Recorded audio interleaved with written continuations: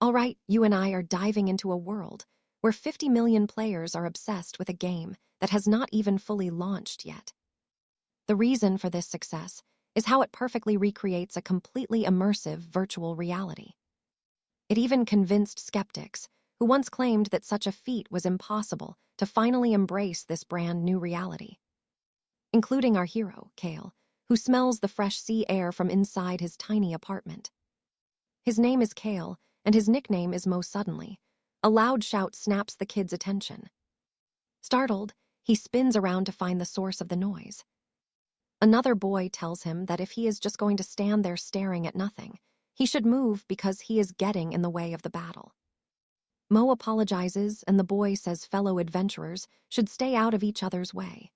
We find out Kale is a slime scavenger, and since 𝒂𝒙𝒅 became such a hit, the game gold and items ended up gaining serious, real-world value across 3 different item ranks. Common items are cheap, but magic ones provide bonus attribute points for the user, making them incredibly valuable. Since players gain 1 point per level, wearing a +1 item is exactly like leveling up your character instantly. As they progress, physical power increases until they have the strength of a professional fighter. That is why magic items are worth $10,000, even with just 1 extra point. Rare rank items have never appeared since the launch, making them even more mysterious. Rumors whisper of ranks above rare, but magic gear is the best anyone has found. Now pay attention here. This is where the grind gets absolutely brutal as players hunt slimes, hoping they can finally strike it rich. This group is known as slime scavengers, and Kale is just one of them. However, the drop rate is tiny. Kale has been grinding slimes for 2 months with nothing to show. Still far from his goal, he heads to the coastal town of Lindenwood after another failure. He is stunned when the merchant offers only 20 silver for his hard-earned loot. The old man explains the market is flooded with slime parts, and that is the best price today. Kale refuses, takes his item back, and decides to slash his prices just to sell it. Sitting on a bench, the boy realizes he made almost no money today, even after spending every single hour hunting slimes. Worse, slimes are getting hard to find because every player is killing them. Lost in frustration, he reflects on how long he has been grinding, with the most valuable thing he ever earned being just 5 gold coins. To make matters even worse, his basic steel sword, a common beginner weapon, is about to break into pieces. A new blade costs way more than his gold. Kale cries, concluding the game is garbage and luck-based. If it were about effort, he would have already made enough to pay his monthly fees. Watching others laugh, the boy regrets not just enjoying the game while working a normal job. He could have just enjoyed the game while working a normal part-time job these past 2 months. With nothing left to do, he decides it is time to log out, but first he needs to check his inventory. Okay, I know what you're thinking.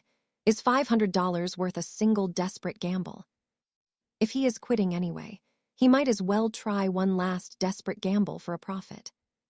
Looking to the side, Mo wonders if there is anything fun left to do. He sees a shouting crowd, gathered around a game where a man is begging for a win. A small explosion occurs, and the man only pulls out a useless, inedible fish. He walks away sobbing, tossing the creature aside while the crowd laughs at his pain. Kale approaches, wondering if this is some kind of item gamble. Someone shouts that the man could have one if he had just played longer. The owner catches Kale off guard, revealing that one spin costs exactly 5 gold coins. Seeing the expression on his face, the old man says he looks interested and asks why he does not just give it a try once. Stammering, Kale says that actually he was just watching. Playing dirty, the man tells him to relax, claiming he feels a special energy and revealing to everyone that the boy has an incredible amount of luck flowing through his body. And trust me, you and I just found the exact moment where Kale's destiny is put to the test. Standing by Arthur, a kid reveals the vendor told that exact same lie to the last winner, but the scammer just laughs it off. All right, stick with me because our boy is about to blow his last gold coins on a total shot in the dark. Reaching a local inn, he looks out the window, thinking it was better to escape that mocking crowd who only cheered for his failure, even if it meant spending his final copper coins on a room. Sighing, Arthur admits he has zero decent memories, since he has been stuck grinding slimes in the mud for weeks. He decides to just open the mystery stone and end the day.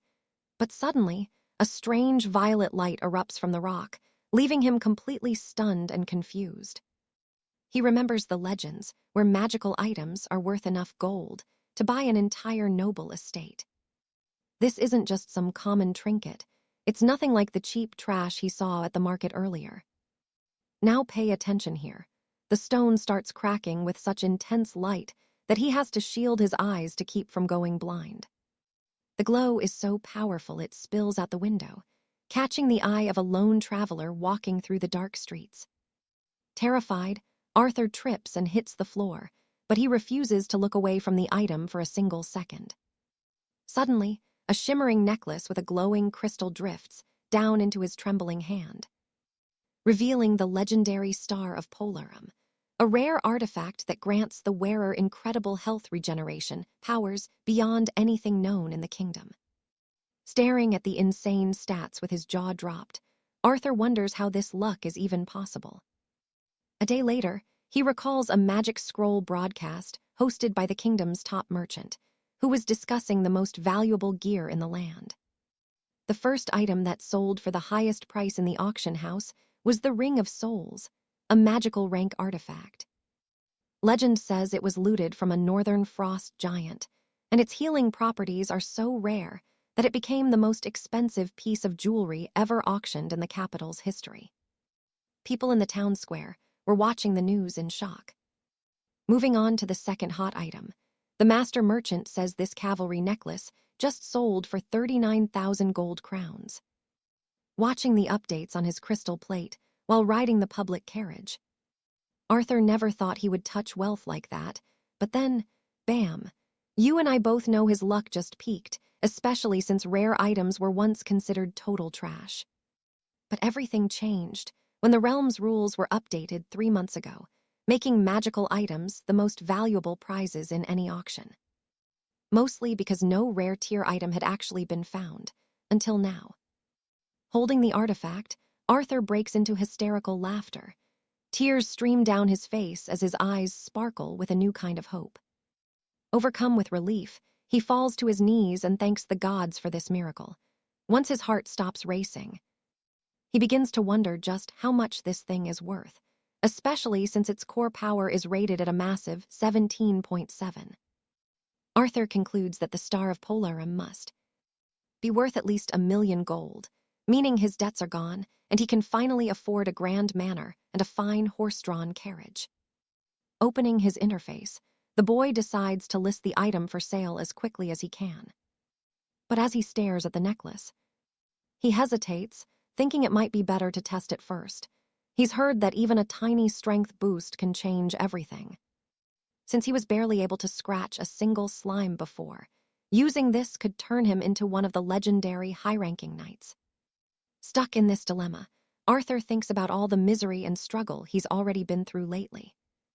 He could just sell it and be happy, but keeping the item feels like the real reward for everything he endured over the last 2 months. Besides, he can always sell it later if he wants. Looking at his pathetic attributes, Arthur decides to go for it and fastens the necklace around his neck. Suddenly, a violent sensation rips through his body. He screams in agony, collapsing onto the bed while searching for any kind of relief. He wonders if this is what gaining 18 levels at once feels like, and why someone would design such a brutal power-up. Checking his hands as the pain fades, Arthur realizes the side effects of this power won't be pleasant either. Pulling a copper coin from his bag, the boy decides to put his new strength to the test. With just 2 fingers, he crushes the metal into dust. He is absolutely stunned by his own power. Rising from the bed, no longer hurting, Arthur heads for the great city of Valerius, the massive capital where the strongest players in the world gather. As he walks through the crowded merchant streets, he notices something quite intimidating. The residents are wearing high-end, plate armor and enchanted gear, making him worry that he might be out of his depth. And that's where we leave it. You and I are definitely going to see him climb the ranks soon. Trust me, you and I are about to see if Leo's solo dream is worth the risk. Suddenly, a stranger asks if he is a swordsman. He says yes without thinking, but freezes when he sees a young female archer nearby. With a warm smile, the girl asks if he needs a party, leaving Leo completely lost for words. Before he can react, she grabs both his hands and says their team has one open slot that he can take right this second if he joins. Not far away, a man and a younger squire are leaning against a stone wall. Growing impatient, the armored knight asks where Seraphina went. The boy just grins and tells him to wait a bit longer. After all, the ladies in their group have never failed them before. Right on cue, the girl returns and waves them over, shouting that she found a recruit. Beside her stands Leo. The man's eyes nearly pop out when he sees the boy's rusted sword and basic, beginner gear. He pulls his niece aside and whispers if she really brought a useless peasant to join their noble quest. Now pay attention. Seraphina tells her uncle to chill, because this rookie is actually stronger than all of them combined. She knows this thanks to her eagle-eyed skill, which lets her see a person's hidden stats. Just then, another figure walks up and asks if everyone is ready to move out. Leo is stunned to realize the person is none other than Archmage Alara, the leader of the Silver Order, and a famous high mage equipped with 5 legendary magic items. Smiling, the old man says they can finally start, revealing that he will be leading the hunt personally. He shouts out to get the attention of all the warriors nearby, thanking them for showing up to the massive troll hunt led by his Silver Order, and hearing that makes our hero even more shocked. It turns out that while trolls are low tier, their healing factor is absolutely insane. Not to mention their raw power, they can crush solid rock with one hand, so underestimating them is a death wish. Lost in thought, Leo wonders if he can actually win this fight. Out of nowhere, the squire mentions that trolls are also incredibly aggressive monsters. They only stop once their enemy is dead. The knight adds that they are weak to fire and move quite slowly. This makes them easy targets if you know what you are doing, and most importantly, gold. You and I knew it was all about the money.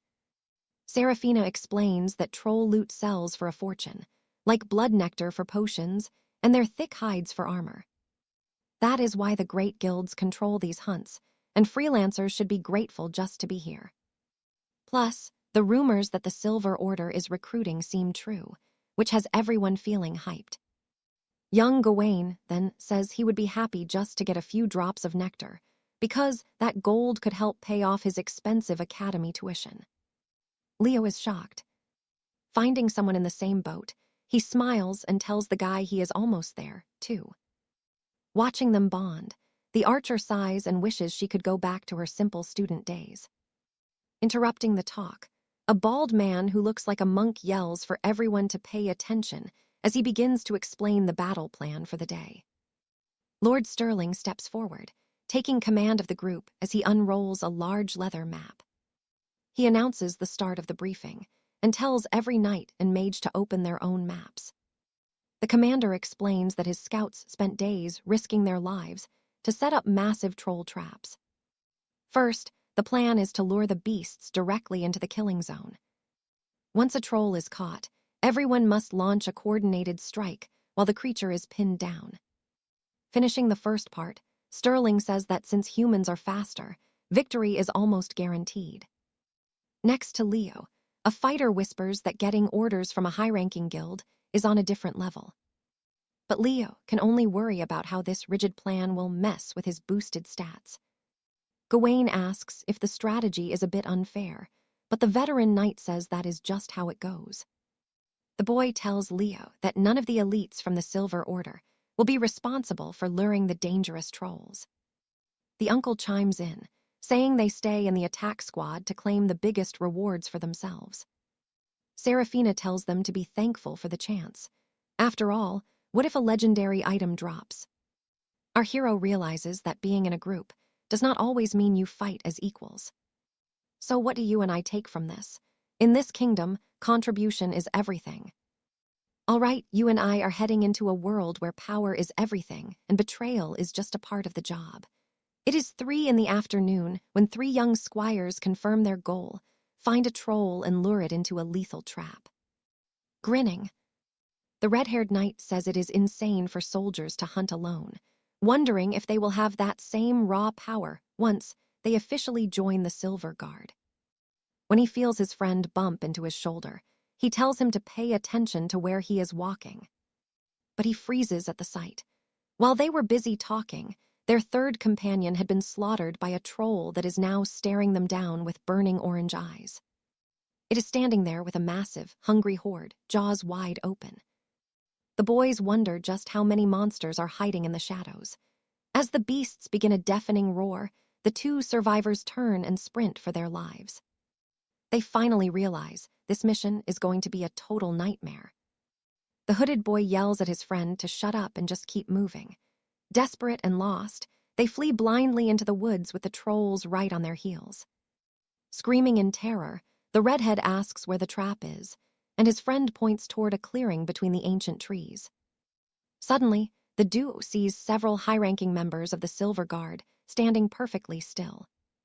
Once they get close enough, they start celebrating their narrow escape. Thinking it is over, the red-haired squire draws his blade. He is ready to turn and fight the trolls, but his luck runs out as he steps directly into a pool of black slime. Paralyzed and confused, he realizes he is caught in a sticky oil trap, the kind that triggers a massive explosion the second it is touched by flame. Watch this closely. This is where the true colors of the Silver Guard come out. He looks over to see his friend is already gone, and he is definitely next. With zero escape, he screams for help, hoping a knight will move.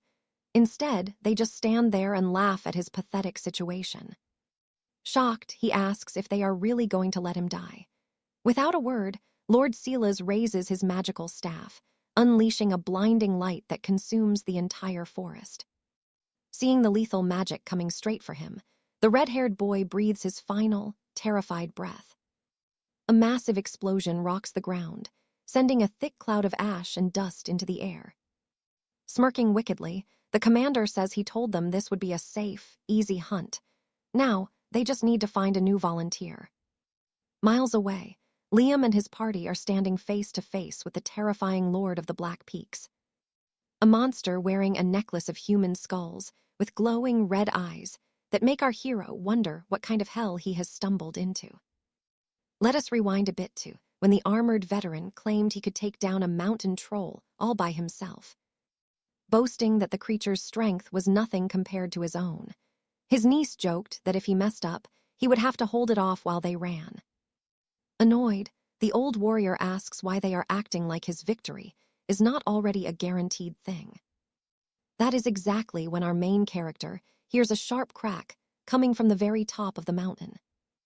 Sharon asks the boy what he is looking at, and Kyle senses something massive lurking on the ledge above them. Suddenly, the archer's eyes go wide as a furious troll leaps from the cliffside, crashing down right in front of the group.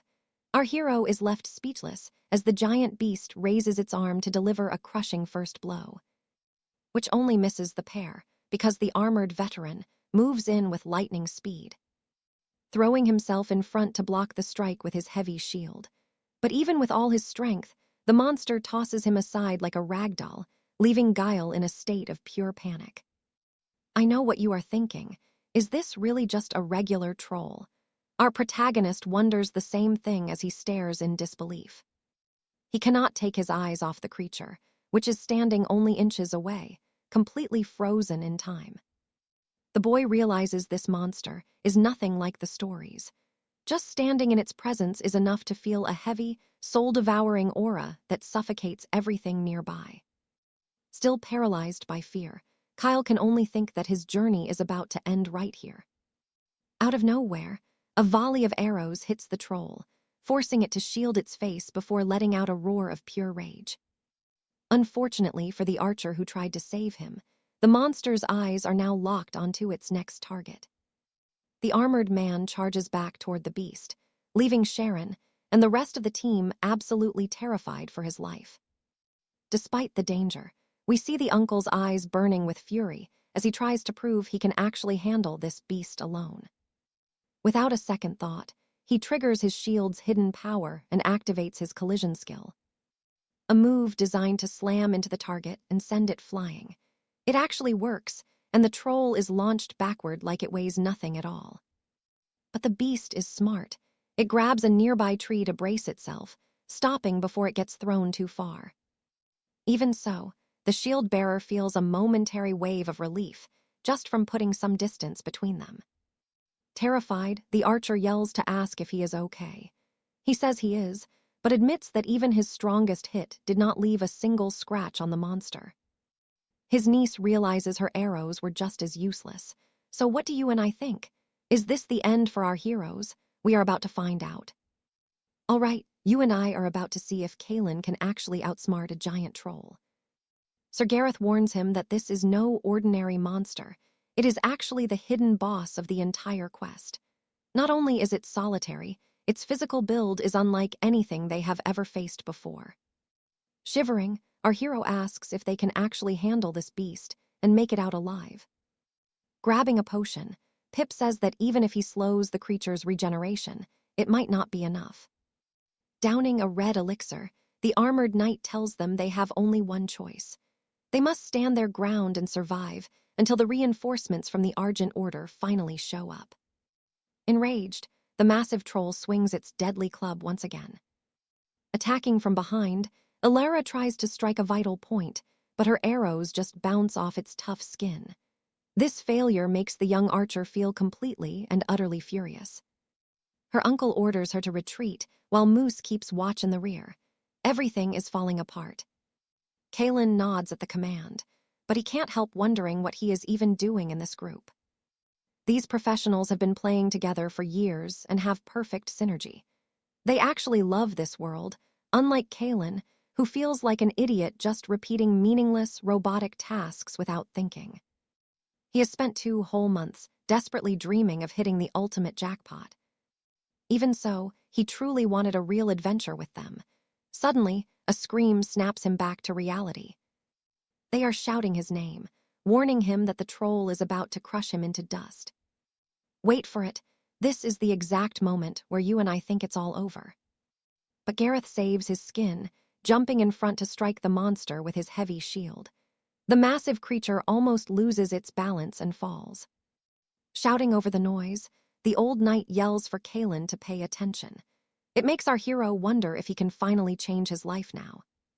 Gritting his teeth, he concludes that from this point on, it is already way too late. He attacks the troll from behind with his sword, deciding he must change right now. His blade clashes against the creature's massive fist, but it shatters as if it were made of glass. His weapon's durability has hit 0, and now he is in an even worse situation. Kaelin is violently thrown into the air. Saliva flies from his mouth as he screams, and the armored knight watches, completely stunned by the sight. Upon hitting the ground, the boy's vitality drops below 20%, and his leather gauntlets are totally destroyed.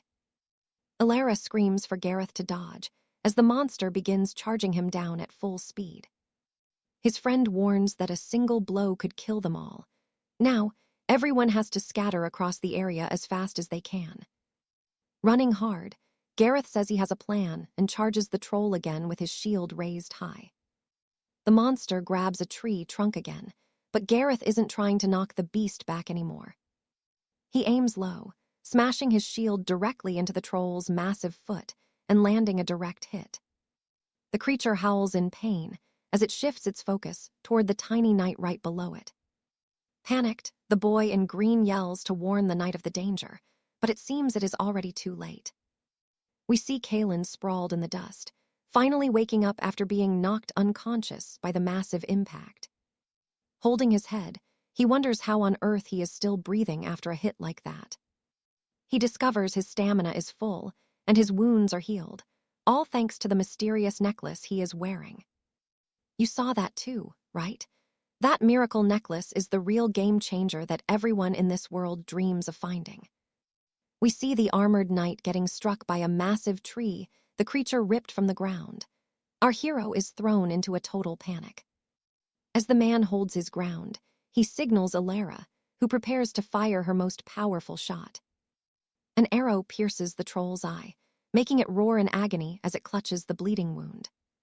But it keeps bashing the knight with the tree. Gareth thinks his journey ends here. With every strike, his body grows weaker and his injuries become even more life-threatening. Kaelin rushes into the chaos, throwing his body against the troll's stomach and sending it flying shockingly.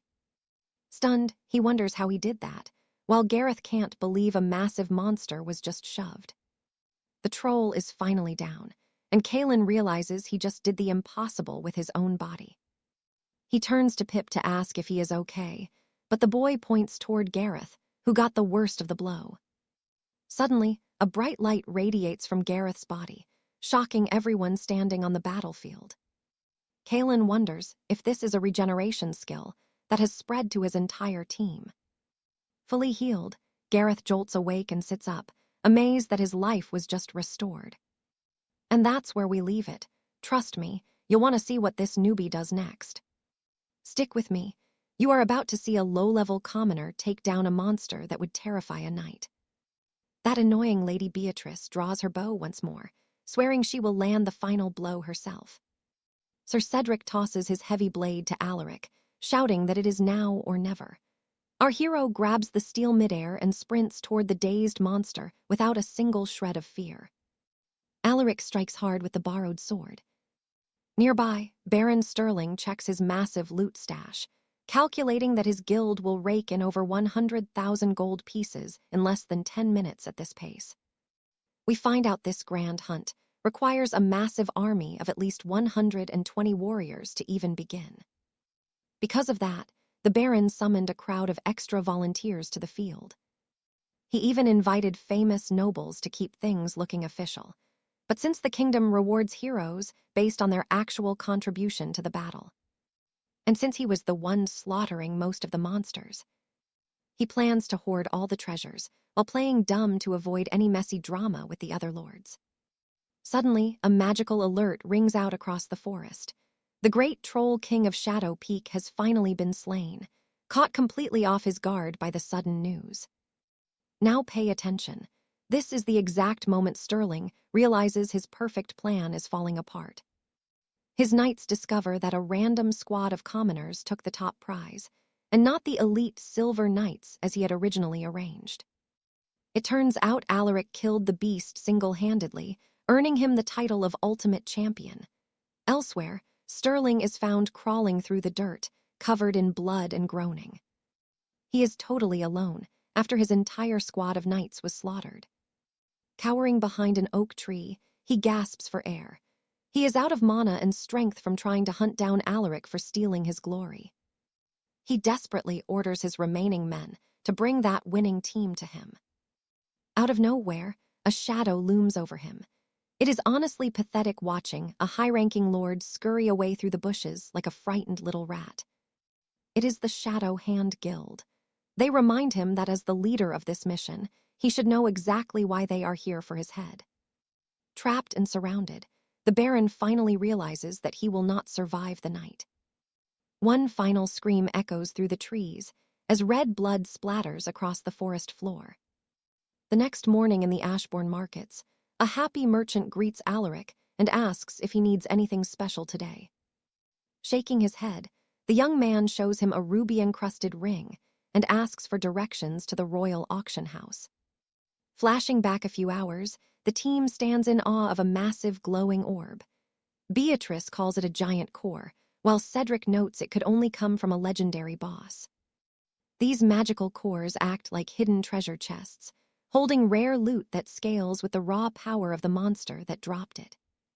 Counting his potential earnings, 𝒂𝒅𝒄𝒌 thinks to himself that he never expected a core of this size to actually exist. You and I both know who the real hero is here. Beatrice insists 𝒂𝒅𝒄𝒌 open the prize since he saved everyone, and Cedric tells him to just do it already. Nodding, 𝒂𝒅𝒄𝒌 places his hands on the glowing sphere, warning his friends to stand back. Everyone watches with bated breath as the young man begins to channel his energy. Blinding light erupts from the core, and a magical scroll appears, announcing that the loot will be shared based on how hard each warrior fought in the battle. With wide, glowing eyes, our hero realizes that hunting tiny slimes was nothing compared to this rush. He receives the Ring of Iron Ridge, a powerful artifact with a starting price of at least 80 gold coins at the Grand Auction House.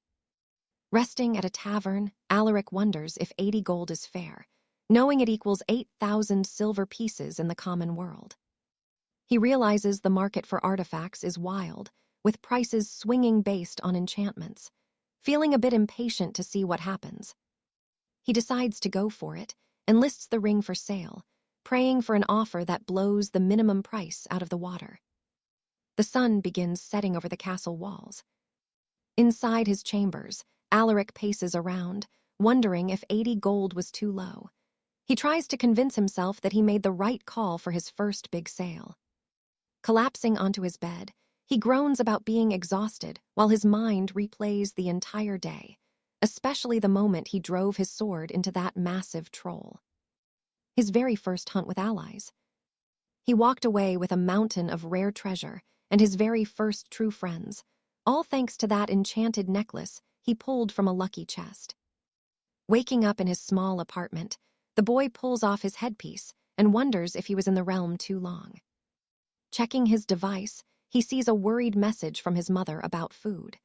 He replies that his pay arrives tomorrow, so she does not need to send any more coins. Suddenly, a bill arrives stating that 35 gold has been taken from his account to cover his travel expenses for the week. So what do you and I take from this? Even a dragon slayer has to worry about paying the bills. All right, you and I are about to watch our hero's jaw hit the floor as something incredible catches his eye. He just realized that selling that rare ring netted him a cool 30,000 pounds. Leaving his cramped flat, Leon heads to the local tech shop to collect his gold and prep for his return to the realm. He dropped his university classes, sent cash to his mom, and even ordered some heavy lifting gear for his home. He also picks up a specialized nutrient powder at the shop. It acts as a dietary supplement that covers the nutritional gaps created when players are too busy to eat during long gaming sessions. That way, when he feasts in the game, the machine pumps the nutrients into his body, handling his physical needs automatically. Even so, Leon knows nothing beats logging out at a normal hour and grabbing a real, home-cooked meal. Suddenly, his phone chimes. His phone notifies him that the name Mordred is now ranked first in search popularity, and that Silas's body was discovered with the Dark Guild as the main suspects for the hit. But wait, now pay attention, because a powerful guild is offering 500 gold coins for any information on his whereabouts. After thinking for a moment, Mordred realizes his virtual life just got a whole lot more dangerous. He sprints back to his flat, desperate to get back online before things go sideways. If things keep spiraling like this, his freedom in the game and his entire future will be ruined. Logging back in, Leon knows he needs to find a new hideout as fast as possible. We jump back into the world, where our hero is miles away from any major city. He's high up in the mountains, planning his next move. He needs to vanish before anyone tracks him down. But first, he stops to collect a custom set of gear crafted from the hide of a mountain beast. The master smith claims that in 20 years of hammering steel, he's never seen an armor set quite like this one. Leon grins, feeling like a true knight of old. He thanks the small craftsman and prepares for the road ahead. Stepping out, he tells himself it's finally showtime, but the universe has other plans. Reaching a high mountainous area, the boy starts to wonder exactly where he is, only to realize he's completely lost. But then, a sudden breeze rising from the ground catches his attention. Brave as ever, he reaches for a crack in the rock, but a blinding light flares up, forcing him to jump back. A massive stone door grinds open, revealing a hidden path into the heart of the mountain, shielded from the howling wind. A notification pops up. He's the very first person to discover the legendary Ravenfell Hollow dungeon. Inside, it's darker than a grave. He cracks open a glowstone just to see where he's stepping, revealing the ancient, jagged walls closing in around him. The deeper he goes, the more oppressive the shadows become, until he stumbles upon a massive stone tablet carved with runes. Leaning in, he tries to make sense of the cryptic writing. The text tells of a curse and an army trapped in the dark, ambushed by lethal shadows without ever getting a chance at a warrior's death. A sharp rattle echoes from behind. You saw that coming, didn't you? He's suddenly standing face to face with a massive horde of armored skeletons ready to strike, but deep down, he was actually expecting something like this. Leon charges in, his new blade singing as he shatters bone and rusted plate with every single strike. The undead army doesn't flinch, launching a perfectly timed counterattack. His heart starts racing as he dodges their blades. This fight feels like it might go on forever. To make matters worse, he has no combat class and never actually learned how to use a sword properly. Now, he has to give absolutely everything he has if he wants to survive this battle. Suddenly, a skeleton pins him down, and the entire horde piles on top of him. Buried under a mountain of bones, Leon desperately tries to find a way out. He triggers his ultimate ability, releasing a shockwave of holy light that blasts the skeletons into the cavern walls. That massive explosion was all thanks to the hidden synergy between his rare gear and his legendary weapon. With the horde decimated, only a few stragglers remain. Leon smirks. It's time to put these restless souls to bed. A few moments later, the cave floor is littered with broken bones. Leon stands in the middle of the carnage, gasping for air and wiping the sweat from his brow, wondering if it's over. Then the system pings. He's just leveled up twice in one go. He's stunned. How did he gain that much experience from just a few low-level monsters? But before he can celebrate, a deep, guttural growl echoes from the darkness, putting him back on high alert. And that's where we leave him, heading straight into that dark passage. Trust me, you won't want to miss what's next. All right, stick with me, because Alaric is about to uncover a secret buried in bone. Squeezing through a narrow gap, he finally senses he has reached the source. He covers his nose from the horrific stench, a rot rising from the fallen knights who dared to enter this tomb before him. Alaric feels sick as the deathly odor clings to him. Hearing a sudden clatter, he decides to climb the massive stone staircase to find the source. At the summit, he finds another ancient plaque. He prepares to read the forgotten text. Leaning in, he sees a message of pure hatred directed at the king's royal army. For burning down a village just to steal their winter supplies. For the merciless slaughter of his innocent family, 𝒂𝒃𝒔𝒉 the village seer cast a terrible curse, sealing the only exit and trapping every single soldier inside this dark place forevermore. 𝒂𝒃𝒉 was the one who turned the entire legion into mindless skeletons as vengeance for that bloody and heartless massacre. Alaric is stunned by the soldiers' cruelty, but watch closely because things are about to get intense. Suddenly, a blinding light erupts from the high ceiling. A divine quest appears. Alaric must now hunt down 𝒖𝒄𝒌, the traitorous commander whom 𝒂𝒃𝒉 the seer sealed away ages ago. To succeed, he must speak the cursed incantation aloud. Alaric bravely shouts the words, making the ground shake violently as a pulsing heart finally emerges. Confused, Alaric wonders if those are bones merging. Right before him, a colossal skeleton with burning red eyes snaps into form. The beast bellows, asking how he dares speak those wretched words, regretting it didn't completely crush the seer's body instead of just letting him starve. Grasping his blade, Alaric notices his hands are shaking uncontrollably. Towering over him, 𝒖𝒄𝒌 asks if he is the one who broke the seal. Stuttering and absolutely terrified, Alaric confirms it is him, declaring he is here to deliver final judgment for the innocent lives lost in that brutal village raid. Hearing that sends the massive skeleton into a blind rage as he launches a devastating full-power attack. He slams Alaric into the wall, mocking him for thinking he could be a judge. You and I saw that impact, and yeah, Alaric just made a massive crater in the wall from the force. 𝒖𝒄𝒌 declares Alaric will never leave this place alive. We soon learn that named bosses are far more dangerous than any common monster. Struggling to stand with only 20% of his health remaining, Alaric realizes the rumors were true. This legendary boss battle is going to be a total nightmare for him. The giant skeleton watches him with cold eyes. Alaric knows his only hope is his rapid recovery, as long as he can avoid a single fatal blow. Charging again. The creature demands to know what dark magic allows the boy to heal so fast. Suddenly, a massive skeletal fist flies straight toward Alaric's face. Alaric realizes he's almost too late and barely dodges the strike in time.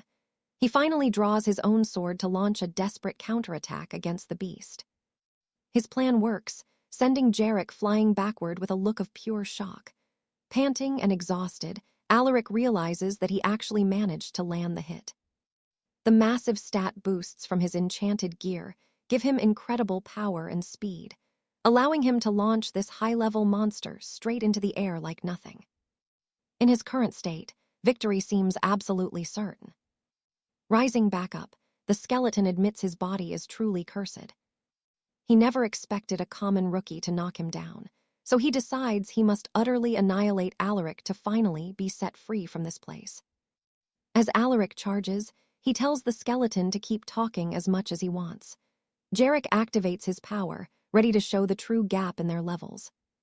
Alaric squints against the blinding light as his foe summons a legendary sword called Soul Reaper. Blue lightning crackles around him, instantly pushing 𝒌𝒄𝒌 up to level 35. With one single strike, the giant skeleton strikes Alaric's stomach with immense force, making him scream as blood pours through his armor. Then, he turns around for another lethal blow. The monster prepares to strike again, proving he was completely serious about his grim promise to wipe Alaric from existence forever. Alaric is hit in the back and sent tumbling across the cold ground, eventually crashing into a stone wall with a heavy thud. 𝒌𝒄𝒌 regrets that his cursed body stopped him from splitting the boy in two. Alaric's attacks are now useless. It is time to end this battle once and for all. In pure agony, Alaric knows he would have died 20 times already if not for his high-tier enchanted equipment. But with 300 total health and massive regeneration points, Alaric can fully heal all his wounds in just 3 short seconds, making him nearly immortal. Smiling, he realizes his lucky necklace made all the difference. The skeleton is stunned that the boy is actually still standing. And trust me, you and I are about to see if Alaric's luck can finally settle this ancient debt. Raising his blade, Lord Gareth sneers that he's a brat and attacks, forcing Arthur to block the heavy blow. Stick with me, because you and I are about to watch him do the impossible. Still, he holds on, dodging the massive blade in a desperate, rapid exchange to save his own life. Leaping into the air, he prepares a mid-air strike. Waiting for his opening, he finally lands a clean hit on the beast's arm. Seeing his blade pierce the armor, Arthur uses the momentum to chain a series of heavy blows. Wounded but refusing to surrender, the skeletal knight prepares his next strike. Now watch this closely. He aims for the head, but Arthur just stares him down with a cold, knowing look. Taking the lead, our hero charges in with a shout and slashes the monster's legs, bringing the knight crashing down. Aiming at that terrifying face, our hero declares the duel is finally over. Shocked, the skeleton asks what he is. A knight blessed by Lady Beatrice or a descendant of Sir Benedict, the man who opened the tomb. Confused, Arthur asks what the beast is talking about, then tells him he is nothing but a murderer who destroyed the honor of his own glorious empire. Stunned, Gareth asks how a mere rookie who knows nothing of a soldier's heart could dare to say that. Irritated, our hero asks if attacking a village and slaughtering every innocent soul counts as a soldier's mindset. Enraged, the skeleton screams they had no choice. They were starving because during the Great War, his army received 0 support. So, they asked the village they were protecting for help, but were treated like villains and driven out with no gratitude for the protection they gave. As if that wasn't enough, the village dared to declare war on the imperial army itself, despite everything. Arthur asks if that pathetic excuse was why they wiped everyone out. Smiling, Gareth says yes, and if it weren't for the shaman, they would only exist in memories. For him, it was a good moment. Holding his blade, our hero says he knows the soldier's creed better than Gareth ever will.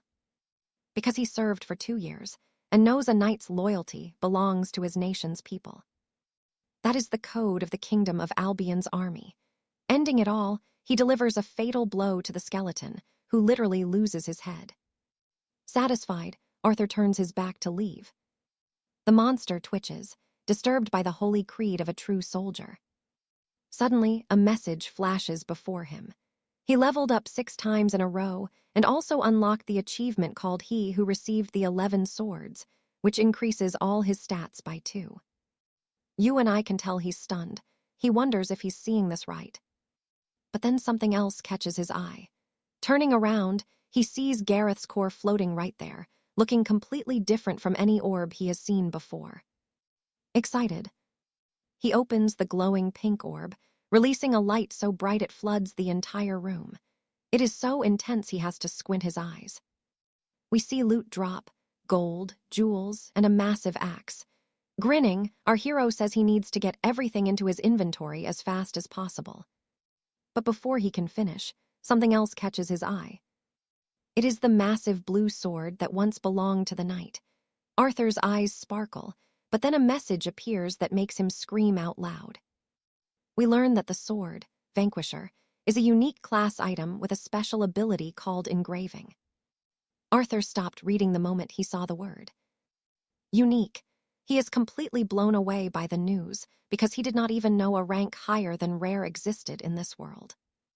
This means he likely owns the only item at this level, just like he is the only person to own a rare ranked weapon. To his surprise, the sword begins to emit smoke right before his very eyes, revealing it was actually absorbed into his body. He now has the engraved summon ability, which lets him call the blade whenever he wishes. Happy, he decides it's time to test out his very first skill. When he speaks the name, a blue glowing pentagram appears beneath his feet, and the massive sword materializes right in the center. Holding the new weapon, Arthur looks completely mesmerized by the feeling. Noting that even if the grip is tough, the weight is just right for support. Now, his greatest desire is to test it in a real battle. Suddenly, his foot hits something. He kneels to pick up an unknown item. It's the ring of the corrupted swordsman, Lord Gareth, also a unique rank. We just learned that if certain conditions are met, a secret quest triggers. Arthur grabs everything he can, and trust me, we'll see what happens next. All right, you and I are about to see if our hero strikes it rich today. Suddenly, a blinding light hits his eyes, but it is just the sun signaling that morning has arrived. Eris heads to Oakhaven, the city of fine arts, to sell his loot. He thinks this gold will finally keep him comfortable for a very long time. Someone starts screaming, asking what on earth is showing on the display. A man stands shocked at the items listed in the auction house. Another young knight approaches, wondering if that rare item on the screen is actually a skill book. They are both stunned to find a truly massive mountain of gear being sold by a single mysterious traitor named Eris. With wide eyes, the townsfolk whisper, "Is he the legendary warrior who cleared the troll infestation?" We move to the Royal Merchant Guild, where our boy stands frozen, staring at a literal mountain of gold before him. The auction representative delivers the news. The total value of his haul comes to 8,726,000 gold crowns. Pure disbelief. He makes the little goblin clerk repeat the number twice. The creature confirms it with a grin, and Eris collapses to the floor from the sheer shock. Now pay attention, because he just made over $80,000 from one dungeon run. Absolutely insane, right? Pointing at some strange silver coins, he asks what they are. The clerk explains those are ancient sovereigns. Each one is worth over 1,000 gold crowns. Hearing that makes Eris's eyes nearly pop out of his skull. We learn these tokens are magical artifacts containing a concentrated amount of pure astral energy. Holding the coin, our hero realizes he has absolutely no idea how valuable this actually is. The vendor breaks his trance, warning him to be careful. Everyone in the city is already trying to hunt down the man behind these sales. Worse yet, the Shadow Syndicate is on the prowl. They are a brutal group that robs and kills without a second thought. Night falls, but the rumors don't stop. People are buzzing about the massive fortune Eris earned, swearing they'll rob him blind if they ever cross his path. Hidden under a cloak, Eris realizes things are dead serious. He needs more than just a disguise to stay safe. Suddenly, a brilliant idea clicks in his mind. At daybreak, he finds a blacksmith, looking for a heavy set of armor that covers him from head to toe.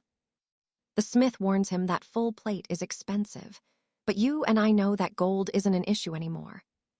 Pulling a gleaming suit of steel from under the counter, the blacksmith gives a wide, excited grin. Grabbing the heavy helmet, the boy realizes this is the perfect way to hide his identity. When he asks the price, the smith says he forged this during the Iron King's trial years ago. He won't let it go for less than 200 gold crowns. He admits it's a steep price, but insists it is the absolute masterpiece of his entire life. His sales pitch is cut short when Eris slams a box full of gold on the table, demanding the full set immediately. Later, we see a green-eyed elf walking through the streets. A man named Lucas asks if Alara is on a new mission. Lucas offers to help, but she just brushes him off. Alara says she has no use for dead weight who takes forever to finish a simple job. Mocking her, the guy asks why a lowly mutt like her is trying to play so hard to get. That comment enrages Alara. She lunges forward with her steel, cornering the man and holding her blade to his throat. Trying to de-escalate, Lucas says she wouldn't want to hurt a fellow adventurer who's also out on a hunt. Walking away, she tells him to be faster next time. She picks up a small rune stone and tosses it to the ground. After whispering a spell, a portal opens, beginning to snap shut the second she steps through the rift. Smiling, the man calls her an insolent brat. He heads back to his own dark mission, finding the Star of Avalon currently hanging around our hero's neck. Elsewhere, we see a wagon on the road, where the driver is thanking someone for saving his life. Clad in his new armor, Eris says no thanks are necessary. Just the ride is more than enough payment.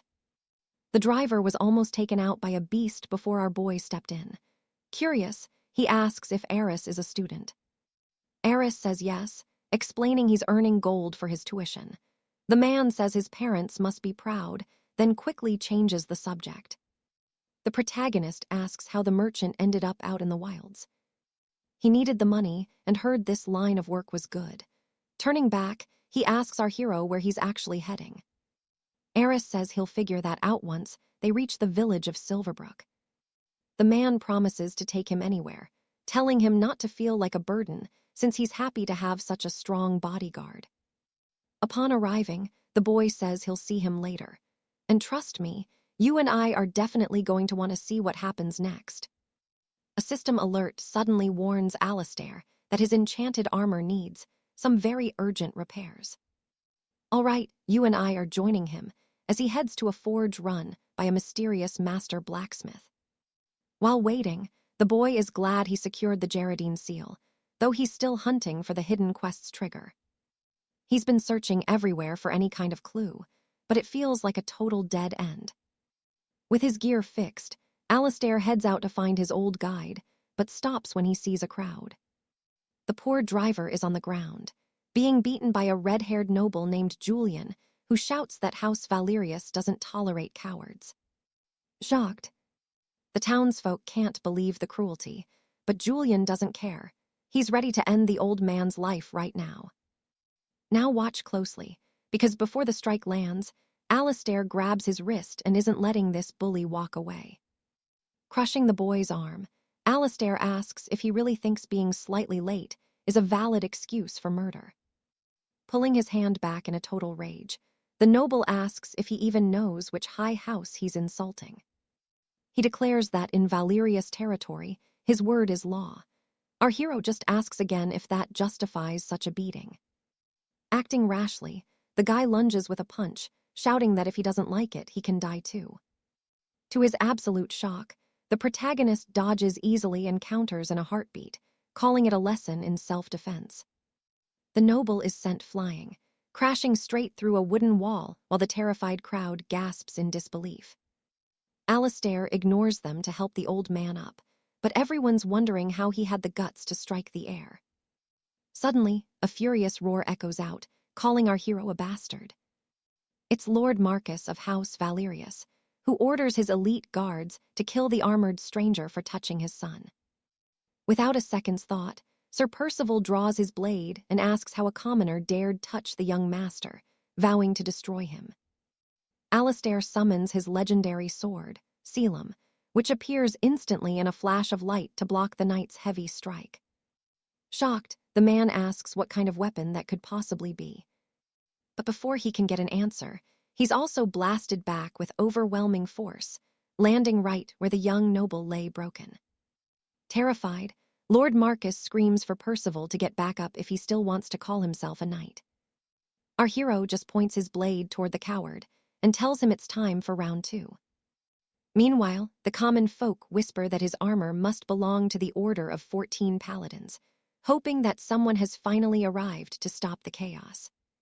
It turns out Lord Marcus has been stealing half their profits and executing anyone who couldn't pay his taxes. You and I know he's never heard of these knights, but he plays along to help. Turning to the corrupt lord, he asks if these claims of theft and murder are actually true.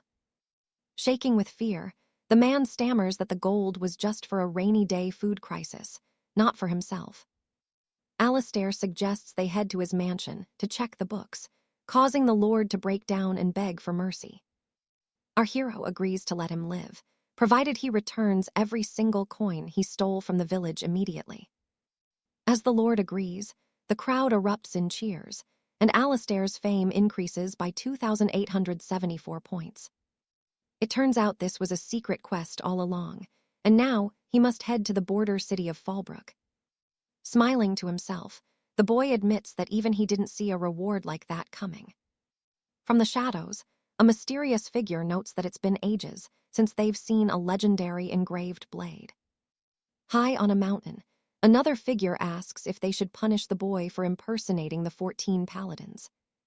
The leader asks if they forgot the oracle of God said adventurers have made things better, and as they can see, they have less work.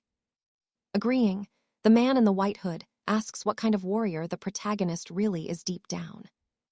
The other hooded figure says he isn't sure, but suspects this might be the 𝒂𝒅 from the rising rumors. They decide to keep tabs on him as 𝒂𝒅 finally reaches Silverbrook and heads straight for the Adventurers Guild. Walking back out, he collapses on the ground, frustrated that he hasn't found a single lead on his goal. He wonders just how many days have already passed while searching this city. We learn about the secret class, where those who possess it have legendary strength and knowledge that barely anyone in the world can obtain. Thinking to himself, the hero knows he made some progress at the guild, but the road ahead is still long. And trust me, just as he's about to give up, something huge catches his attention. Stick with me, Arthur just spotted 2 elves in a place they should never be. Suddenly, a frantic man slams into Arthur, nearly flooring him despite being the one at fault. Instead of apologizing for the collision, the jerk has the nerve to yell at him to watch his step. Annoyed, our hero snaps back, wondering why the guy is so furious when he caused the mess. He even shouts a curse about the man stepping in horse dung. Out of nowhere, a massive explosion rocks the street, terrifying every bystander, including Arthur, who quickly realizes things just took a dark turn. The rude runner is now coughing on the cobblestones, crying about losing his stolen pouch of gold coins. A stranger arrives, crushing the coin bag under his boot and calling the man a filthy thief. It is Sir Valerius, demanding to know how this rat dared to deceive him and try to escape.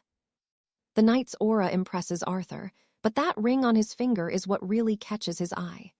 Desperate, the thief draws a hidden blade, aiming to kill the man blocking his path. A blinding flash erupts, and we see Valerius has absolutely decimated the thief with one swing of his massive blade. The crowd watches in total horror, while Arthur mutters that this whole drama was just a waste of time. Stunned, Cedric admits he couldn't even track the knight's speed. He knows he has to figure out who this warrior is. A system notification pops up. Arthur just finished a secret quest and now has a lead on a rare tier. Confused, our hero wonders if he is seeing things. Now pay attention.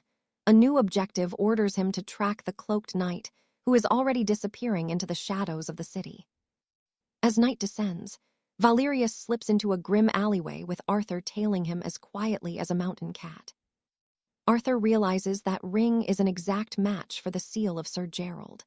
It brings back memories of when that legendary skeleton revealed his past life as a grand master of the blade.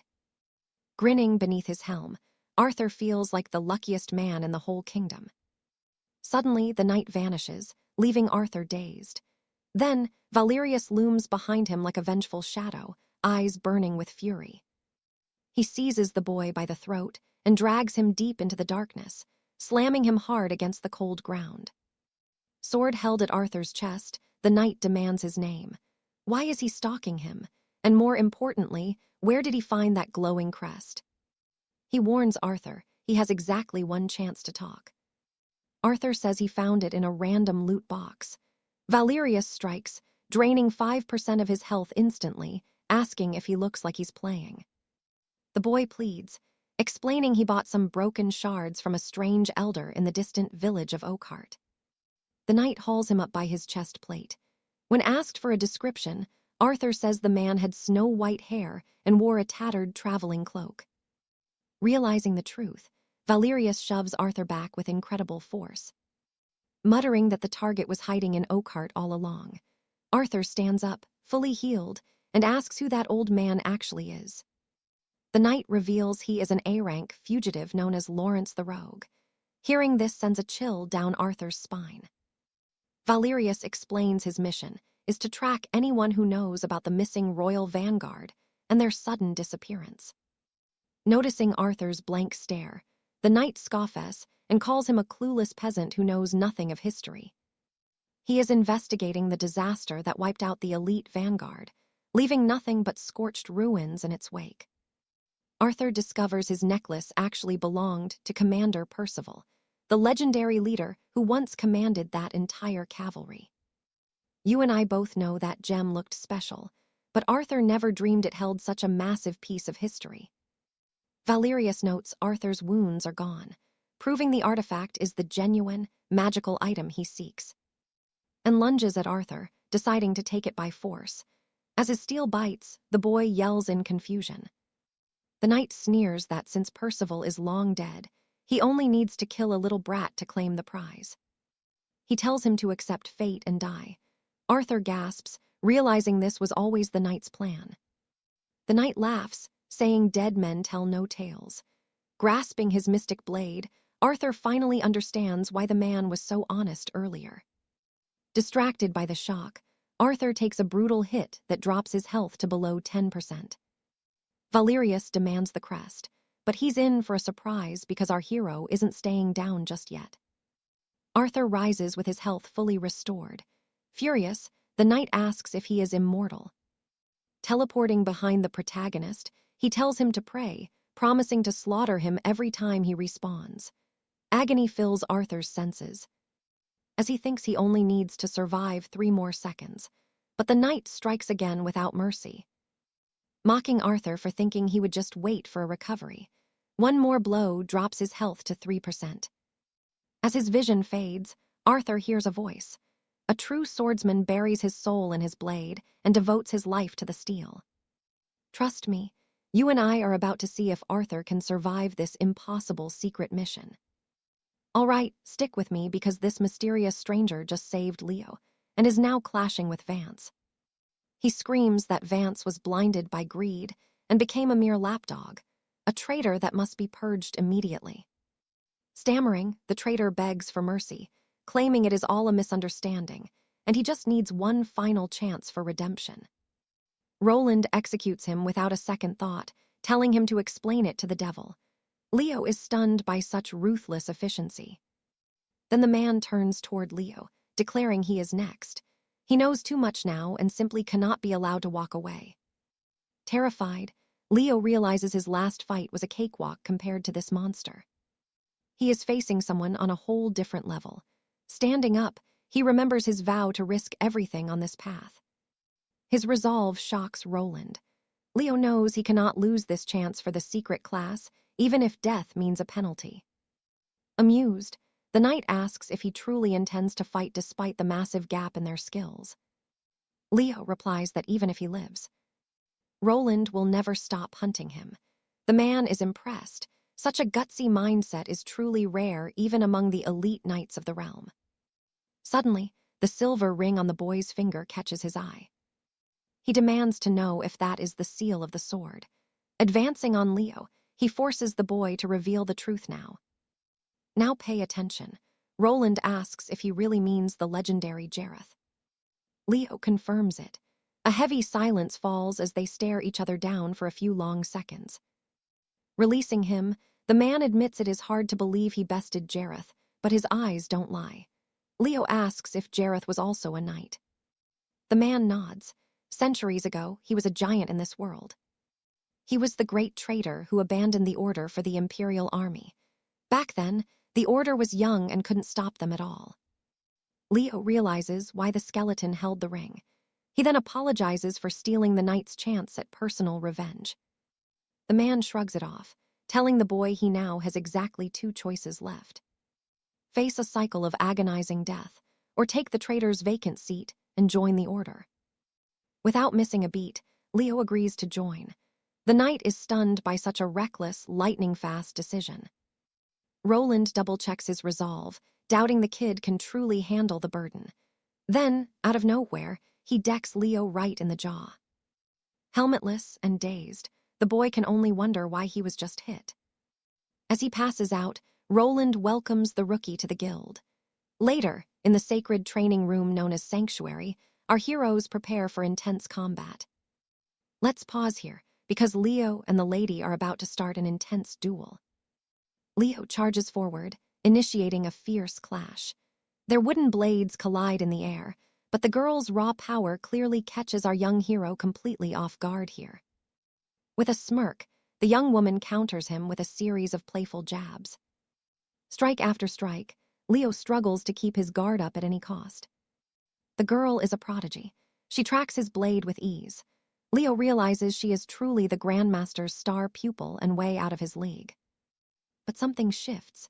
Her emerald eyes narrow as she tries to read the strange flow of the battle.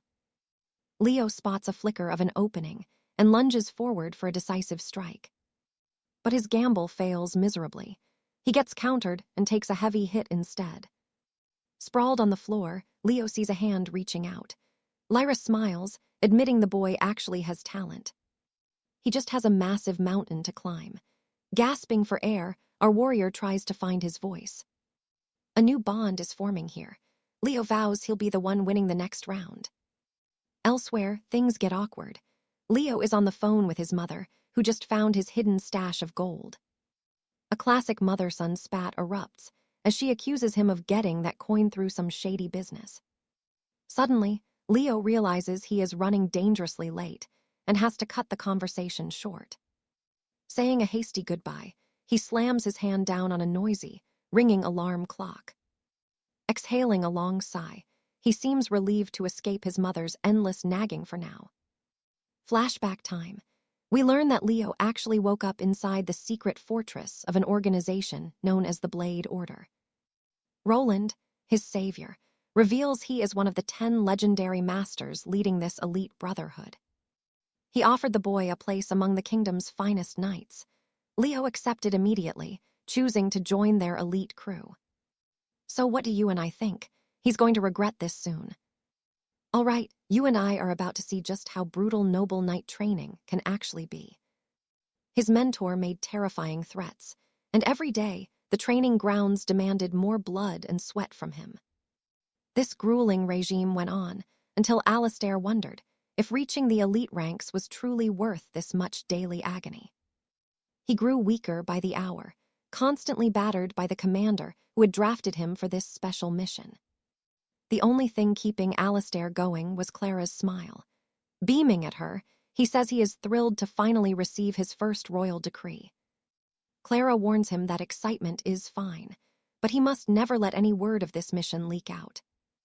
They share their goodbyes and promise to reunite at the sanctuary once his duty is successfully fulfilled. Smiling, 𝒂𝒅 watches his friend walk away. Determined to complete his mission, he wonders if he might finally set foot in Avalon. Meanwhile, in the capital's high cathedral, we learn that 𝒂𝒅 has become a truly legendary swordsman in his own right. As a mark of his skill, he now wears the swordsman's seal, a ring that massively boosts his striking power. Our hero explains that to pursue his goals within the city walls, he had to reach Avalon. Since the ships for the journey depart from this port, he realized the number of warriors had grown immensely. Glancing at the silver-plated armor of two nearby nobles, he thinks their gear looks incredibly expensive and flashy. Walking through the streets, he catches whispers of rare artifact sales and legendary feats achieved in the wild. His mind wanders back to the old days when every adventurer hunted simple monsters just to find basic magic items. Suddenly, a desperate cry for help rings out. A traveler claims everything he won in Ironhold was stolen by bandits. The crowd begins muttering about the tyranny of the First Legion and how they have seized control of those lands. Trying to gather intel, our boy stands perfectly still, focusing his ears to catch every secret whispered in the wind. Watch closely here. You and I are about to see the top guild's true corruption. Members of the First Legion are blocking a cave entrance while thugs threaten the defenseless. Right in the middle of this mess, that same young man from earlier appears, begging for his life. A massive, bald brute starts interrogating the boy, asking if he has any idea how much his scratched armor costs. But 𝒂𝒅 steps in to solve the crisis, terrifying the bald brute with his sheer presence and calm intensity. Our protagonist tries to talk sense into the villains, reminding them that these lands belong to everyone, not just them. But the goons don't care for logic and immediately start hurling threats at our lone warrior's head. Already knowing how to handle these thugs, 𝒂𝒅 steers the situation in his favor and starts dropping some fancy words. Then, he drops the formalities and switches to a much more aggressive tone to scare these cowards off for good. The bald man lunges forward to start a fight, but unfortunately for him, 𝒂𝒅 immediately strikes him down before he can even finish his attack. Seeing their commander sent flying, the other thugs nervously ask who this mysterious stranger thinks he is. Without waiting for a response, the second in command orders the rest of the bandits to swarm the outsider at once. Thinking fast, 𝒂𝒅 concludes there is no need to unsheath Stormbringer just to deal with this low-level trash. He decides to defend himself using only his bare fists, putting his months of brutal training to the test.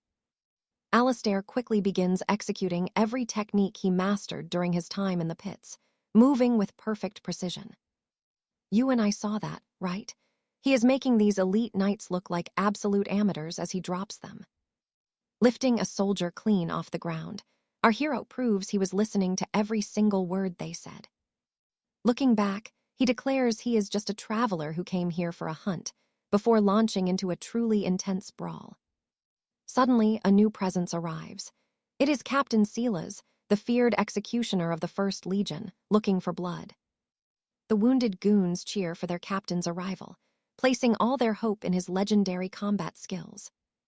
But the air goes cold when everyone realizes 𝒂𝒅 is wearing a crest reserved only for the top 9,000 knights.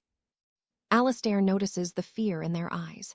It is time to make a move and end this pathetic display once and for all. We discover that while our hero was away training, the kingdom's entire ranking system had been completely overhauled. Previously, you needed fame or a noble name to rank high, but the new rules changed the game entirely. A shadowy information guild started rigging the system, making everything chaotic. The long-haired warrior grits his teeth in fury. As he prepares to strike, he reminds the group that their guild is desperate to raise its status at any cost. Letting out a thunderous battle cry, along with the rest of his fierce warriors. He vows to summon the guards, but first, he must personally destroy the meddling outsider. Trust me, you and I just witnessed a legend. All right, you and I are about to see our hero reach his breaking point. He lunges, sending that loudmouth flying across the room. Drawing on his inner mana, Arthur mocks the entire guild before summoning a blade of pure light to settle this his own way. He tells the crowd to watch closely as the entire guild hall begins to shatter into a million pieces. A blinding radiance fills the hall, and intense blue rays pierce the air, leaving every witness completely frozen in shock. Arthur takes his chance, dashing through the smoke to strike down his stunned enemies with overwhelming force. They never saw it coming. Our guy spots two guards trying to hide, making it clear they are next for his blazing blade. But these guards aren't fools. Seeing they are outmatched, they abandon their posts and flee, leaving our hero alone amidst the ruin of the hall. Suddenly, a notification pings. His transport ship is ready to set sail for the capital. He remembers his original goal. With a quick smile to the boy he helped, our hero turns his back on the chaos and leaves. High above the kingdom, we find the dawn's crest soaring through the clouds at incredible speeds toward its next destination. Leaning over the railing, Arthur is stunned by the view below, totally unaware that a mysterious figure is approaching him from behind. The stranger asks if Arthur is the recruit sent for the secret mission. Arthur notices the knight's signet ring. He offers a respectful salute, showing his deep admiration for the legendary order and their noble cause. Truth is found only at the edge of a blade. The man replies with a polite and surprisingly kind tone. But Arthur senses something strange hidden within the warrior's calm aura. Pay attention here. Arthur activates his insight skill to reveal the truth. This warrior is level 91. The man stands there smiling, admitting he never expected to find such a talented young swordsman on this journey. Arthur introduces himself as Mo, and the stranger reveals he is Silas, a master bladesmith from the city of Lothlorn. Silas looks toward the horizon, mentioning that something dark must be stirring in the northern villages to cause this much trouble. There is no other reason for 5 elite warriors to be on one single ship. Before Arthur can ask more, Silas leads him to a massive, ornate door. Mo is clearly nervous about what lies on the other side. Suddenly, the heavy doors swing wide open. A brilliant light spills out, nearly blinding Arthur as he steps into a chamber that feels completely out of this world. Once his eyes adjust, the boy stops dead in his tracks after seeing something incredible. You and I saw that, right? Silas points to 5 warriors who are easily the strongest beings on the entire continent. One mercenary sneers, asking if these 2 kids are really supposed to join their elite squad for the upcoming mission. Lady Alina, a stunning warrior, wonders aloud if these 2 will even survive, considering how frail they both look. A holy knight chuckles, noting that one of them is actually a famous adventurer blessed with the gift of immortality. Arthur is stunned. He had no idea his reputation had traveled this far. Lord Galahad, the legendary swordmaster of Tyrus, slams the table and barks that the lad has become a true master of steel. Arthur can't believe it. His insight reveals Galahad is level 244. This is the ultimate peak of every swordsman's dream. He truly is a living legend. Knowing he is in the presence of greatness, Arthur bows deeply and formally introduces himself. The master turns to the other young man, who introduces himself quickly under Galahad's terrifying and heavy glare. The room falls silent. Arthur stays on high alert as the master keeps his expression completely unreadable for several tense seconds. Then he explodes into a roar of laughter, impressed that these 2 didn't flinch under his intense pressure. A notification pops up. Meeting the legend granted Arthur a new skill and a +2 stat boost to his attributes. Now he is itching to see just how powerful these 5 elites truly are when the real fighting finally starts. It makes sense that the mission difficulty is so high when it requires legends like these to get involved. Without warning, a loud alarm blares through the cabin. The ship's captain speaks over the magical intercom. They will be reaching the northern frost wall in just a few short minutes. While the first leg of the journey is ending, the real nightmare is only just beginning for our party. Galahad calls for a final briefing. Arthur nods, ready to dive into the details of their secret operation. So trust me, things just got real. The mission is now rank SS. Stick with me. You and I are about to see this simple mission turn into a nightmare as the difficulty level spikes near the Northern Highlands. Clutching the scroll, our Grandmaster warns that if the danger keeps rising, they might have to abort the mission immediately. A veteran warrior scoffs, saying it is better to cancel than to send a rookie to a certain death in that frozen wasteland. Sensing the tension, the noblewoman demands to know exactly why the threat level jumped so high so fast. Scanning the official report, the Golden Knight reveals the shocking truth. The sudden shift happened because they finally located the actual source of the supernatural chaos. Having never faced such a threat, young Leo wonders what this actually means for the team. The Golden Knight explains that across the Eastern Realm, these massive power surges are being triggered by mysterious lightning strikes. A long-haired warrior adds that since it is red lightning, some kind of monstrous creature must be pulling the strings. The Swordmaster chimes in, suspecting that the legendary abomination Garnest is the one causing this massive imbalance in nature. Even the elite knights are baffled, admitting they have no clue how such a high-level monster reached their borders. Pay attention here. This nightmare actually crossed over from the unknown continent to claim these icy regions as its new hunting ground. All eyes turn to the night as Leo and Clara wait, hoping to grasp the scale of the horror they are facing. Breaking the heavy silence, the barbarian asks about the bounty.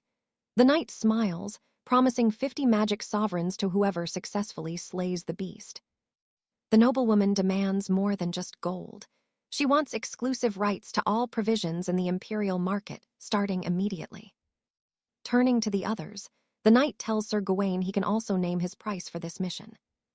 But Gawain hesitates, unsure what to ask for since the Grandmaster already possesses nearly everything a man could desire. The Master refuses any gold. His only condition for joining this suicide mission is having the 2 rookies on his personal squad. Right after the offer is made, a system notification flashes before Leo's eyes. Snow continues to bury the massive Langard fortress, where an ancient tavern known as the Frozen Drake serves as their base. A high priest of the Holy Order appears, greeting our heroes in the name of the goddess Bellona as the atmosphere grows tense. Everyone is stunned by the power radiating from this man. His floating status bar reveals he is a massive level 172. The team is ushered into a war room where the true gravity of their situation is finally laid bare. The barbarian has no patience for pleasantries, demanding to know the current status of the beast and its movements. The Holy Knight reports that the red lightning is finally fading.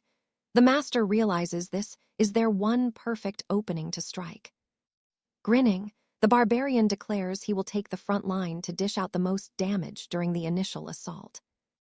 The leader agrees, deciding that he and the rookie swordsman will provide support by attacking from the rear. Now, you and I can see Leo is getting nervous. Something feels off about being stuck in the back while everyone else charges. The Holy Knight is pleased with their spirit and promises to weave a powerful blessing to aid them in battle. Rising, the Swordmaster orders everyone to stick to the plan. Far out in the frozen tundra, the cold becomes unbearable as a blinding white blizzard consumes everything.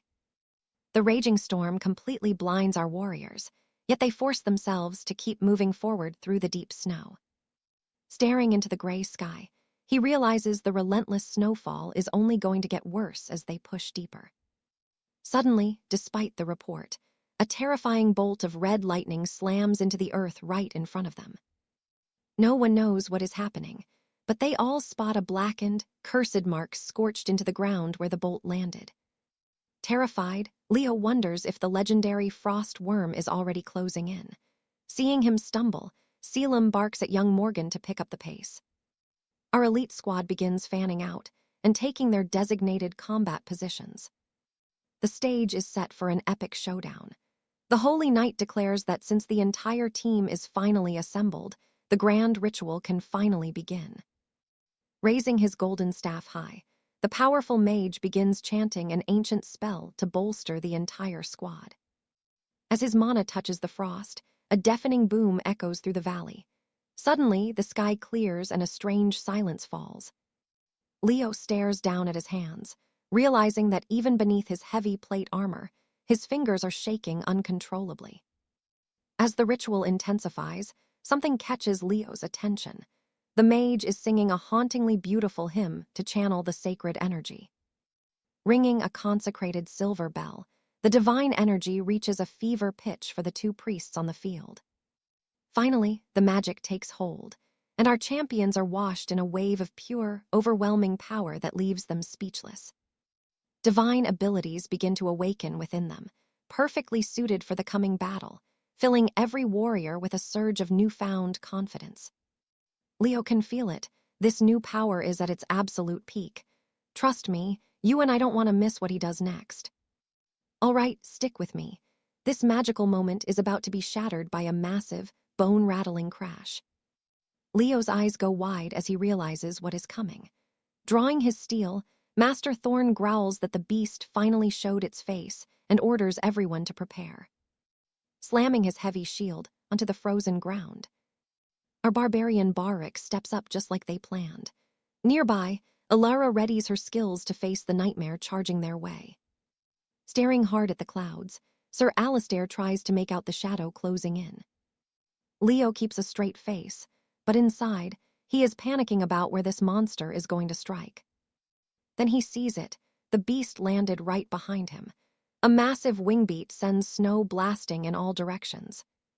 Spinning around, Leo braces himself, only to realize a truly legendary horror is staring him down. Bearing its razor-sharp fangs, the dragon opens its maw, and we see a deadly glow building deep in its throat. Watch closely. The beast lets out a truly earth-shaking roar. Leo is so struck by terror that his legs completely freeze up. Raising its long, scaly neck, the dragon prepares to strike, leaving our hero totally cornered and paralyzed. A torrent of fire erupts from the beast's mouth, surging toward Leo, who can only throw his arms up in a desperate shield. Just in the nick of time, Barik leaps in front of him and catches the dragon's inferno right on his massive shield. Master Thorn is furious at Leo's performance and barks at him to retreat to the backline immediately. Suddenly, a thick rope is thrown to muzzle the beast. Ivy screams at the monster, telling it to shut its damn mouth. The squad cheers Ivy's gutsy move. Now, it is time for the Master and Sir Alistair to show what they have got. They unleash a combined strike, lighting up the entire battlefield with blinding flashes. The dragon finally realizes these aren't just random knights. This is a squad of absolute elites. But Thorn knows the beast is skilled, and those attacks were just a way to buy some precious time. You and I both see how brilliant this team is, but wait, the dragon just snapped those ropes like they were nothing. Master Thorn shouts for everyone to brace. Barik slams his shield into position. Waiting for the exact second, the beast breathes its deadly fire, ready to reflect the attack right back. A massive explosion rocks the area, leaving our shield-bearer tense as the chaos unfolds. The whole squad is ready for war. Channeled through a wave of pure energy, Selena the mage casts a massive spell alongside a green-eyed youth to bind the beast. The winged serpent finally feels the pressure. A special ability is triggered, giving them exactly 7,000 seconds to strike down their now weakened foe. Our barbarian is thrilled, realizing for the first time that there might actually be a way out of this mess. The monster spits out even more fireballs, desperately trying to incinerate the entire group. But its own magic is backfiring, as Barik's shield keeps bouncing those blasts right back. The dragon is livid. Suddenly, Barik's strength starts surging, and Leo is the first to notice. It reminds him of a power he saw long ago. The beast spreads its wings and lunges for another kill. But these young fighters aren't stupid. They see exactly what the beast is planning. Just as the dragon closes in, massive thorny vines burst from the earth, tangling the beast in a deadly grip. It is our heroine, Alara. She is hungry for victory, and mostly just hungry for a giant post-battle feast. But she is reaching her limit. Suddenly, Sir Alistair activates his ultimate move, and Leo is absolutely stunned by the power. Sprinting forward, Kay shouts to Mo that this is their chance to go all in on the attack.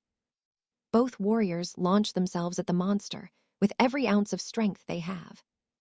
The dragon spots them coming and decides to strike before they can get close. Both young men are sent flying through the air with brutal force. Even after that nasty fall, our heroes aren't broken. They're more determined than ever to win. Leo realizes that the beast predicted their move perfectly. It is smarter than they thought. The dragon keeps staring Leo down with those hungry eyes. Then, he hears a laugh behind him and gets totally confused. Master Thorn steps up, ready to show everyone how a real professional handles a dragon. Wielding his enchanted blade with grace, the old master begins a master class in true combat. As his power explodes, Thorn charges in, showing you and me the level of god-tier strength these boys need to reach one day. Absolutely epic. A blinding flash erupts, and you and I see that the dragon has been fatally wounded. It writhes in agony as that foul liquid starts gushing from its body. Twitching in pain, the beast truly looks like it has been struck down for good. Grinning, Leo notes how this knight's power has already eclipsed House Garen. The master's secret technique has evolved his strength to a massive 388 points. It's as if the boy is witnessing the godlike skills he'll need as a true knight. The swordmaster then shouts, "It is time for everyone to finish this." The knight duo charges forward together, catching the disoriented dragon off guard with a sudden, three-pronged assault.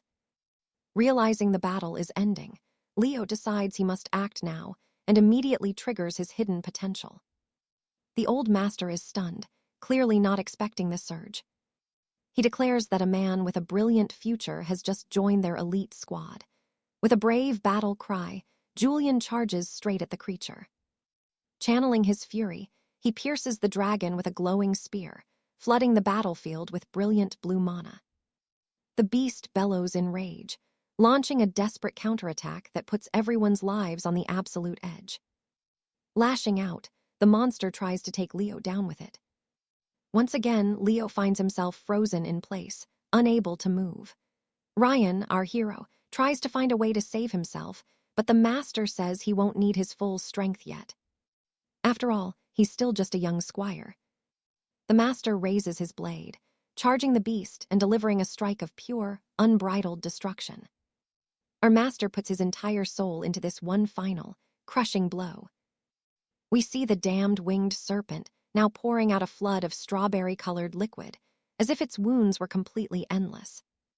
As the creature suffers under the blade, our hero realizes this man is truly worthy of his admiration. Seeing the serpent's head is wounded, the master says that should hold the monster. Our party looks up, realizing they aren't the only ones still standing tall. Telling the others to retreat, the mechanical guardian prepares to unleash one final spell. Like a bolt of divine lightning, the guardian strikes, shaking the dragon's very soul.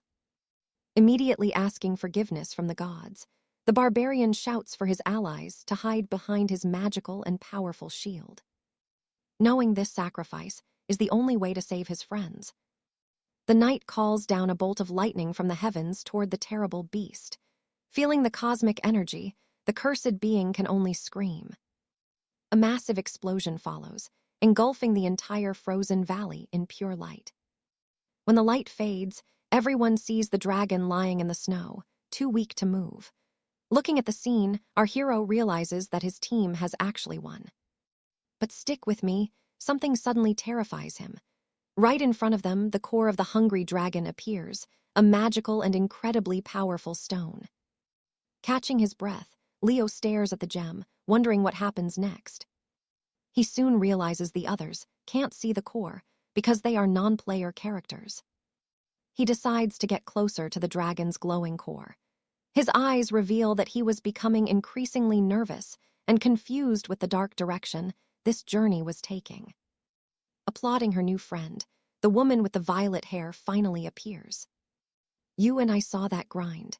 We find out that during this battle, our hero managed to level up 25 times in the game. The barbarian starts heading home, complaining that he absolutely hates this miserable, freezing mountain weather. Meanwhile, Levon calls in her workers to strip the dragon's carcass for some serious gold. She departs shortly after, clearly satisfied with the rare items and skills she looted. Our angelic little friend takes a moment to say goodbye and congratulate the other guardians and the master for such a wonderful battle. To her, finding 2 talented young swordsmen was the greatest treasure of the day. Content with the outcome, the angelic knight gives a smile of gratitude. Leo thinks it was a lot of pressure knowing a high ranker actually liked him. Once the others left, the mountain peak returned to its silent, lonely state. The time of truth arrived with the master standing before his 2 new assistants, bowing before the older man. The swordsman from Lowen says he is honored to be chosen by the master, just like Leo, the knight from Ashbourne. The master says that one day both of their swords might be famous across the entire world, and he will be waiting for them with open arms. With a simple wave of his hand, he makes it clear he's looking forward to their next encounter very soon. A majestic portal opens, and he vanishes, leaving the 2 young men alone.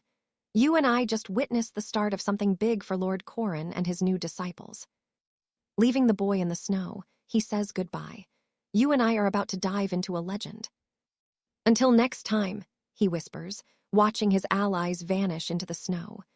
Duty done, but the silence feels wrong, almost as if the war never even happened. Suddenly, a glow catches his eye. The legendary dragon's core. Arthur knows he must guard it, though he wonders if taking this prize all for himself is truly the right path to walk. But he cannot waste this golden chance, not now.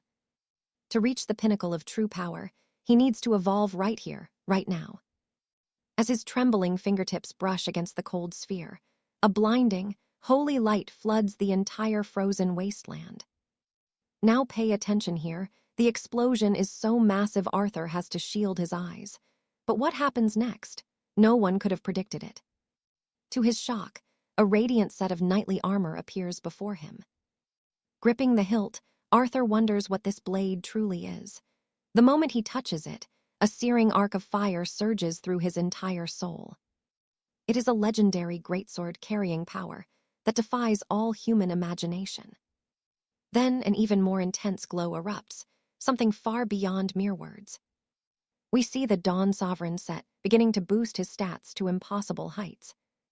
He wonders if this is some divine joke, yet here he stands, the first knight to ever claim a legendary set. Later, we cut to a royal broadcast hosted by the famous bard, Gion. He reveals the Information Guild's latest update. A total war is coming, involving newly ranked champions from every kingdom in the world. Arthur watches along with the entire kingdom as the new, harsh laws of this magical world are finally about to be unveiled. Special quests will be granted to top-tier knights, while a massive global summoning of legendary players is about to begin. Determined to grow, Arthur takes to the streets, pushing his physical body to the limit through intense training. Because every time he leaves the simulation, the pain in his head only grows sharper. You and I see it too. The game he played to survive is starting to feel way too much like reality. The only real difference? The massive gold he earns inside. Arthur starts to wonder if he should stop treating this like a simple game. He spots 2 children playing nearby with a small creature. A nobleman in a fine suit rushes past for urgent business, while happy couples enjoy the peace of the royal park. It all feels so normal. He wonders if he would be living this peaceful life if the game never existed. But he knows the truth. Without it, he would be living in utter despair. Time to return to duty. We head to the heart of a bustling capital within the magical circuit of the simulation. Arthur has left his new armor with the master blacksmith. He has a few errands to run before reporting back to the sanctuary. Finding a quiet alley, he ensures no prying eyes are watching him. He opens his inventory right there, searching through his gear until he finds that one legendary, magical item. It was no dream. The sacred greatsword is now in his hands, humming with raw power. But Arthur is immediately caught off guard by a sudden, searing heat radiating from the blade and into his palms. A massive magical explosion erupts, instantly whisking our hero away to a mysterious and completely unknown location. His head throbs as a unique fencing style burns into his mind. He now possesses the mastery needed to wield such a heavy weapon. His hands begin to overflow with flickering flames and raw, ancient power. Suddenly, a voice leaves him frozen. He turns, sensing a presence he knows all too well. Nearby, someone is rambling, but the words are nothing but a confusing mess of gossip. It's just a boy using a communication orb to speak with someone far across the realm. Realizing how useful it could be, Arthur decides to buy the rare item. Moments later, he is already thanking the shopkeeper for his new purchase. Leaving the shop, his armor is fully repaired, and he has a powerful new artifact added to his growing collection. Now he must press on. He has a vital mission if he wants to level up quickly. Activating his teleport stone, he strikes out for the Valerius sanctuary. Far away, a massive galleon docks at the city harbor. A maid thanks Arthur for choosing their vessel, promising to treat him like a true king. As she leads him toward the Silver Stallion Inn, Arthur watches every detail. And trust me, you and I are just getting started with this epic tale. Stick with me. You and I are about to see a common soldier find his way to the high sanctuary. Out of nowhere, Kiara appears with a playful grin, scolding our hero for making a lady wait so long for her escort. With a massive smile, Alaric asks if she is really joining him on this quest. She confirms they are officially a team now. Far across the realm, standing right in front of the Silverspire caravan, the journey is about to get much more dangerous. Crowds are already bustling about, stretching for the long road. Alaric mutters that the journey ahead looks much more daunting than he imagined. Right then, our knight calls out to his companion to look at the horizon. It is the legendary Sovereign Exchange, the heart of all kingdom commerce. Our hero beams, absolutely stunned by the massive scale of the architecture. But before they can take another step forward, a messenger from the guild intercepts them. He has been sent to guide the two young adventurers safely inside. With a warm smile, Russell introduces himself. Soon, they are stepping into a clockwork lift that whisks them toward an entirely different world. As they ascend, he informs them they will be stationed on the 88th floor within the Master Forge Room. Kiara reaches out, asking if he is the contact Lord Robin promised. The man simply closes his eyes, keeping his expression unreadable for now. Gesturing toward the chamber, he promises to reveal the full details once they are safely behind closed doors. The interior is a marvel of magic and gold. Russell turns the heavy brass knob, leading to the grand arrival hall. Now watch closely.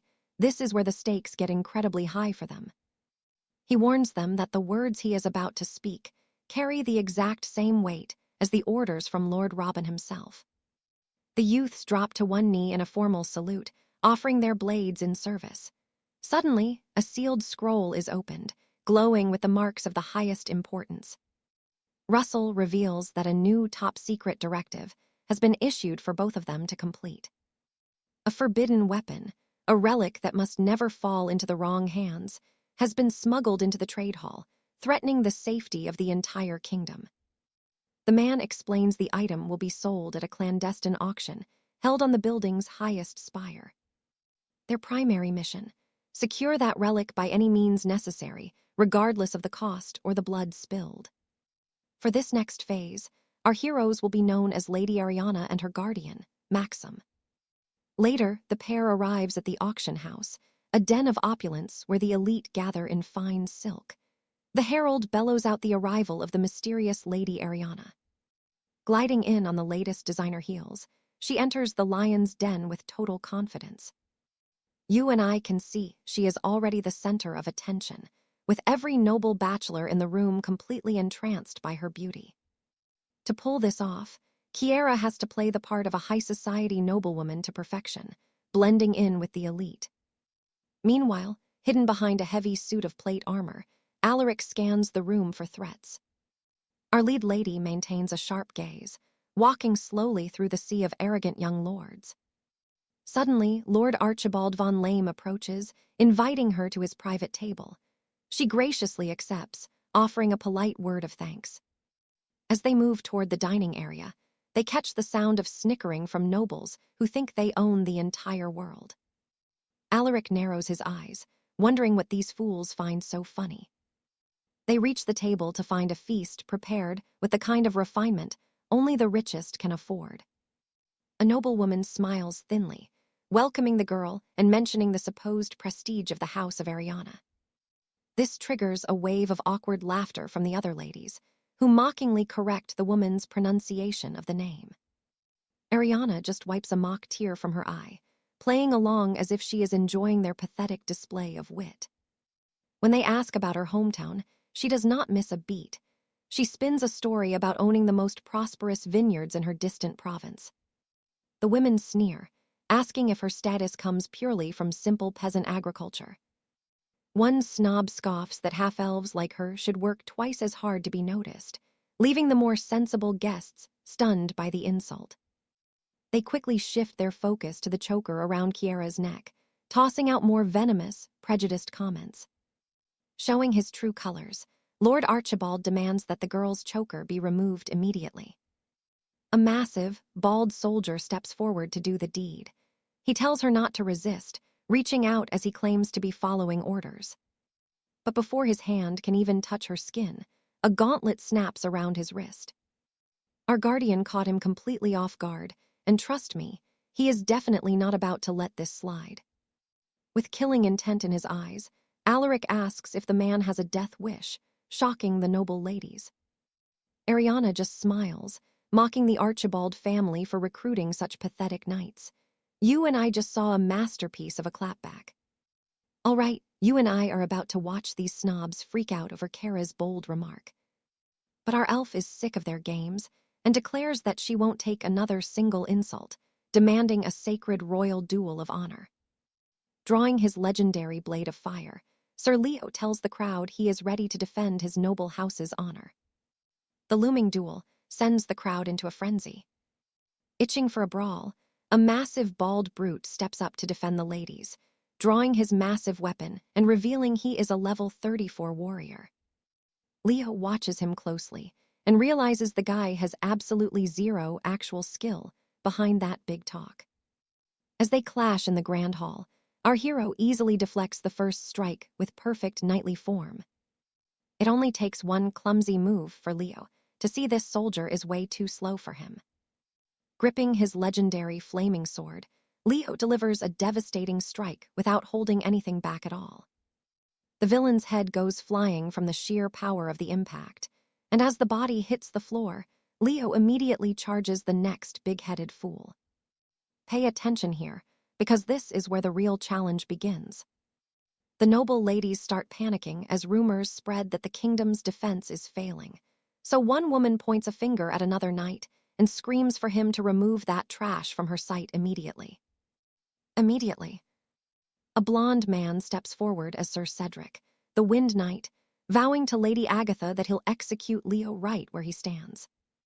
Drawing his blade, he lunges at the young hero, trying to catch him off guard in a moment of distraction. But our protagonist senses the danger coming and calmly places his hand on his hilt to prepare his defense. That's when the blonde fool realizes he's stepped into a death trap, as Leo shouts from inside his helmet, asking if the guy is done playing yet. Panicking as the counterattack approaches, the terrified knight can only scream that Leo is a monster. The sound of the coward's defeat echoes through the hall, and a second later, both the blonde and bald knights are lying flat on the floor. Everyone is left speechless as Kara makes a graceful, glowing blue leap back to the stairs. He walks toward his lady. Standing on the stairs, she shouts her disappointment at the room, shaming them for disrespecting noble houses and behaving like common thugs. You and I saw that coming, right? This party is officially over.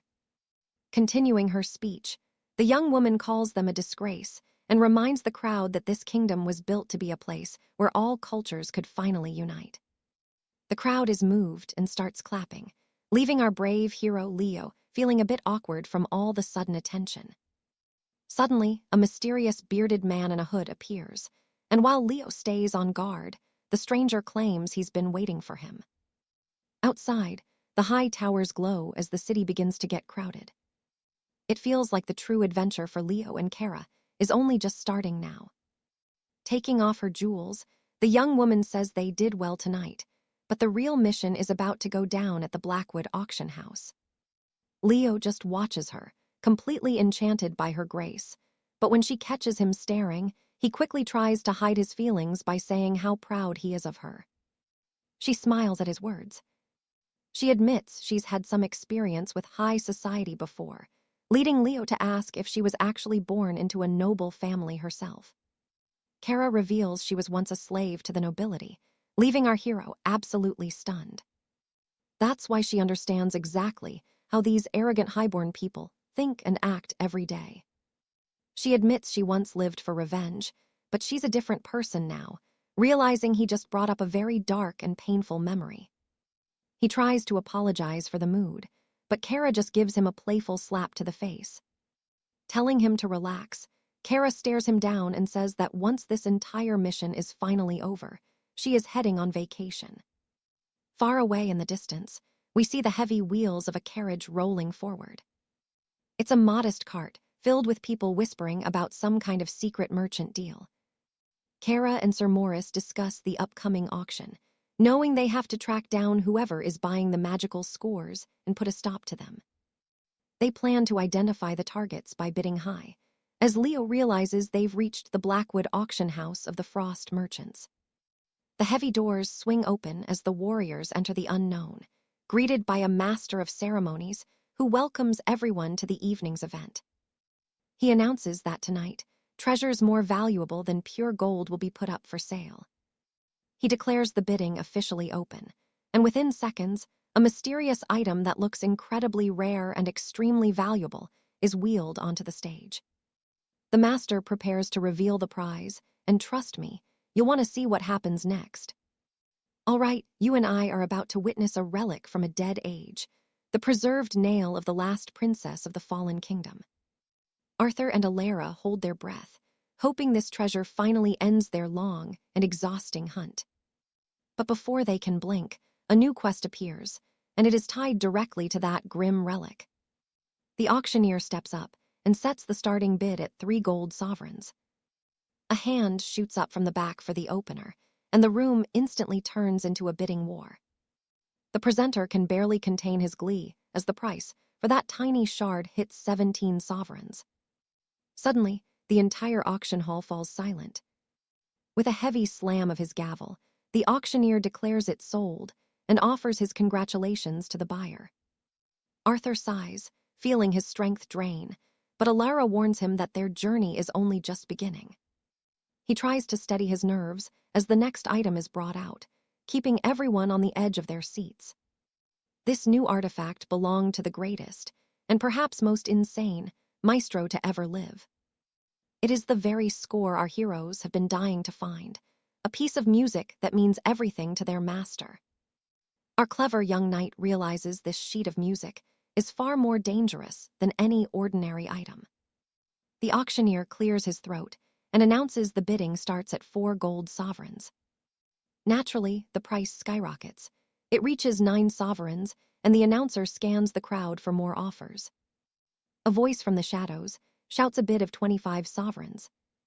The presenter goads the crowd, asking if any other fools want to go higher for the artifact, but only total silence answers him. Our duo shares a triumphant smile, happy to have succeeded, as the gavel starts its final descent. Wait for it. Someone suddenly screams a bid of 50 sovereigns, leaving the entire room in total shock. The interruption is so sudden that Arthur and Alara whip around to see who would pay that much. Arthur tells her to focus, but the half-elf shouts out a bid of 75 sovereigns as if there were no tomorrow. This sends the presenter into a frenzy. Arthur is worried, but Alara tells him to relax because someone will surely offer more.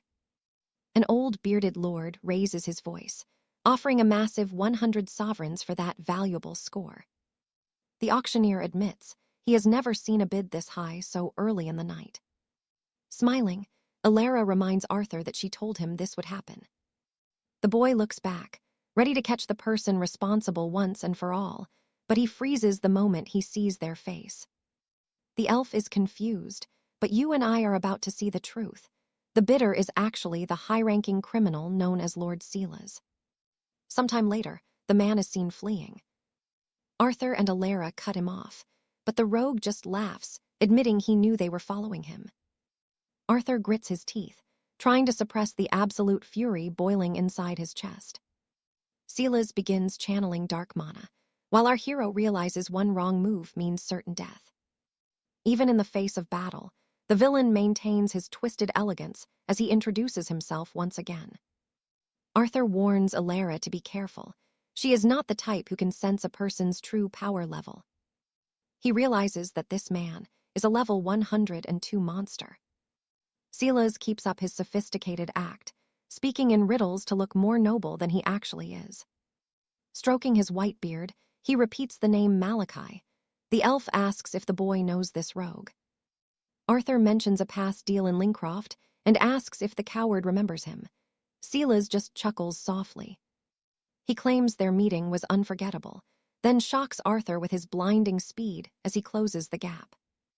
It is clear this sorcerer can move faster than the human eye can track. 𝒂𝒅 snaps that she does not care about his memories and will not stand by while they chat. She draws the blessed sword of Stormville and lunges forward to attack. Moving like a blur, Silas snaps his fingers, and Arthur vanishes into thin air, leaving 𝒂𝒅 completely alone and gripped by worry. Far from the auction, we find the two of them in a strange location. The gambler tells Arthur that the elf cannot reach them here. He just wants a private word with the boy. And as we leave them, he admits his shock at meeting the legendary immortal warrior known as 𝒂𝒃𝒌. Trust me, it is about to get wild. All right, you and I are about to watch Julian's eyes widen as Lord Valerius cracks a twisted grin, resetting his gaze with chilling intent. Cloaked in shadows, he boasts of handpicking over 1,000 immortal champions before now. Yet they all squandered their gifts, unlike Julian, whose potential forced the villain to rewrite his entire dark script. Pointing a finger at the lad, Valerius declares Julian is the sole reason for this chaos. With eyes glowing, he asks why the boy became a knight, stating that everything that has happened was no simple accident. At that moment, we see Julian staring back in total shock. The mastermind reveals that every single moment was orchestrated. Julian's jaw drops as he desperately asks why. Crumbling to the floor, he wonders if his luck was just a lie all along. Julian reels from the shock. Valerius explains he paved the way for immortals to conquer this entire realm.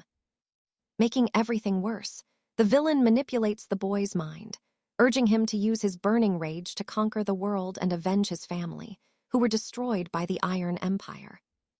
Julian is paralyzed with confusion. This isn't how he imagined his quest for vengeance would go.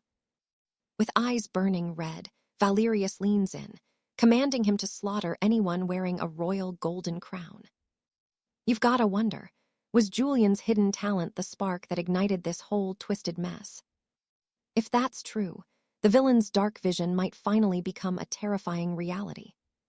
Julian thinks to himself that Valerius is only human, wondering if meeting the vengeful Kiera was actually just another calculated step in the villain's grand, dark plan. Yet the manipulation fails. Julian knows in his heart that his choices were his, and his alone. Rising to his feet, the young knight snaps back, declaring he is no pawn in anyone's game. While the man stares intensely, Julian grabs his necklace, remembering how the item saved his life, and actually thanks Lord Valerius for providing him with the magic stone. Then he declares that this time, he will be the one saving the villain. Threatened by the hero, the madman panics because he never expected such a move. Accepting a quest to stop the schemer, Julian senses a massive reward is within his reach. Striking first against the villain, Julian launches a flurry of attacks that makes Lord Valerius's eyes widen as he barely manages to leap backward and escape the onslaught. Snarling Julian's name, the villain's resolve hardens. He's determined to end this fight right now. Dark magic surges from his skin like a ghostly specter, black smoke coiling to strike the boy down. In his mind, the hero wonders what kind of dark aura this is. Laughing, Valerius asks if he's shocked, saying that Julian is witnessing his pure strength and resentment. Trust me, for the first time, Julian feels truly cornered by this monster's overwhelming power. As his strength peaks, the villain asks if the boy is certain about his defiance. He claims the boy still has one final chance to choose the right side and save his own life, but Julian makes it clear he will never join him. Valerius calmly asks why, then screams that he could crown Julian the king of the world. Desperate to corrupt our hero, he claims he only needs Julian's legendary power to succeed. Fueled by pure light, Julian resists the temptation of the filth trying to rot his soul. Wounded in his pride, the villain lashes out, weaving his malice into deadly physical shadows. Consumed by absolute rage, he vows to destroy the boy with his own bare hands. But our young hero makes it very clear that if he wants a fight, it certainly won't be an easy one for him. An epic duel erupts. Suddenly, Valerius is catching Julian's blade with his bare hands. The mastermind sneers, revealing that he knows Julian actually came from a completely different world than the magical realm they are currently standing in. He sold his very soul just to study Julian's secrets. Mid-clash, the knight wonders how this ends. Valerius then claims he knows the young knight only came here seeking thrills and amusement, and that he has gone out of his way to provide exactly that. Throwing the truth in his face, he claims he gave Julian his powers, his grand dreams, his deepest pleasures, and every bit of thrill he's found in this world. He simply cannot fathom why Julian would reject his offer if he only cares about entertainment. By his logic, the fate of this world shouldn't even matter to the boy. Julian admits he originally came here just to strike it rich back in the real world. Because of Valerius, he's grown incredibly powerful and gained years of battle experience. But the more he traveled, the more he realized how grandly magical this beautiful world truly was, as every new place he visited made his heart beat faster with joy. To the villain's surprise, the boy can only express his deep gratitude, refusing to help this twisted being destroy the world he now calls home. Still desperate, the mastermind demands to know why one last time. Firmly, Julian says the villain doesn't have the eyes of a killer and vows to help him end his pain. Covering his face, it seems the man never expected such a speech and lets out a long laugh. Trust me, you and I just witnessed something truly legendary. All right, you and I are about to see just how far a man will go for cold, hard revenge. Leo asks what kind of nonsense the boy is making up, but since words failed, it was truly time to end it all. Gripping his blade, Leo stands his ground as Larian glares down, ordering the young knight to die. Leo strikes with pure fury, desperate to land a blow on his overwhelming foe. But his strength is fading fast as his health drops to 30%. Larian demands Leo open his eyes to witness his absolute hatred. The villain lunges, but suddenly feels his dark power draining away in a way we've never seen before. Leo realizes that simple violence won't be enough to reach the man's broken spirit. Instantly, the duel reaches an epic scale as the battlefield turns into a chaotic storm of steel. Staring at Larian, the boy knows this cycle of vengeance must end before it's too late for everyone. A blinding radiance erupts. The sword glows brighter than 1,000 suns, catching the young hero off guard. It turns out that by slaying 100 beasts, Leo finally unlocked the legendary mark of Astoria. Leo stares at his new ability in shock, but pay attention, because his body suddenly collapses. Clenching his hilt, the young knight feels a surge of strength to defy the world's darkness. He slams his solar storm blade into the earth, triggering a massive eruption of holy light. The noble never saw this coming. He's paralyzed with fear as the divine light swallows him whole. A massive hurricane tears through the sky. Now, let's look back and uncover the tragedy behind this revenge. It turns out the Empire's corrupt. Vermin slaughtered the man's innocent family years ago. He was once a peaceful man, but he spent years amassing great power and wealth, just to fulfill his ultimate desire for revenge. With his hands stained crimson, he lived only for blood, unafraid of whatever would come next. His hatred grew so dark, he couldn't even find mercy for the children of his enemies. As time went by, he lost himself in his own madness, no longer knowing who the true villains were until it was too late. Leo stands there in shock, realizing that even this monster still had a human heart in the end. Larian begins to fade, thanking the boy and admitting he always saw Leo as his final salvation.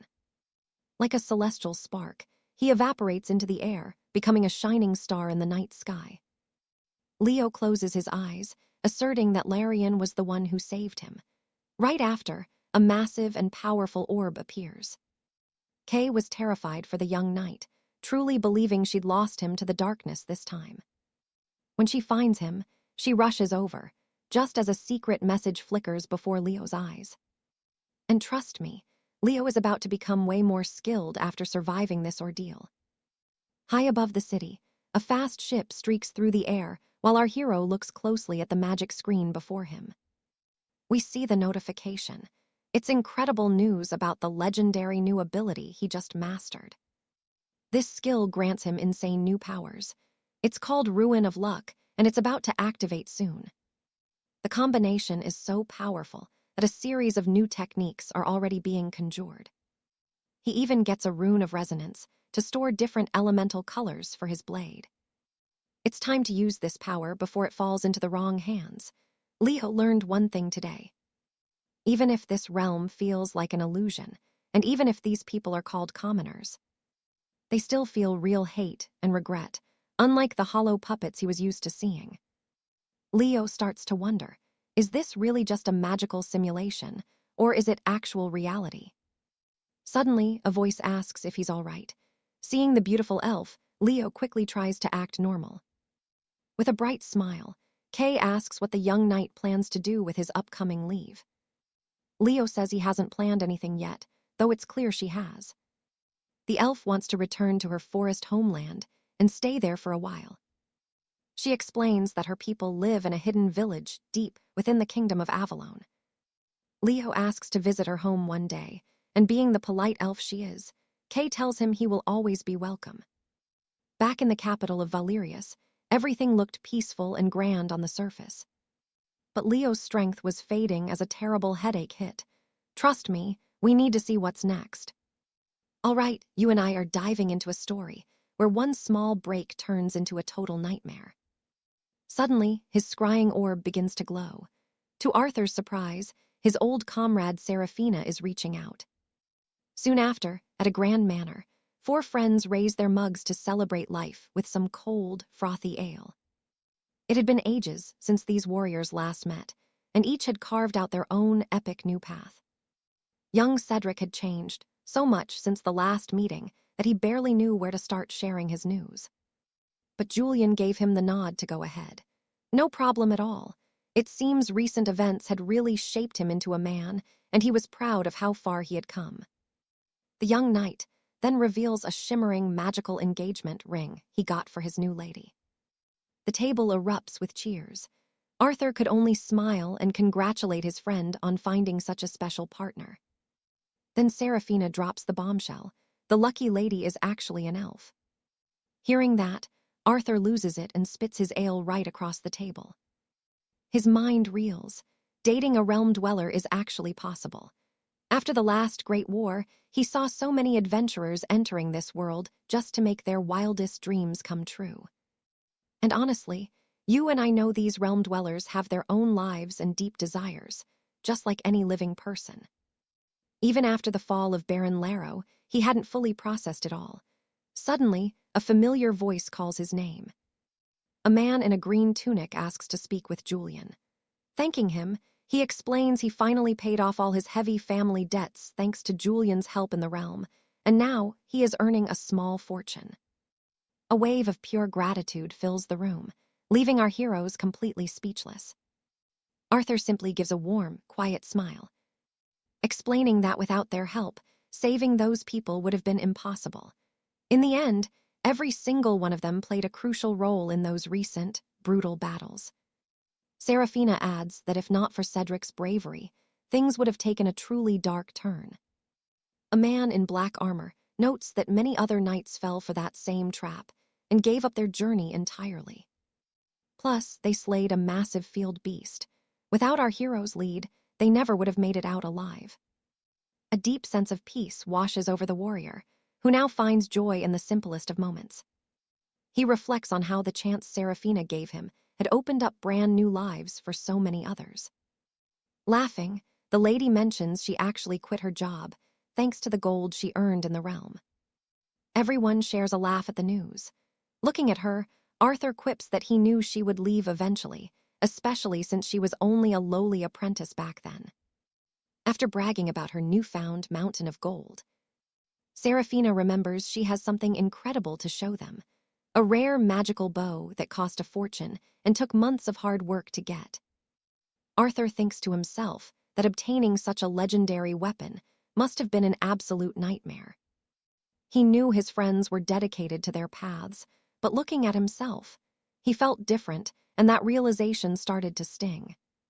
He recalls that, after claiming the Star of Avalon, his strength had undeniably reached a whole new level. But honestly, that victory came way too easily, mostly thanks to pure luck and the help of others. Instead of training hard, he just kept riding his lucky streak. But now, he finally admits the truth of his situation. Even though he swore that if given another shot, he would give everything to reach new heights and master the power of the inner circle, just like Julian and Seraphina have already done. None of those promises came true. Now, he desperately needs to find his focus and get back to work. Immediately, he stands up, silencing the table. Now watch this, he's about to propose a brand new quest to the group. He declares that since they are finally back together, it is time for the group to ride out once more. But the truth is he had no idea what this new quest would put them through. Far from there, we see a grand hidden cavern where a warrior struggles for breath. Our hero looks absolutely exhausted. The group is terrified, never imagining things would spiral like this. Just then, we spot a mysterious figure standing on the cliff's edge. It is no exaggeration to say this battle was far too much for these 4 young, innocent warriors. A sudden warning appears. The time has finally come to face the challenge of those terrifying, powerful reptilian beasts. But first, we need to understand how they got here.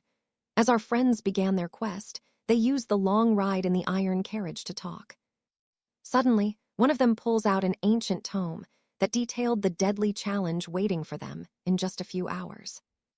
They were hunting creatures that dwell in the mountain depths, monsters that always move together in lethal packs. Seraphina asks if 12 warriors are enough for an entire colony. Trust me, you and I are in for one wild ride. All right, you and I are about to watch a group take on 500 monsters. Arthur explains that a commander must be leading these beasts. He was totally right. Focusing on those leaders is their only chance at survival. To bait them out, they need to seize a strategic position and divide their forces effectively. Without wasting a second, the group starts assigning specific roles for the brutal fight ahead. Julian, the mage, will support our hero, while the veteran knight, Barnaby, promises to protect the boy behind his massive iron shield at any cost. Arthur is confused. Why does everyone want to guard him? They tell him he is the group's secret weapon, and this plan gives them the best odds of winning, so he needs to just accept it. The room goes silent, everyone waiting for Arthur's final decision. Our hero stays quiet for a moment, before giving a small smile to show he's on board. Suddenly, he shouts to the squad, confirming he understands the strategy and agrees with their roles. A glowing magic orb serves as their only lantern in this dark and ruined wasteland. It was actually a prism, looking far too fragile for such a dangerous and gritty mission. Suddenly, Alara spots something. She lets out a sharp scream and commands the entire battalion to halt immediately. As they peer into the shadows, a bone-chilling, bizarre noise echoes from the back of the cavern. Immediately, the grizzled warrior realizes this is exactly where they will find the monsters for the hunt. Wait, pay attention here, Julian warns everyone to stop. The path literally disappears into a massive, crumbling cliff right before their eyes.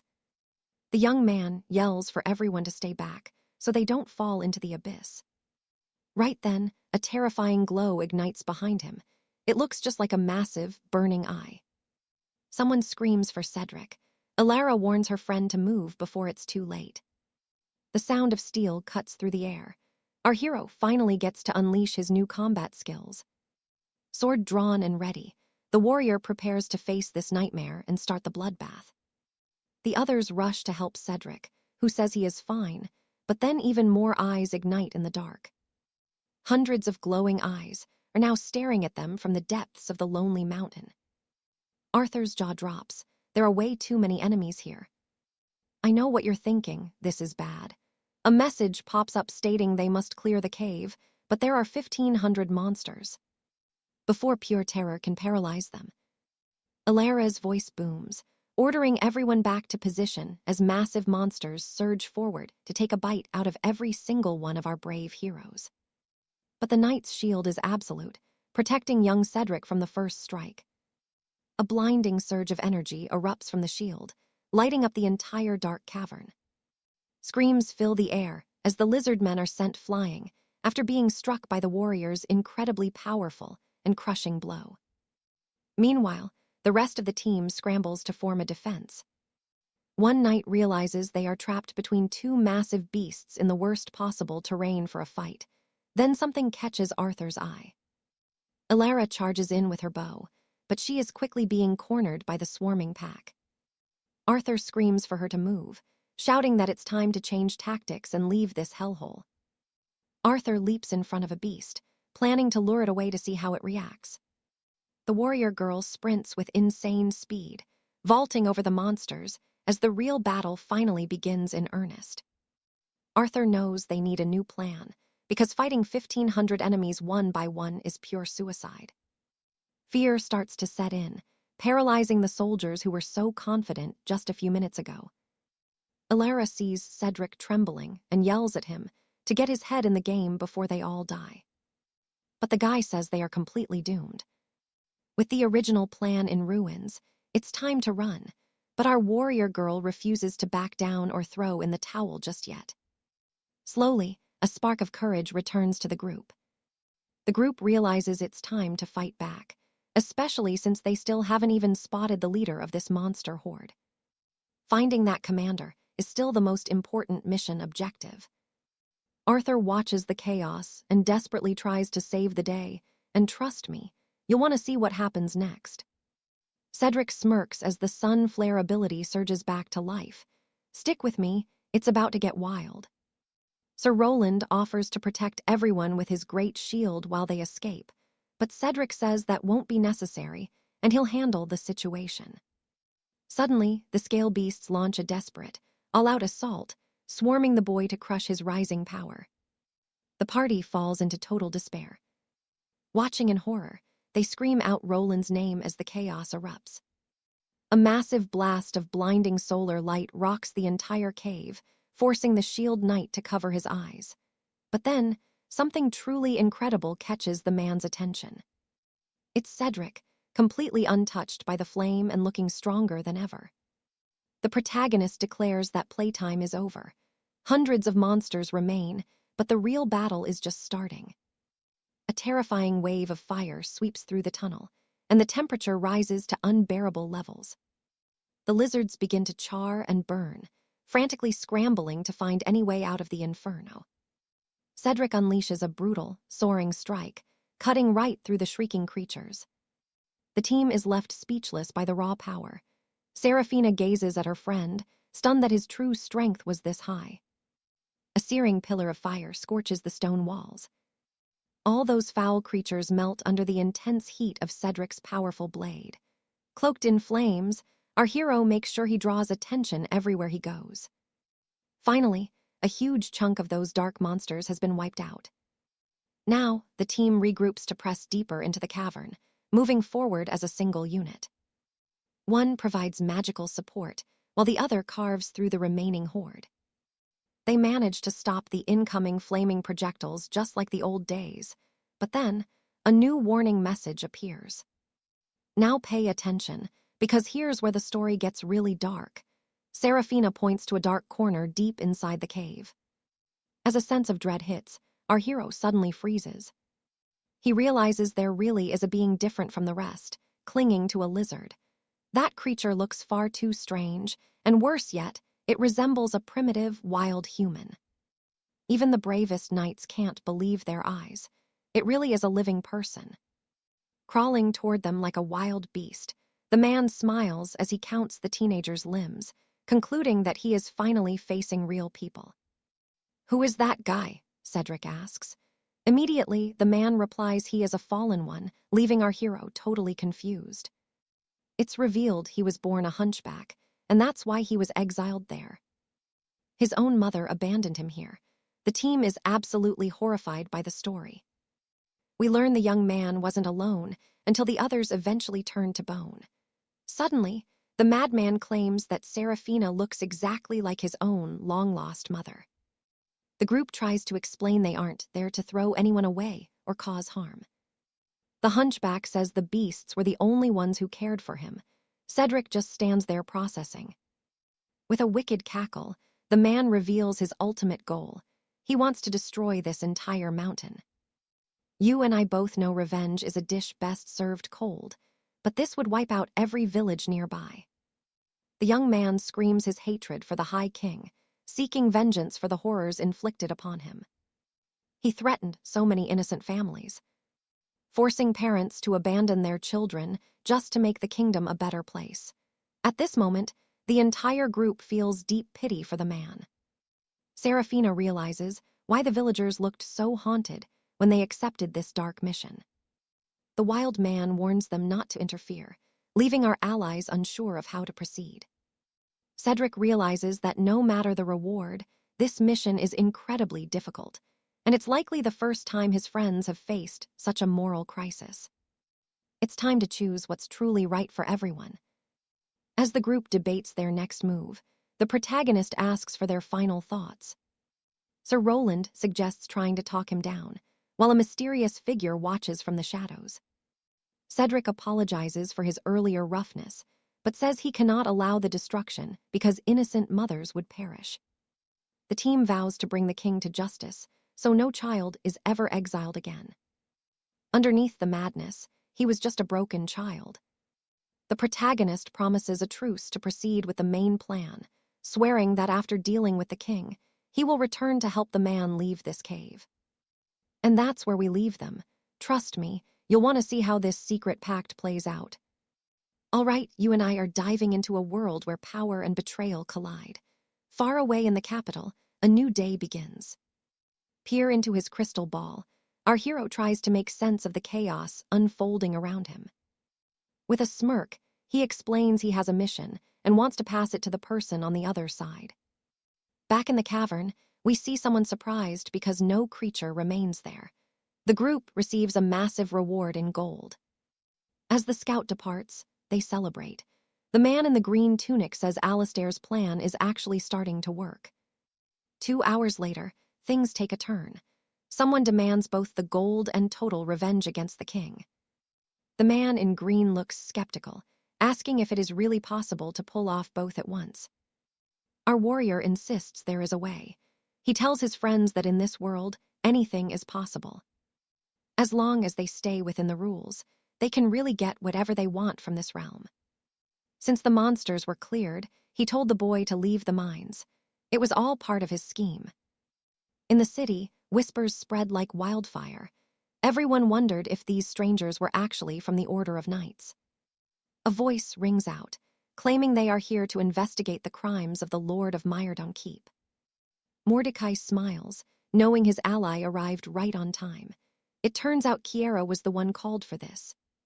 The Lord marches out of his fortress, wanting to know what all this noise is about. He claims he enjoys the excitement of visitors, but the peasants around him are clearly becoming frightened. People beg for Kaya's help.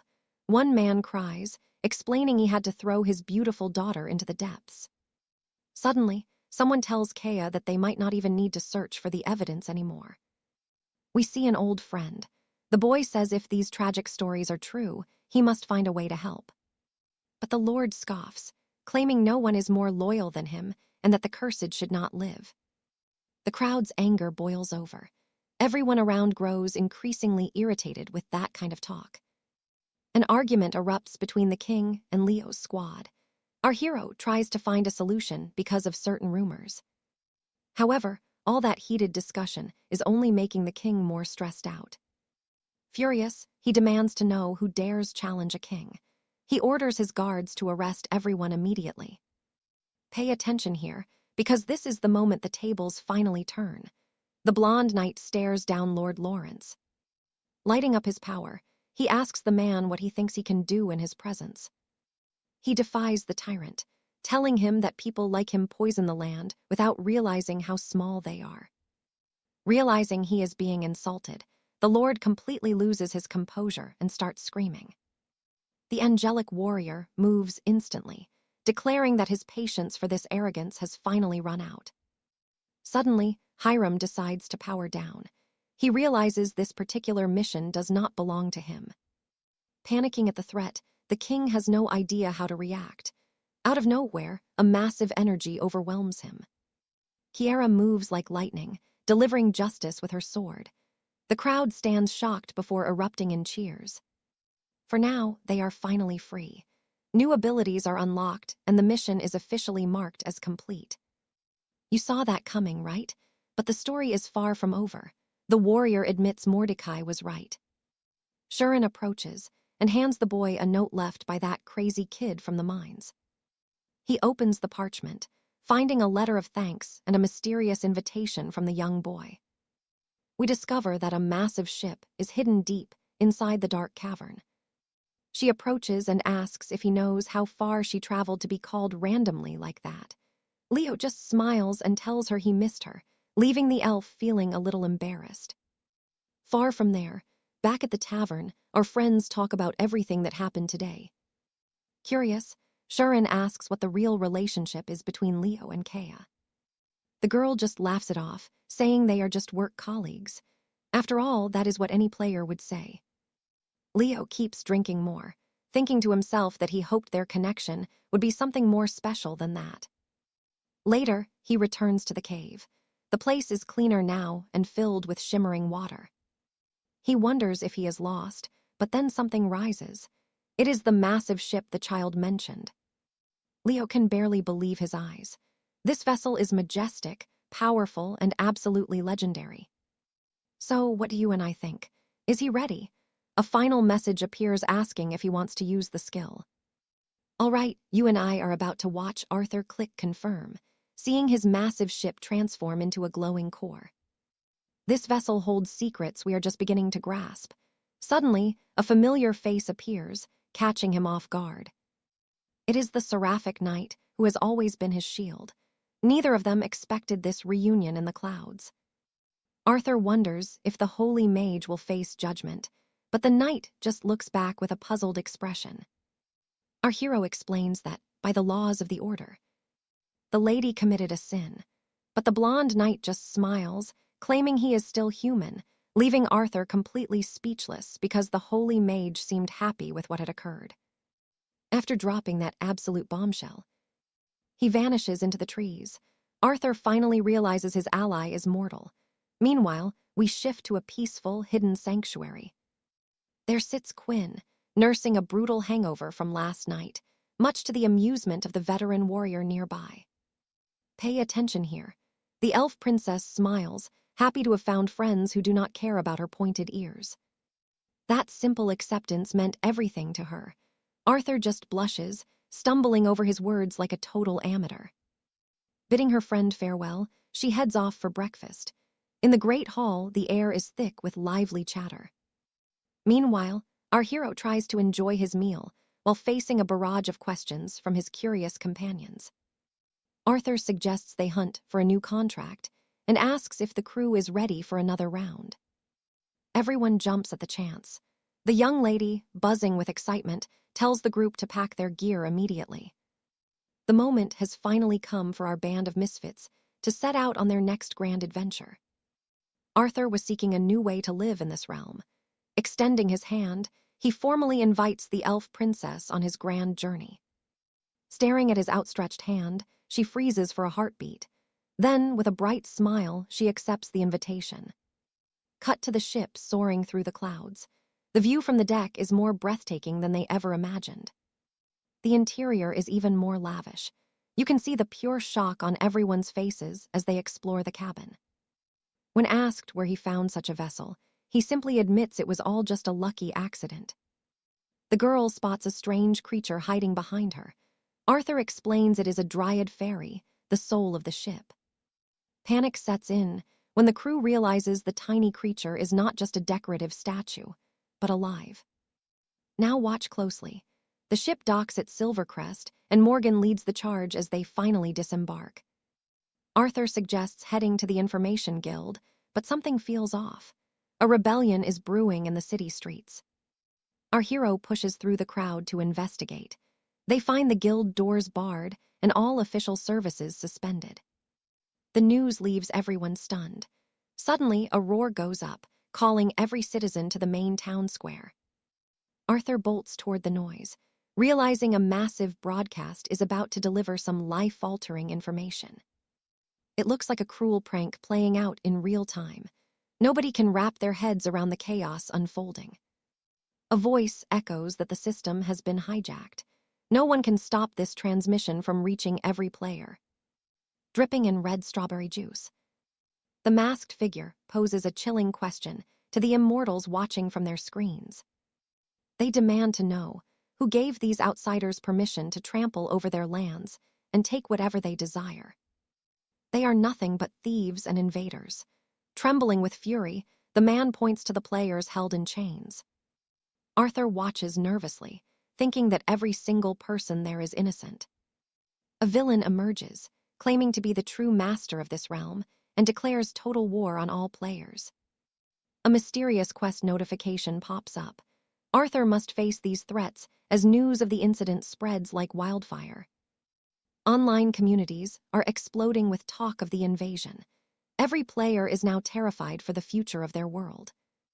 Meanwhile, the Sky Galleon continues its flight.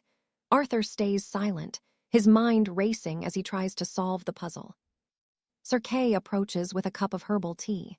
Together, they begin to reflect on the tragedy they just witnessed. As she sips the brew, the young woman admits she is genuinely shaken. Likely because she has survived wars since birth, fighting off wolves just to avoid being abandoned by her kin. But now, she wonders if she has enough strength left to carry the weight of other people's battles. Looking out the window, she recalls a famous wizard saying the world was in an unstable state, which is why elves like her exist as beings from entirely different dimensions. That is why she fought so many battles as a child. Wild, right? Trust me, you and I are about to see an elf's world change forever, as her fear of humanity turns into hope in the brave immortal, Sir Arthur. Seizing the quiet moment, Leopold asks what she truly thinks of these otherworldly adventurers. She admits she admires them, mostly because they look past her pointed ears and see the person beneath. Sir Arthur is easily her favorite, and as the two lean against the window, they let themselves dream of a peaceful kingdom. Leopold realizes that while some are heroes, others are purely driven by malice. Lord Leon must have endured hell, but his pain doesn't excuse this bloodshed. Clenching his fist, Leopold vows to end this twisted war. He plans to stop the dark scheme soon. Far away, heavy rain begins to wash over a field littered with the broken bodies of warriors.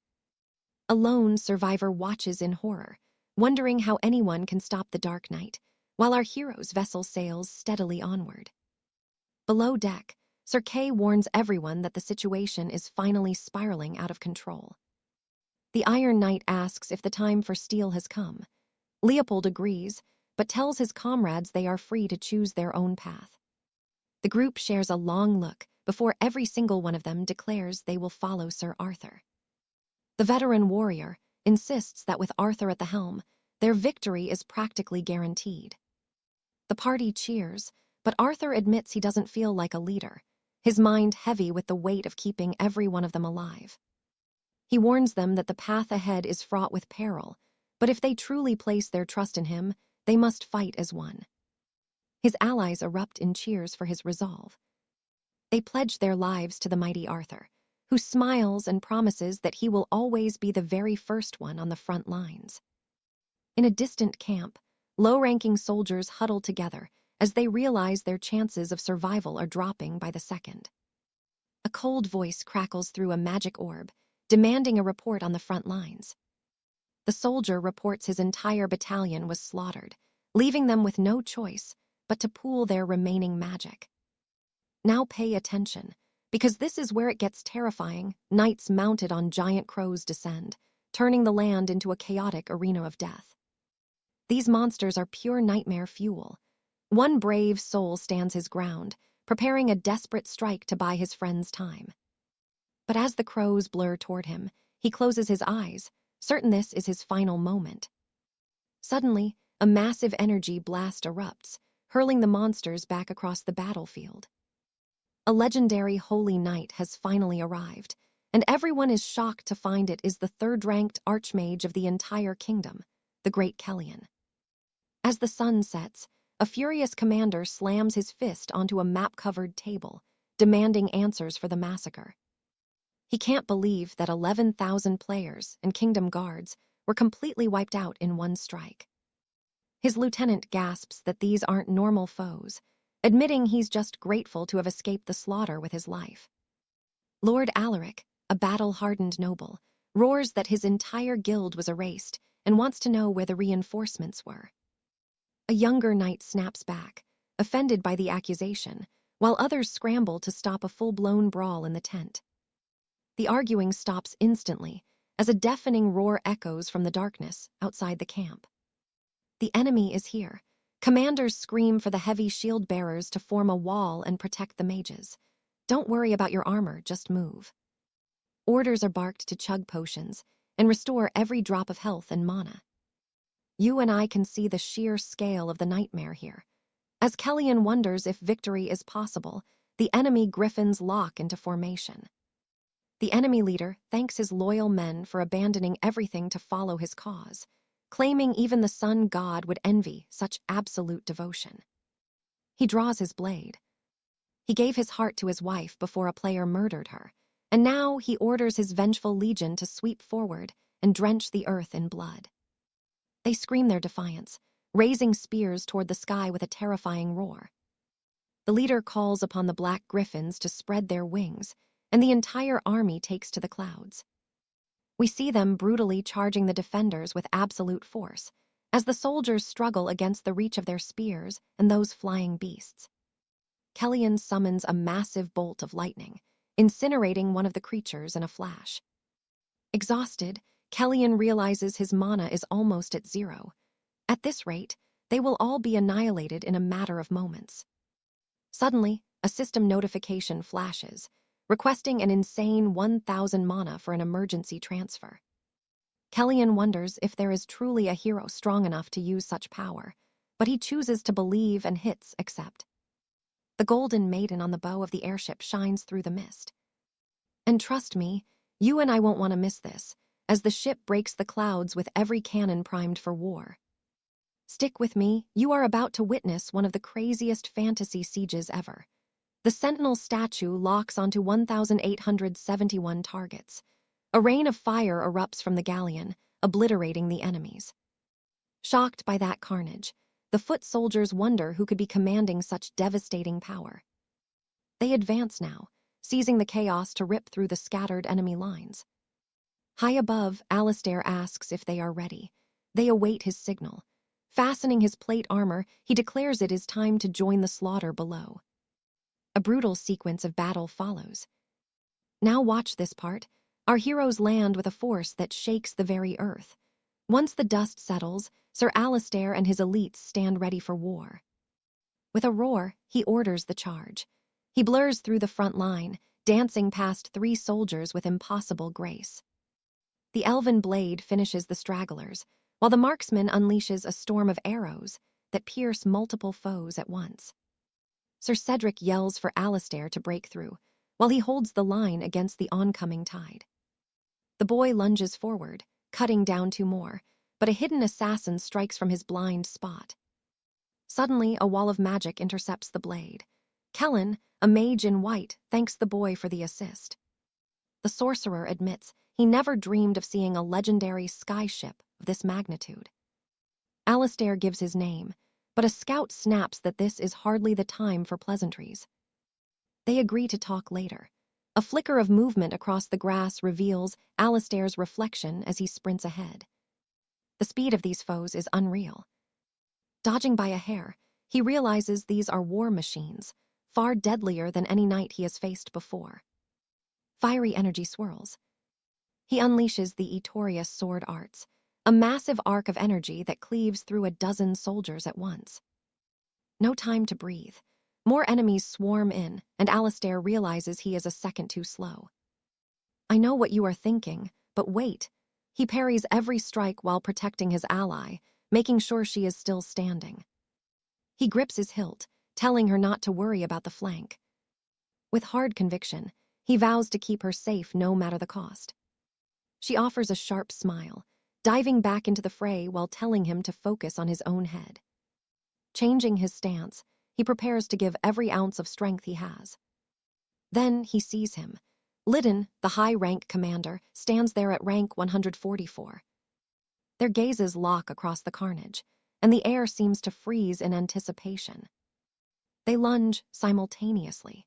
Steel screams as Lidin delivers a heavy overhead strike that 𝒂𝒅 barely manages to catch. The pressure is insane. A follow-up blow catches the boy in the chest, sending him reeling back. He skids across the dirt. A divine prompt appears. He has been inflicted with a stun status. Lidin looms over him like a shadow, declaring that this is where the boy's story ends. 𝒂𝒅 struggles to move, but Sir Cedric suddenly throws himself into the path, his shield vibrating. The knight holds firm, though the force shatters his defense. The villain snarls at the tank, ordering the old man to step aside. Lidin's aura turns pitch black as he explains why they call him the White Wolf. His fangs crush everything. Cedric cannot respond before a massive blade tears through his back, spilling his lifeblood across the cold ground. 𝒂𝒅 screams in pure agony, calling out for his mentor as the knight collapses. On his knees, Cedric gasps that it was a fatal hit, whispering his final goodbye. Traumatized, 𝒂𝒅 watches him fall. Lidin points his bloody sword at the boy, saying he is next. Pure rage ignites. 𝒂𝒅 grabs his blade, a dark red aura erupting as the very air begins to burn. Multiple status windows flicker to life. The forbidden life sacrifice ability is now active. Fueled by fury, he vows to end this monster. He charges, a scream of vengeance echoing. They trade blows in a blink. 10% of his health is gone, but his power is surging. 20% health consumed. Now his speed and strength have doubled beyond human limits. Lidin realizes the boy is scaling with every drop of blood lost. At 30% health, 𝒂𝒅's essence explodes. And that is how we end it. Trust me, you saw that power. You and I are diving into a battle where every blow counts. The enemy crashes into the stone, leaving 𝒂𝒅 gasping for air. The villain sneers, mocking the idea that even an immortal could feel the sting of losing a brother in arms. Telling him to rot, the boy lunges forward as his combat strength surges by 200 points instantly. Their blades scream as they collide.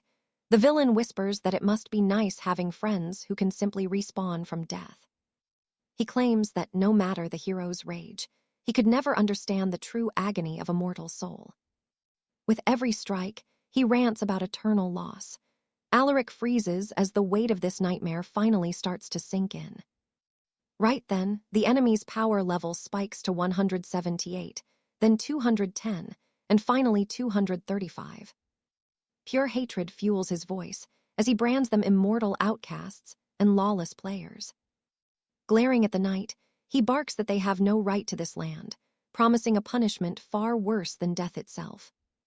A flash of steel catches 𝒂𝒅 off guard. A brutal wound tears through his shoulder, sending him to the dirt as blood spills everywhere.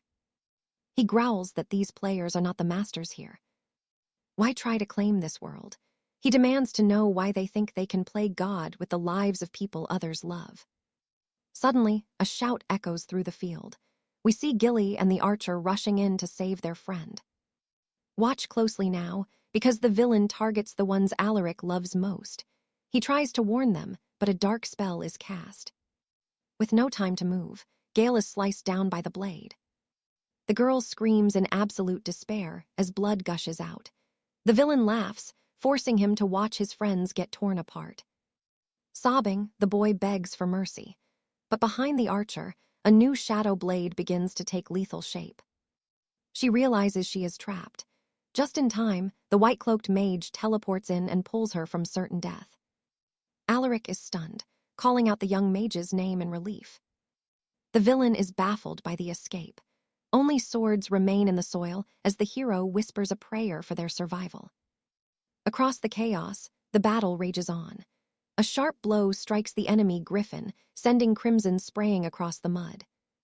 The elven warrior finally finishes the beast off. Rain begins to fall, masking the tears. Suddenly, she spots Alaric desperately clinging to the villain in a deadly grapple. The boy pleads for an end to the madness. The man just scoffs, asking what a player like him knows. He calls him a selfish hypocrite, claiming that the grief of an immortal is nothing but a cheap, fake emotion. Furious, Alaric snaps back, but the villain's eyes are wild as he swears to reclaim everything the players stole from them. He reveals that the monster who killed his bride was an immortal knight, just like our hero. No matter how many times they die, they just return. You and I can only imagine the horror when he reveals the killer just told him to get over it. He whispers that to them, this whole world is just a story. Alaric flashes back to his friends, laughing about the game, treating this reality like it was just some grand adventure. He tries to apologize, but the words won't come. In that moment of doubt, his special ability flickers and dies. The villain says, while not all are evil, none of them ever take responsibility for the ruins they leave. Thunder booms. His face shadowed, he declares he will fix this world and no mere player will stand in his way. His overwhelming rage is too much, leaving Alaric paralyzed with fear. He knows the man is right, but he can't stop now. He has to fight for everyone still breathing on this cursed field. We see the brave allies and the relentless foes. Even without his powers, he is the only one left. With grim resolve, he prepares for one final move. They charge. Alaric spots a tiny gap in the guard. He lunges in, putting everything into a single strike. The enemy smiles, revealing it was a trap. A blade erupts from Alaric's back as the villain mocks his desperate haste. Another strike hits his shoulder. The young knight's health bar drops to 20%. He wonders if it ends here. Then, a familiar voice calls out. The elven girl screams for him to hold on. She is almost there. They both turn. The villain asks if she's another immortal, as Alaric's eyes fill with pure, unadulterated terror. Alaric yells for her to run, but trust me, you and I know this nightmare is just getting started. All right, you and I are about to see if a mortal girl would risk everything for a god. Alara stays silent, staring forward. Our hero Alastair begs her to stop this madness before it is too late. She smiles and proudly says yes because he is precious. Even if the hero were a god who never dies, she could not allow him to suffer alone. That is why she would risk her life for him, whether he was a mortal man or an eternal being. She says that she cannot decide what he will do because the final choice is up to him. Then she draws her steel and asks him to show his true determination. With a dark look, Malachar is impressed by the woman's bold courage. Now watch this. Another blade strikes from the shadows, and Alastair screams as the trap is finally sprung. With a blurred motion, he hurls his sword to block. The steel clashing sends a violent shock wave through the air. Stunned, the assassin glares with pure rage. He growls that our hero just will not stop getting in his way. He lunges to finish the hero. Shouting spirit blade, light erupts as a sharp edge pierces through someone's chest. The stunned villain gasps in shock, blood trickling down. We finally see that he was the one hit by the lethal blade. Rain falls over the dark battlefield. After that final strike, Alastair knows in his heart that the victory is his. Coughing blood, the villain snarls that this is just the beginning. He has only ignited the first spark of war. His role might have ended there, but soon even greater flames of war would begin to burn. Finally, the villain falls to the cold ground, lifeless. A holy decree appears, announcing the mission is complete.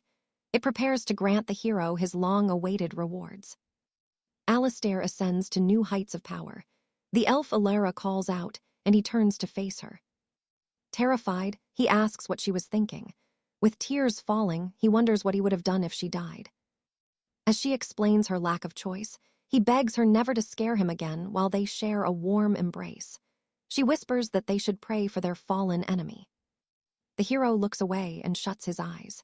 Standing on the ruined field, he gives her a silent nod. Let's see the fallout. The fall of Lorne caused massive changes in the realm. In the Empire and nearby kingdoms, an alliance against the Chosen formed quickly. They rose to follow Malacker's final will, and innocent heroes began to suffer under their sudden, brutal wrath. The High Council started hunting rogue heroes, and a new branding magic was announced to the public. Bounties were placed on every branded traitor, and soon both knights and commoners began the hunt to collect the gold. Alistair is seen staring at a floating magical window before him. People gossip about the massive airship in the sky. They wonder if it belongs to a hero or a noble, since it is too costly for most. He stays hidden, wondering why the common folk are making such a huge fuss about it. It is clear that Alistair was deeply shaken after the battle. But Alara helps him heal by inviting him to her forest home for the holidays. She says they are leaving, and he warns her that he needs to get ready. His massive airship floats majestically in the clouds. With a snap of his fingers, he starts a spell to reinforce the hull. A net of gold energy appears as power flows steadily from his outstretched hand. Shouting Spirit Strike, a sword manifests. In his other hand, a crimson energy begins to glow. The sword that once belonged to the villain appears. Alistair thinks about how he won this legendary blade by defeating its master. This cursed weapon ended many of his dear friends. Checking the steel, he is pleased to find a new skill gained from the matching set.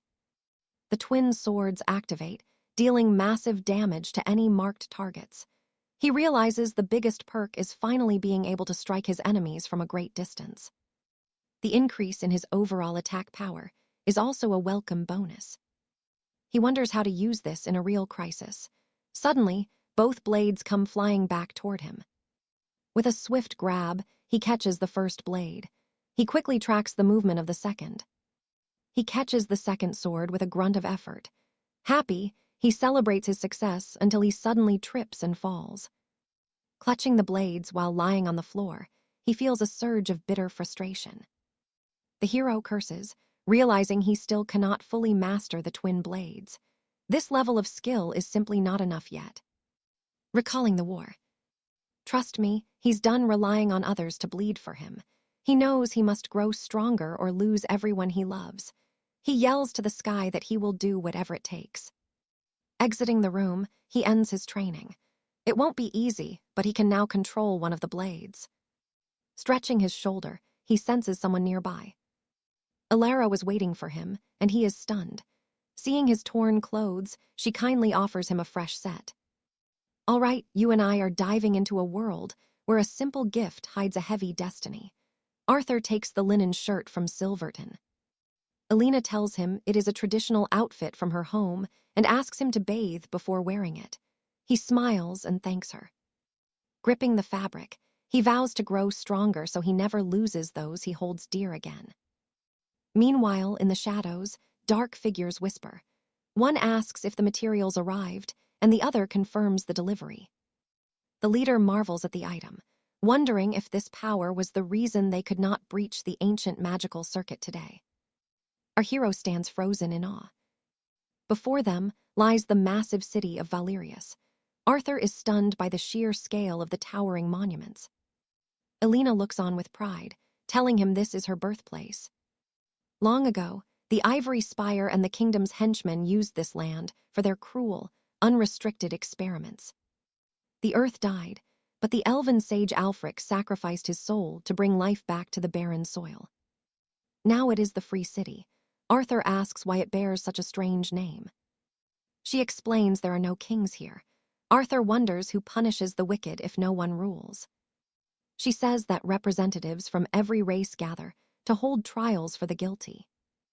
Now pay attention, because these are the elders of Valerius, and they ensure every race in this crowded city has a voice. Arthur reflects on how far he has come since his early days. Not long ago, this was just a game he played to survive.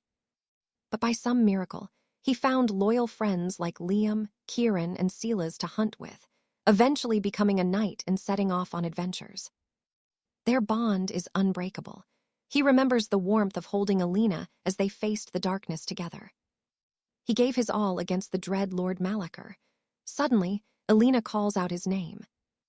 He says he was just lost in thought, but she excitedly drags him toward the city's many wonders. Seeing her smile, he makes a silent promise to protect her forever. Elsewhere, in a rowdy tavern, mugs of ale are raised in a loud, boisterous toast. Ardu is enjoying the atmosphere, calling it absolutely amazing. A red-haired dwarf named Barnaby approaches them, shocked to see his old elven friend after so many years. Alina introduces him, saying Barnaby has the best ears in Valerius and never forgets a single sound. The dwarf just scratches his head, looking quite bashful. Arthur shakes his hand, but the dwarf suddenly freezes, his eyes locking onto something specific. He spots Arthur's ring and asks if he is a knight, wondering why he came to Valerius now.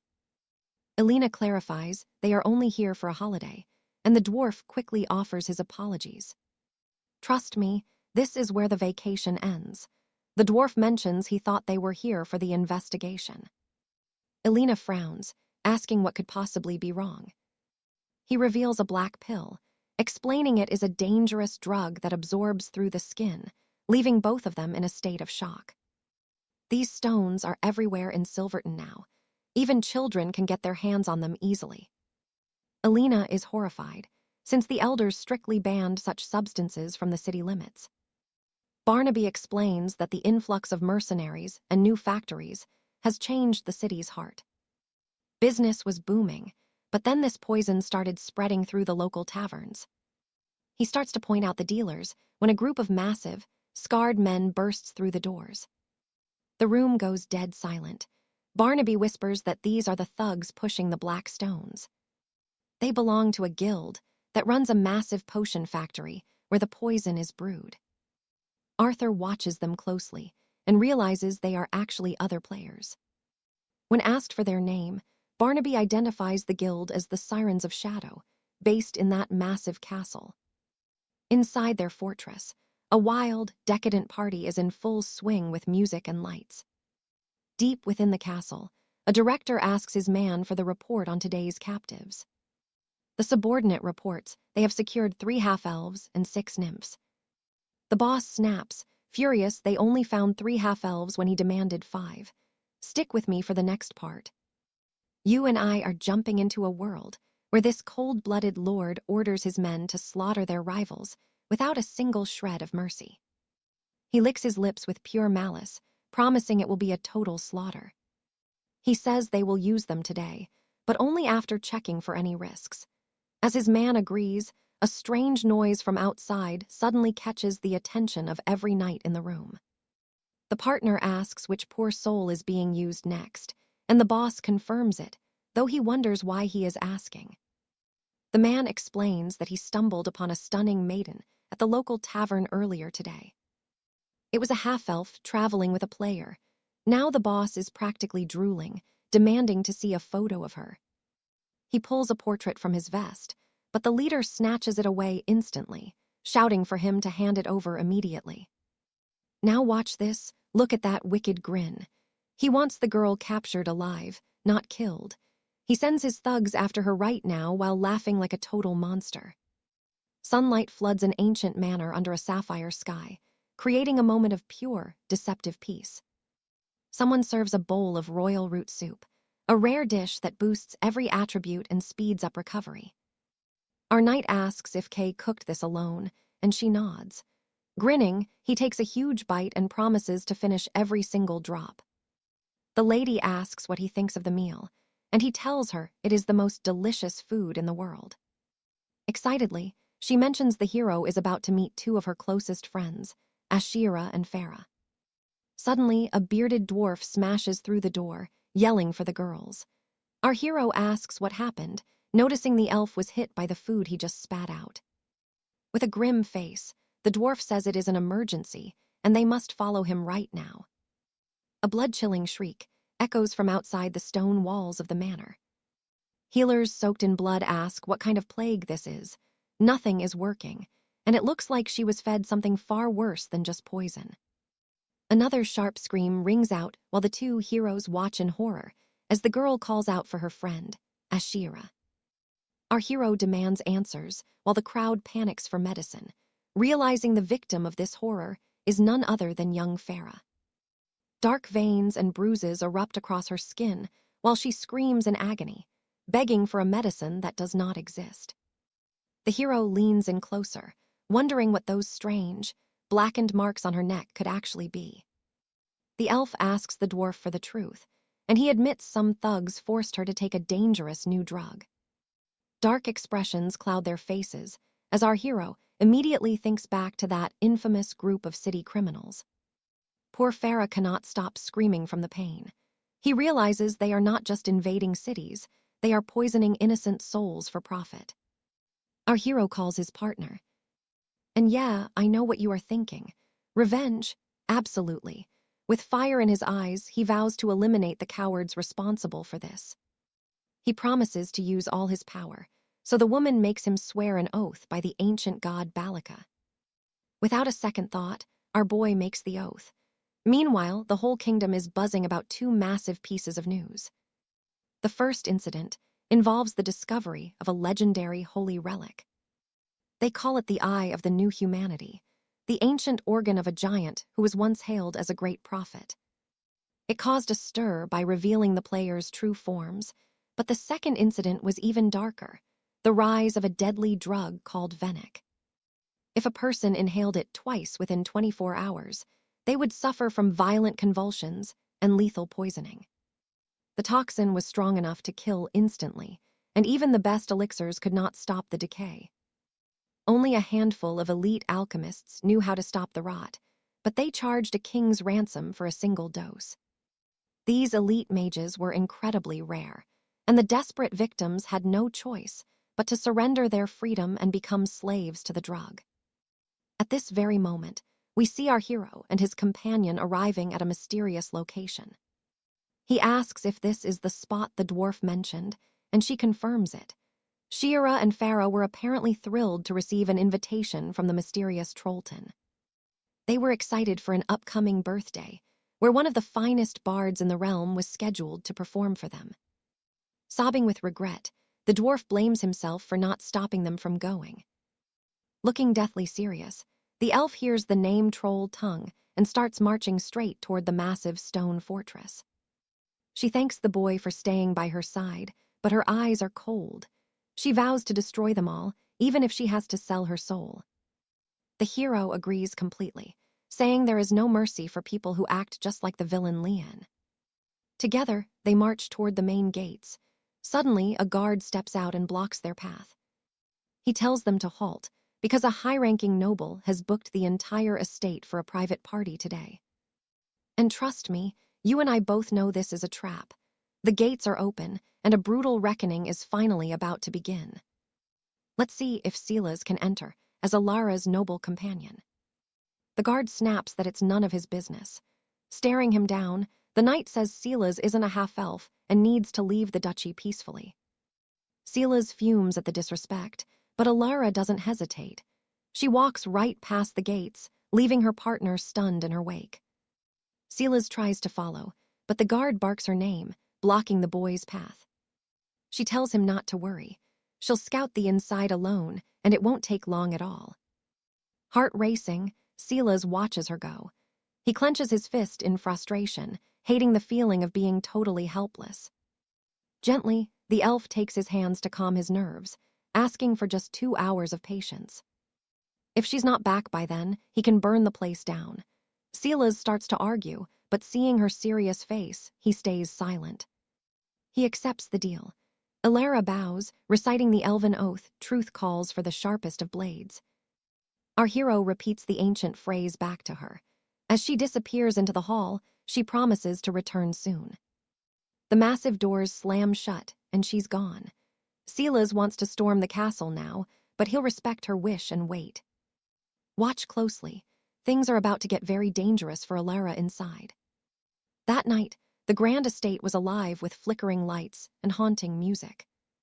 Nobles dance without a care, but 𝒂𝒅 moves through the crowd with one goal: find the monsters who hurt her friends. A mysterious stranger steps out from the shadows, asking if she's alone. It's one of the black market dealers they spotted earlier, wearing a greasy, confident grin. She recognizes the rat immediately, but plays the innocent maiden, claiming it's her first time at the party. The creep grabs her waist, whispering that they should chat more. 𝒂𝒅's rage hits the ceiling. She wants to end him, but she knows it's not time. Wearing a fake smile, she plays along with his foul talk, pretending everything is perfectly fine. She even thanks him for his help, hiding her lethal intent behind a mask. Outside, the castle glows with festive light while Silas paces like a caged wolf, worried sick about his girl. Suddenly, he looks toward the shadows and calls out her name in relief. He rushes over, asking if she's hurt. She laughs it off, saying the music was just a bit too loud for her. Then she points to a battered figure behind her. Interrogate this piece of trash. You feel that too, right? This big-nosed rat is still screaming about his power. He grunts about his massive influence in the city, swearing they'll never get away with this. Silas just stares him down with ice in his eyes. Without warning, a blade pierces the man's shoulder, making him howl in absolute agony. He collapses, spitting red and screaming in a pain he'll never truly escape. Silas warns him, talk now, or experience a living hell. The bandit realizes his life is over if he doesn't cooperate. He starts sobbing, begging for forgiveness and promising he'll never do it again. Silas forces the man's head up while holding the forbidden drug in his hand, asking if his people created this poison. Seeing the boy's blade ready to strike again, the man's heart fills with terror. Silas growls that he already knows the dark truth. Don't lie. The bandit confesses that a man named Jason made the elixir. He's just a lowly distributor. Silas asks if Jason is also an awakened hero. The coward nods. Jason is a rank 57 alchemist serving under the mysterious Director 𝑻𝒂𝒃. Silas asks about Director 𝑻𝒂𝒃, and the man responds that he is the head of the Iron Trade Syndicate. 𝒂𝒅 realizes this is one of those powerful merchant guilds they'd been warned about. He bangs his head frantically on the ground. He's told them everything. If his masters find out, he's dead. He begs for them to show mercy. He pleads for his life, but that just makes 𝒂𝒅 even more disgusted. She tells Silas they've already got the information they need, so they should just leave this vermin alone. Silas tells him to scram. The villain can't believe he's actually being allowed to go. In his twisted mind, he's already planning his revenge now that he's seen their faces. Silas stops in his tracks. He's made many mistakes.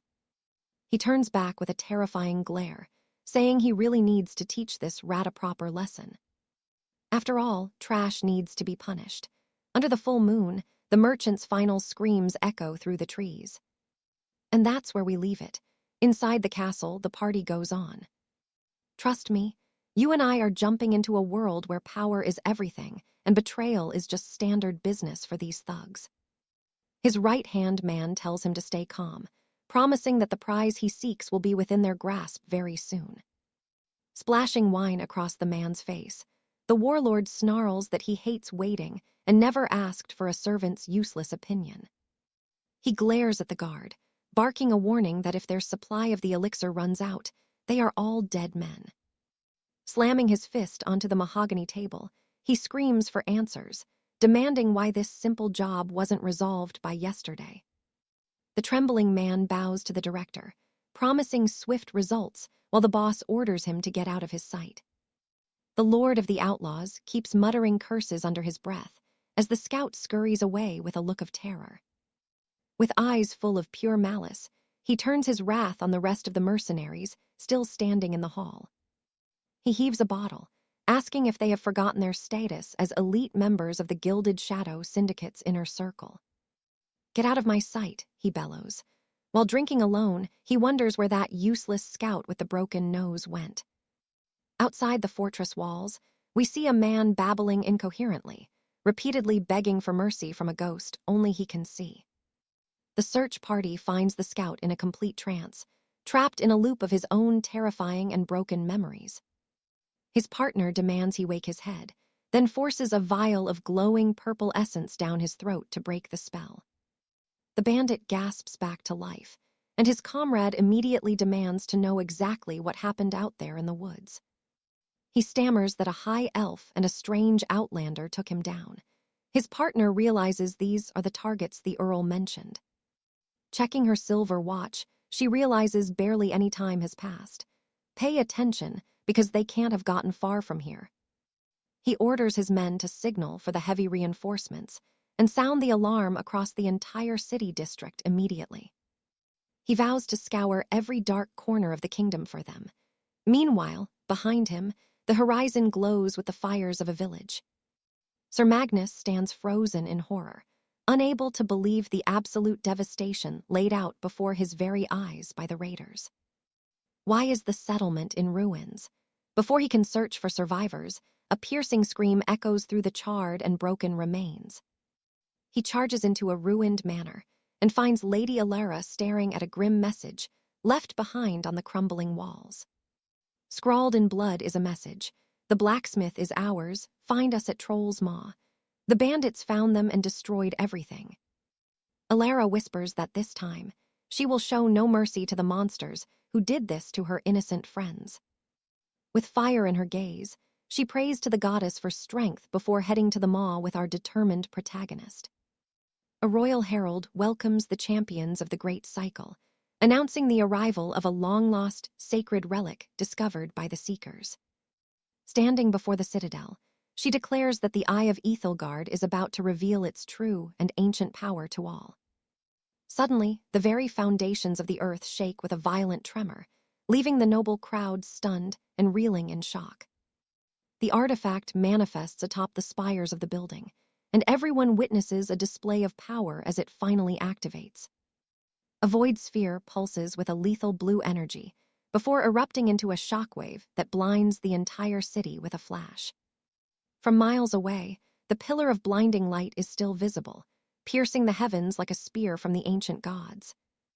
The shocked herald watches as glowing runes materialize in the clouds, and she begins to read the celestial script aloud. "I shall go to the cradle of all that lives in this land.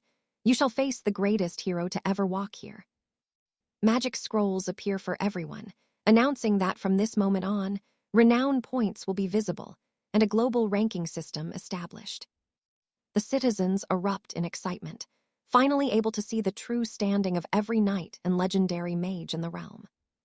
"Look at that score. You and I know he's basically a god now. Sir Magnus is leading the renown ranking by millions." Meanwhile, deep within the shadows of Troll's Maw, the outlaws are left wondering what just happened to the sky above.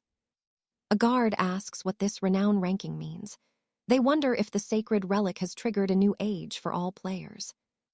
They laugh at the top player's massive score, calling him a man with too much time, while preparing a dark delivery. The bandit king asks when his new prize will arrive, and his lapdog confirms she has been sent and is coming. He warns that the captive girl is a wild one and will require a very heavy hand to break her spirit. The boss just grins, saying breaking a stubborn spirit is his favorite specialty. It's no fun if they obey him immediately. He orders her brought in, but a sudden crash at the entrance catches the entire gang of thugs off guard. Right on cue, our hero and the high elf storm the hall, ready to face the butchers of their village. The leader sneers at their speed, making a disgusting comment about how the lady looks even better in the flesh today. "Trust me, you and I are about to see a bloodbath, because this monster has no idea who he's truly messing with." "All right, you and I are about to see this arrogant master, Sir Alaric, order his thugs to seize the girl." He claims they were only playing around with their companions earlier. He warns that they must face the consequences for crossing him. He orders his bandits to charge, demanding they bring the girl back alive while slaughtering everyone else. Suddenly, a bandit notices a notification showing they have provoked a knight named Mo. He feels like he has heard that name somewhere before. Trembling uncontrollably. Now watch this. He realizes this is the kingdom's #1 ranked hero. Right then, our protagonist charges forward, wielding his 2 legendary swords with lethal intent. With a deadly glare, he triggers his skill. In a heartbeat, the blades fly out, slicing through every single enemy in his path. Shaking in terror, he can't fathom why the realm's top knight is in this rural wasteland. As his men are slaughtered, Alaric realizes he needs to retreat immediately. There is absolutely no way he can win against the legendary #1. But before he can even turn, a blade whistles toward him. He desperately casts a magic barrier, but the protection is too weak and shatters from just one single strike. He's shocked that his defense failed instantly. Staring at the weapon's stats in disbelief, he gasps, wondering if that really is a legendary item. While he's reeling from the power gap, the second sword loops around from behind and catches him totally off guard. Far too late for regrets, he is slain where he stands. Our hero retrieves his steel as his mastery levels up. Scanning the carnage, our protagonist looks for Lord Cedric. He is the last one left to deal with. Deep inside the manor, the villain is sprinting for his life, gasping for air while panicking like a coward. He screams, wondering why the top-ranked knight is out here in the sticks. Why would such a legend dare to interfere with his noble affairs? Raging that he is the head of the powerful Blackwood Guild, he vows that he won't just stand there and be defeated. Activating his magical distress beacon, he calls for the Blackwood emergency guards. Frantic, he bellows into the device, demanding that his entire private army assemble at once to protect him. You and I can tell he's desperate, as he threatens to execute everyone if they aren't ready when he arrives. He reaches the secret base, stumbling forward and completely out of breath. His men bow low as he enters, while he curses like a madman. One knight asks why they were summoned in the dead of night. He whispers if the Lord is on alchemy again, but another guard tells him to shut his mouth. The bearded captain warns that the Grand Duke will hear of this, but Cedric cuts him off with a roar. He snarls that he didn't come all this way just to hear his useless whining. The man explains that the Spies Guild has officially marked the Crimson Hawks for total elimination. He doesn't care.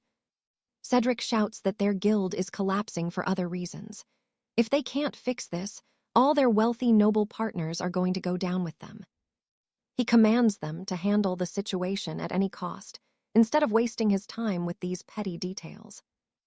As the Lord storms out of the hall, he demands they open the gate immediately. The massive iron doors creak open with a deafening screech. Behind him, the captain orders all guards to block any intruders. Cackling as he holds a glowing relic, he says it was saved for this exact moment. Not even that top-ranked hero can survive this power. A magical window confirms that the item is a legendary tier cursed earring. Silence hangs in the air as our duo reaches the fortress. Suddenly, a guard shouts for them to halt. Nobody passes this point. Our hero tells them to shut up and bring Cedric out. Maybe then, he might spare their miserable lives. A guard looks at his men and nods. He opens a chest overflowing with gold coins and asks to negotiate first. Smirking, the guard asks the hero what he thinks, bragging that this is a fortune. But he is cut off instantly. Enraged, the girl screams that the evil lord poisoned her friends with foul alchemy. This debt cannot be paid with mere gold. Mockingly, the man asks if they have any proof. Without evidence, he claims they can't do anything. He sneers, asking if they really think a noble house's reputation can be tarnished so easily. But our hero doesn't care and demands to see their master now. With a dark look, the guard snaps, asking what this brat wants, since the lord doesn't speak with trash. The girl curses the thugs, calling them cold murderers. The man brags that his vision will change the kingdom for the better. Coldly, our hero warns him that if he speaks again, he'll smash his face in. Mocking the pair, they laugh that they look too young. They ask if their parents know they're playing at war and risk royal execution. And that's where we leave it. The guard warns the hero to leave now, or he might just find himself banished from the kingdom forever. Stick with me. Arthur is about to unleash hell with that flaming blade. Arthur's opponent freezes as a system prompt appears. Arthur has declared war on the Iron Guild.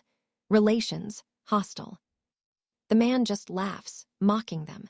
Are you two really declaring war on us alone? Before he can finish his joke, 𝒂𝒅𝒄𝒌 strikes. The half-elf is absolutely obliterating the entire squad. With a lethal gaze, she swears by the sword god that none of them leave this place alive. She lunges forward, her blade flashing with a cold, metallic gleam. Two guards are sliced down before they can even blink. Her blade leaves a trail of crimson gore. Now, Arthur takes a heavy step toward the survivors. Looking at Arthur's dark expression, the enemy trembles. Think twice, boy. You will regret crossing us. Without a word, Arthur stabs him. You are the ones who will regret the evil you have done. The man collapses, spraying dark red blood all over the stone floor.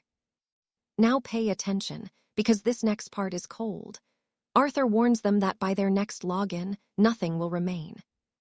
A sickening thud marks the end. Elsewhere in the estate, someone is panting in a panic. We see Lord Cillian adjusting his cursed earring, swearing under his breath.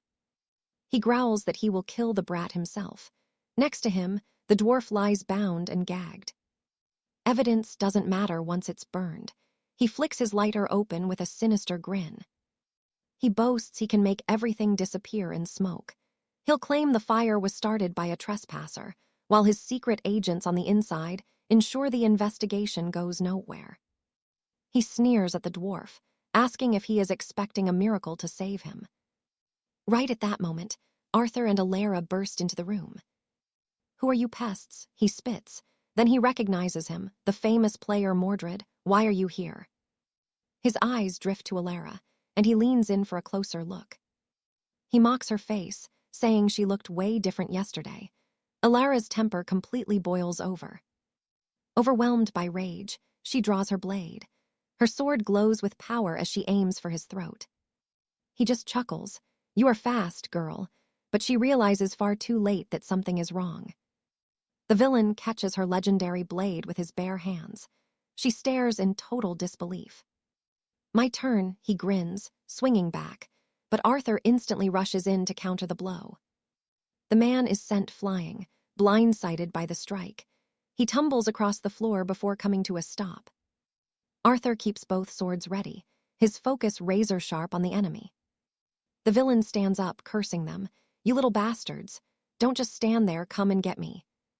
He swings wildly, wondering why he can't even touch Arthur. You and I saw this coming. Arthur dual summons his blades and skewers the guy instantly. He coughs up blood, realizing even his legendary gear isn't enough. 𝒂𝒅𝒂𝒏 lunges in for the killing blow. With a perfect thrust, she passes clean through the villain's body. His ear is sliced clean off. 𝒂𝒅𝒂𝒏 holds the legendary earring on her blade, mocking his confidence. Arthur stares down at the bleeding man. It's over. No mercy left for this monster. Later, the Azure spies begin investigating the trail of destruction left in the duel's wake. Between the terror in 𝒂𝒓𝒂𝒏 and the factory fire, the whole region is in chaos. The city is in total shock, forcing the guild to haul the elders of 𝒂𝒙𝒅 together. But here's the twist. The royal spies name Arthur and 𝒂𝒅𝒂𝒏 as the main suspects. They are brought before the High Court, completely stunned by the sudden accusations. Arthur argues that they were the ones who caught the director. 𝒂𝒂𝒏 tells him to stay calm. The investigators insist on finding the source of the illicit potions first. Tempers flare as every noble house starts pushing their own hidden agendas. The judge slams his gavel.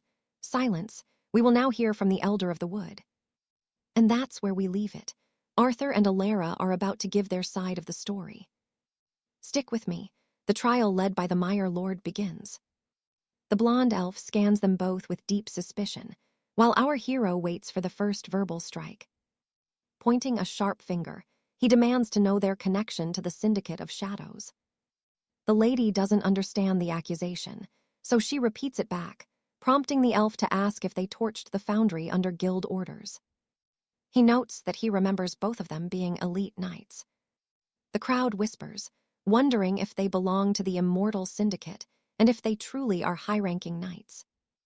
Our lead confirms they are indeed knights, but before he can finish his sentence, he is abruptly cut off. The noble claims that knights often take on Black Ops missions, so he asks if they were hired to burn the alchemical foundry. Furious, the lady snaps that they would never do that, but the man retorts that naturally. She'd claim innocence if the mission was a secret. He concludes it's obvious both knights took guild contracts to torch the alchemical sanctum, pointing a condemning finger at them. Now pay attention, because our hero remembers Lord Sterling once mentioned a powerful ally was on their side. Now he's wondering if this noble is the one. Shouting, the elf asks who orchestrated the sudden raid on the village of Oakhaven. Villagers cry out that every witness blamed the syndicate, with the rest of the crowd shouting in agreement. Panic spreads through the room as the crowd starts blaming our duo. Endless lies fly their way, making the girl anxious as she begs the furious crowd to just listen to her. With conviction, she begs them not to slander knights who would never accept such a vile and dishonorable contract. Laughing, the elf says knights hide behind secrets, but now that they're caught, they think they can just deny the truth. He declares them the primary suspects, claiming they only keep denying it because there's no physical evidence yet. He demands their transfer to the High Tribunal, insisting they be locked away in the Iron Mage Penitentiary. Our hero senses the trap, as the room turns toxic with these baseless accusations. Upset, he realizes the crowd already views them as villains and worries if there's any escape from this trial. A voice booms from the back, asking if this isn't just a kangaroo court with zero actual evidence. He strolls in, mentioning he heard the commotion and asks if they truly believe this case is so simple. He admits he raced here because an official royal investigator was required, yet a proper inquiry hasn't even been attempted. This man's name is Zeke, and he is level 211. Introducing himself as the Grandmaster of the Whispering Guild, Zeke says he's reviewed the facts and concluded this investigation must go on. He declares it's way too early for a verdict and asks why everyone is in such a hurry to judge. Our lead notes how this Zeke fellow instantly dominated the entire room with his sheer and overwhelming presence. Zeke's power and rank are clearly off the charts, making our hero wonder exactly why he's stepping in. Suddenly, a voice rings out, demanding to know what the bald man is talking about. You and I both see the elf is losing it. He slams the table and screams they are guilty, but Zeke just calmly asks for his solid proof. The noble snaps back, asking if their status as secret-keeping knights isn't evidence enough of their guilt. Zeke asks if the two are currently on leave, and the lady confirms that they are indeed. They just finished several high-tier quests, so Zeke asks why they were present when the foundry burned. She explains a recent accident at the foundry badly injured a dear friend, sparking her own private hunt for the villain Dogra. She reveals her findings, that the alchemical sanctum was secretly funding the syndicate's illegal operations. She went to confront Lord Choi, who was responsible for everything, but as we see the burning ruins, she reveals she only found out about the blaze later. The other noble demands to see her physical evidence. She admits the evidence was lost in the flames, which makes the arrogant elf laugh, claiming her whole story was just a fabrication. Zeke calls him a loudmouth and tells him to shut his trap, leaving the noble completely humiliated in front of everyone. He adds that this is a serious matter and they cannot rush to judgment, so a deeper investigation is required. He reveals he came as the royal investigator because the High Lords had originally requested one. Yet no actual inquiry was ever performed on this case. He declares they're starting over from the beginning, asking if the room understands. And that's where we leave it. The crowd agrees for now, but trust me, this is only the beginning. All right, you and I are about to dive into the most intense legal showdown in the whole kingdom. Suddenly, a voice from the shadows commands everyone to wait. Our main characters can't believe who just walked in. Wearing battered boots, the stranger demands a moment of their time and introduces himself as Lord. A simple villager who was snatched away by Shy, the ruthless director of the Nightingale Guild. The bearded man claims he has hard proof of the crime for the chief investigator. The couple stands frozen, processing the dwarf's words. Now pay attention. This is the moment where the entire conspiracy finally starts to crumble. The crowd erupts in a frenzy, demanding to see the evidence. The high elf snaps, wondering why he's arrived so late with these claims. As the dwarf stands tall, the investigator insists they've already reached a verdict, clearly trying to bury the truth. Without a word, the little man pulls up his tunic, revealing a glowing mark on his throat. The bald official gasps, realizing it's a rare soulstone recorder embedded in his skin. It turns out the dwarf was a veteran skald from the Bass tribe wars, who had the stone implanted to work as a secret informant. He presses the mark on his neck, and a brilliant blue light fills the entire hall. A recording starts playing, vowing to destroy all evidence. The couple is horrified. They recognize that voice as the Nightingale director. The room listens as he plots to blame the fire on others, boasting that a powerful elder of the duchy is in his pocket. Total silence falls over the crowd as the truth sinks in. The elder slams his fist down, shouting in denial, unable to face the reality of his own exposure. Then comes the killing blow. The recording names him specifically as the one who would fix the final investigation. You saw that too, right? Every eye is on the elder as his darkest secret is finally dragged into the light, proving the kidnapping was a trap.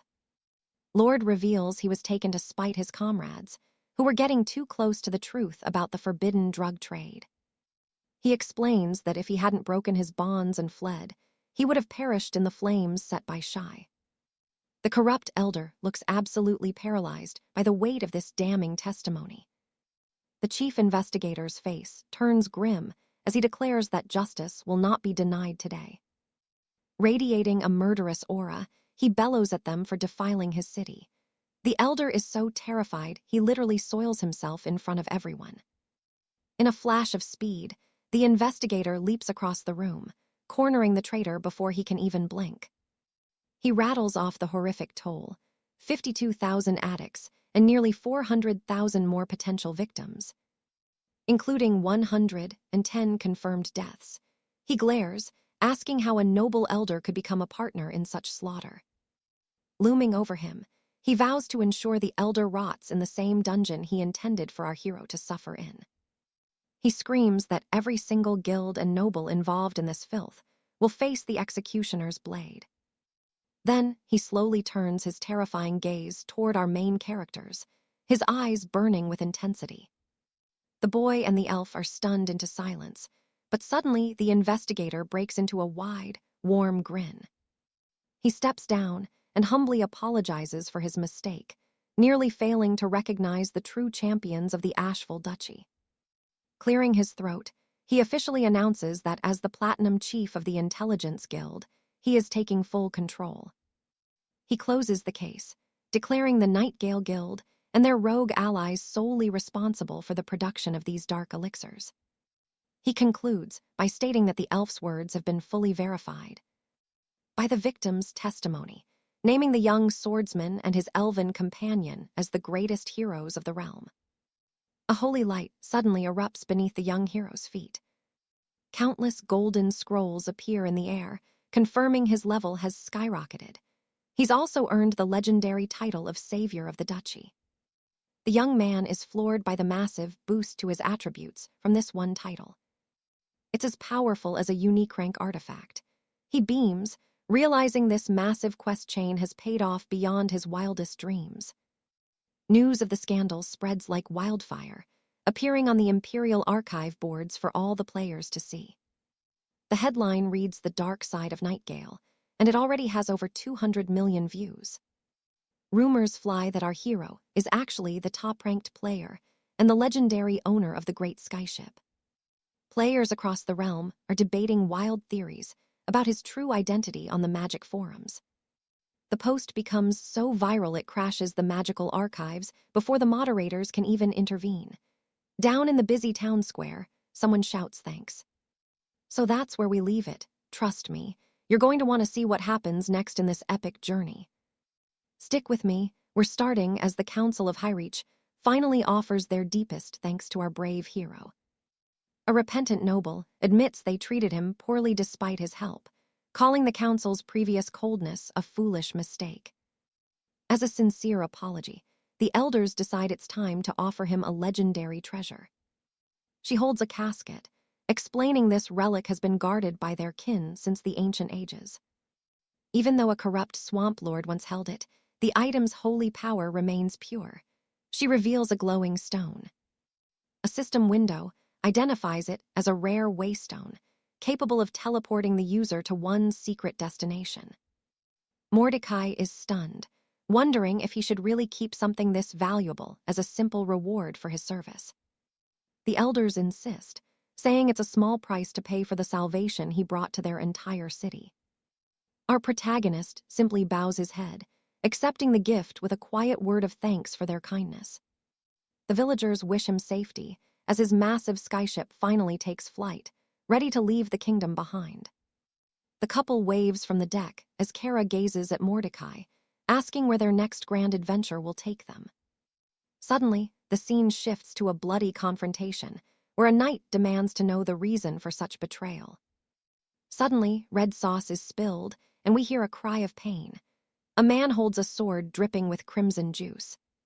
The two shadowy figures swear their loyalty, stating they have finally answered the call of their true master. Now pay attention here. This man claims Mordecai is the immortal swordsman he's hunting, and he has a lot to settle. Elsewhere, a red-haired warrior fears that Seraphina has fallen into the exact same deadly trap. He never imagined they would sabotage the teleportation circle to force them toward the forbidden ivory spire. The young knight wonders if anyone can find them. Meanwhile, Mordecai is urgently called over by his friend Kara. She asks about the end of their quest, which catches him off guard. He mentions Seraphina and the missing mage. He believes she is still alive, but his tracking magic can't find her location. He decides they must head to Tidewater, a famous city known for its glittering lights and its dark, charming allure. But beneath the gold lies misery. In this city of gamblers, wealth and poverty live on the same street.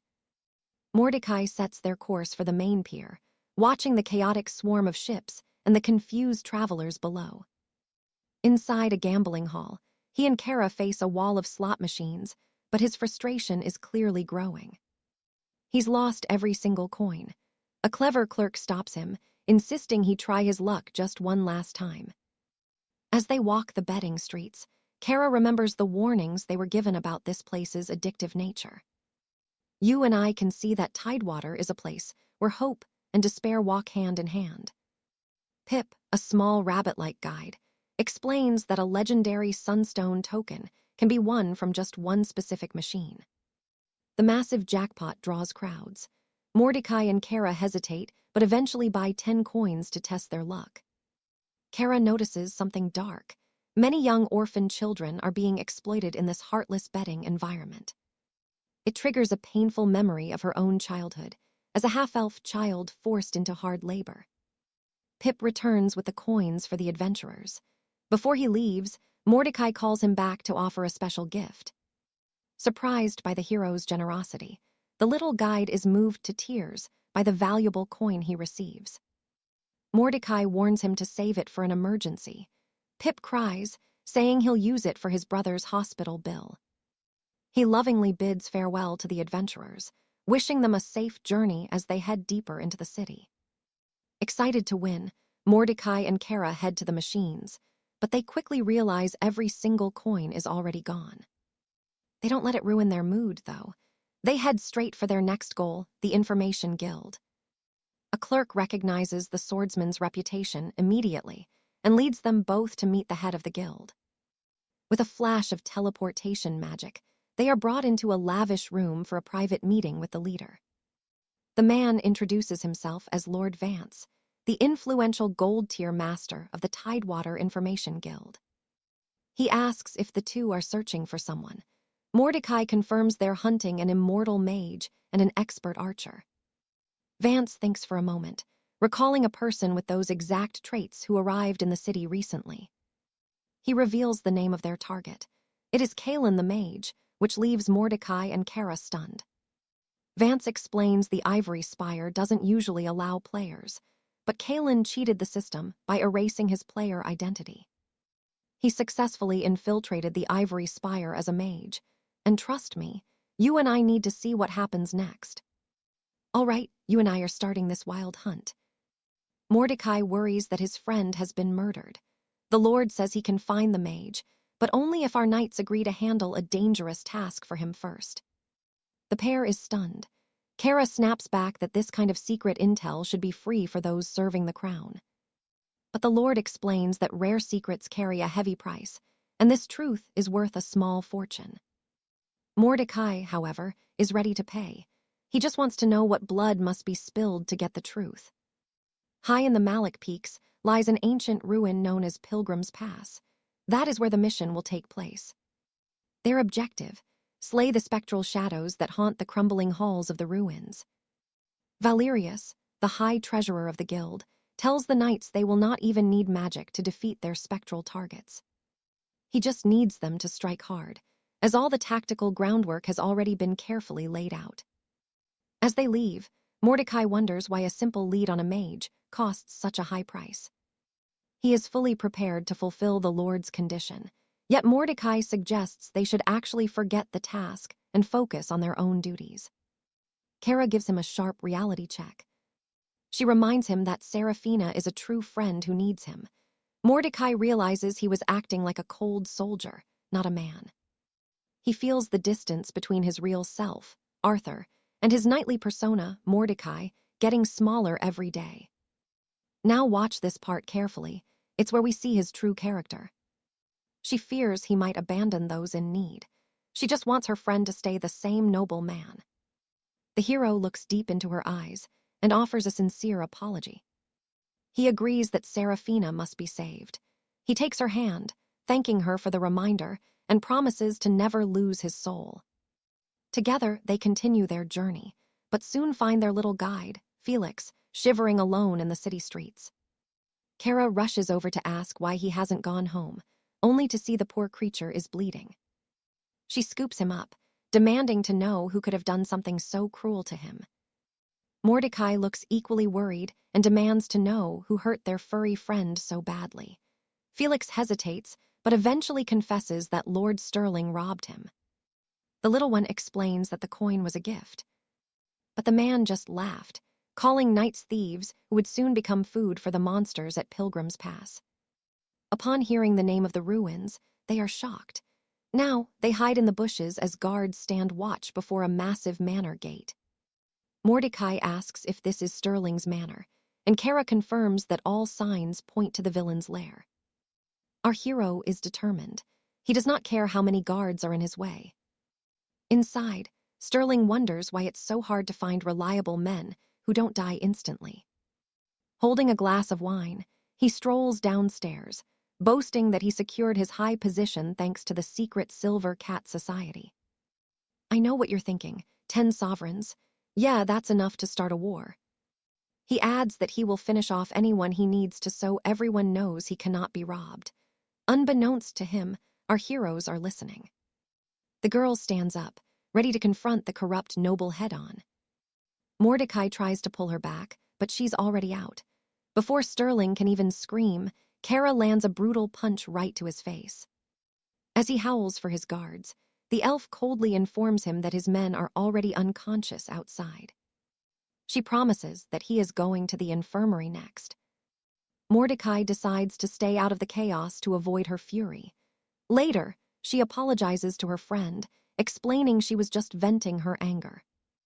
They demand to know the truth about what's happening at Pilgrim's Pass. Sterling stays quiet until Kara threatens to crack his skull. Mordecai just sighs, asking her not to kill him yet. The man confesses. The aristocrats formed a secret society and hired a dark sorcerer to help them. The necromancer then summoned a terrible wraith to guard the pass. This attracted brave knights who all died within minutes. The society then turned these slaughters into a betting game, raking in mountains of gold. Kara is disgusted. She cannot believe how many lives were thrown away for a simple bet. Mordecai tries to steady her, so they can finish hearing this twisted tale to the end. Sterling reveals that tomorrow will be the grand finale, as a legendary champion is set to face the wraith. So you and I finally see the truth. This whole twisted game was the Lord's master plan from the start. Silas is furious that a grandmaster is tied to the Nightcats and wants men like that sniveling mustache twirler gone forever. Meanwhile, the coward begs for mercy. Stick with me. Silas tells his friend not to stain her blade on such filth, since they already got the intel. Plus, they will leak that those sovereign coins are fake, ensuring the corrupt Lord Baron finally faces the king's justice.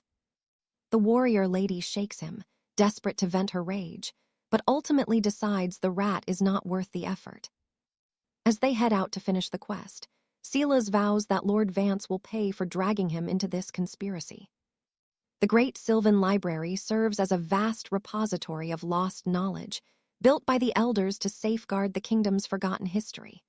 This sanctuary remains hidden, accessible only through a portal stone made of ancient elderwood. Silas studies the elderwood stone, calculating exactly how much time remains before they must reach the Weeping Grove. He invites Alara to join him, but she reminds him that the Leaf Elder granted that portal stone specifically to him. Still, she asks the young knight to keep an eye out for a book about the minstrel of Valoria. Now watch this. The portal flares and Silas appears in the royal archives, where a new quest notification suddenly pings for Master Alistair's hidden diary. The mission is simple: recover the 11 legendary blades forged by Alistair himself. He was a gifted half-elf who faced constant persecution. The first step to finding his legacy is securing that hidden diary. Silas realizes this is the same smith who forged Thorn and Ember, and that diary is his only map to the others. Hyped for the hunt, he's ready to move but has no clue where to start, until he remembers he's literally in a library.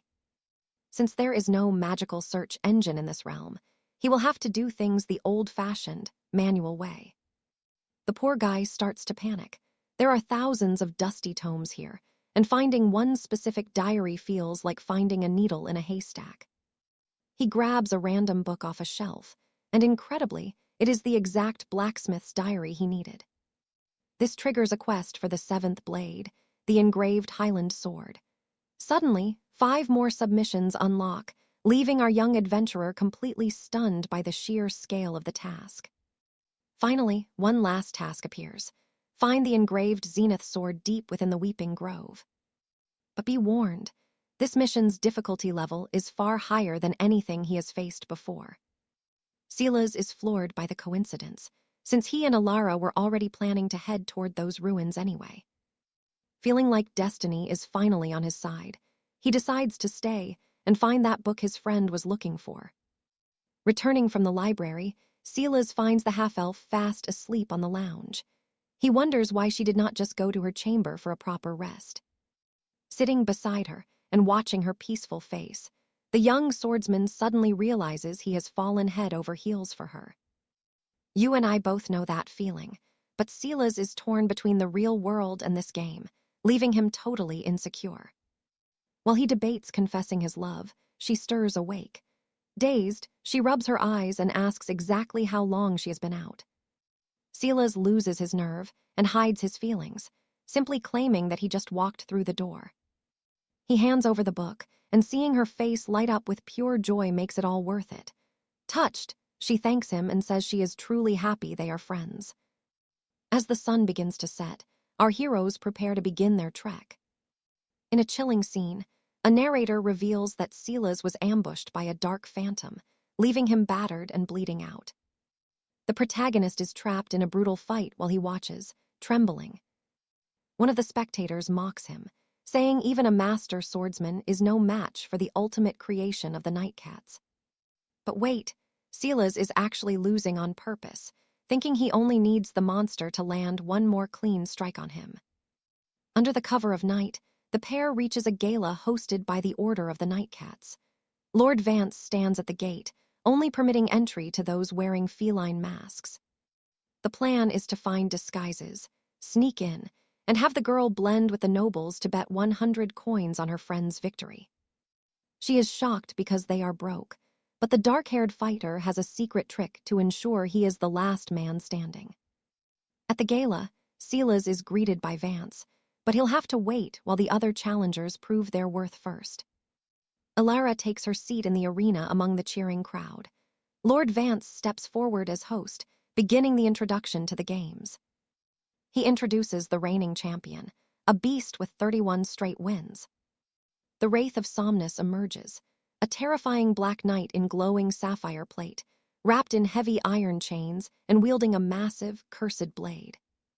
Lord Vance claims this phantom is the strongest creature the Order has ever forged. The second challenger is a master marksman, a specialist archer hailing from the infamous and deadly Black Citadel. Watching from the shadows, Silas realizes the archer is another world traveler, likely just here for the prize money. As soon as the duel begins. And that's where we leave it. The phantom effortlessly blocks every arrow before slamming his Alistair-forged blade down, crushing the archer instantly and leaving us all wondering what happens next. Stick with me here. The crowd is howling, mocking the archer for thinking he could ever defeat the Night Terror.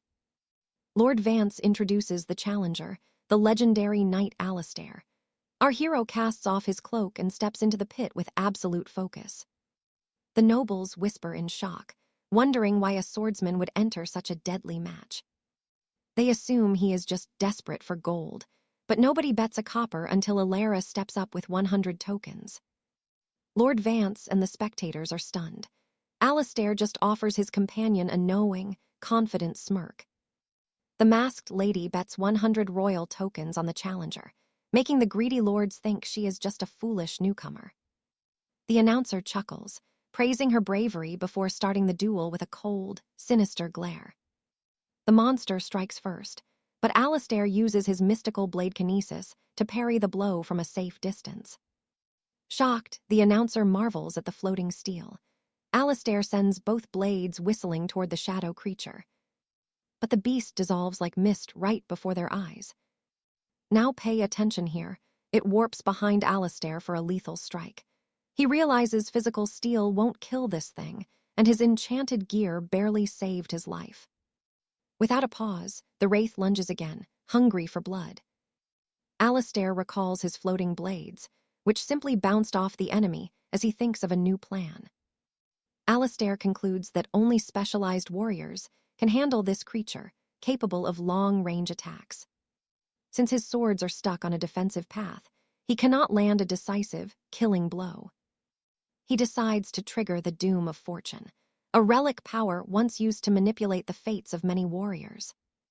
But there is a catch. He must touch the target with his own bare hands. Smiling wickedly, the announcer asks what happened to the great Knight Alistair's grand skill. Mocking anyone foolish enough to bet gold on him. Undeterred, Alistair charges forward, aiming to touch the wraith's physical anchor, not the spirit itself. He flings his blades as a distraction, forcing the enemy to parry with its own weapon, which strikes with blinding speed, tearing through Alistair's defense and drawing blood again and again. Alara gasps in horror as the spirit raises its hand, certain that victory is within its grasp. Still commanding its weapon to finish the young knight off. You saw that, right? Alistair takes the hit on purpose just to grab the weapon, finally activating the Doom of Fortune and ending this nightmare once and for all right now. A massive explosion of light blinds the arena. As the smoke clears, our hero stands tall. The spirit begins to dissipate, whispering its thanks for finally being set free. Only the phantom's core remains in Alistair's hand. He raises the orb, finally letting out a triumphant smile. Stunned, the announcer stammers that this is impossible, since that monster had won 31 consecutive matches. Furious gamblers begin to curse, weeping over the fortunes they just lost in an instant. Except for 𝒂𝒅𝒄𝒌, who walked away with 231 tokens all for herself. Behind his mask, the announcer fumes, never expecting to pay out such a massive fortune to anyone. He soon finds out the winner wasn't a member of his inner circle, meaning his gold is gone forever. His plan for a perfect heist has completely backfired. Elsewhere, the lady happily hands over the heavy bag of winnings to her partner. 𝒂𝒅 grins while clutching the gold. 𝒂𝒅𝒄𝒌 is curious and asks what kind of secret magic the young man used to win, but he admits it was just a massive, terrifying stroke of luck. Excited, the girl asks if her friend wants to go out and try the gambling dens since he has such luck.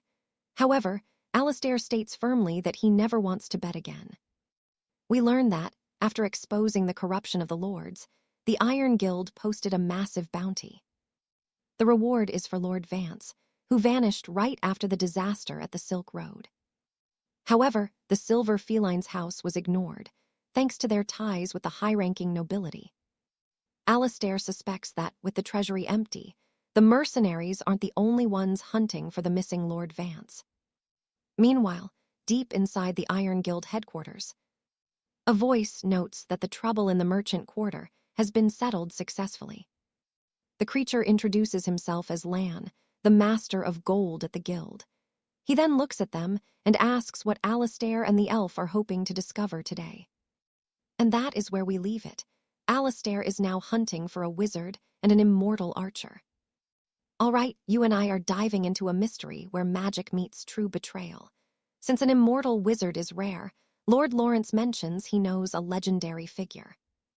This master was last seen inside the ivory tower after using forbidden gate-shifting magic to bypass royal security. Worried, our hero asks if this means the allies he is searching for were snatched during the teleportation. The spirit explains that if the caster had dark intentions, they could be captives, though they are likely still alive. Meanwhile, deep within the ivory tower, a sinister voice asks if they should finally begin the grand plan. Another noble orders him to wait. We see 3 young knights watching a bound wizard who has vanished from the world. The leader of the trio notices the prisoner's eyes flutter and asks if he has finally regained consciousness. Now watch this part closely, the moment everything went wrong. Before this, the wizard was warping to a mana crystal in Toria.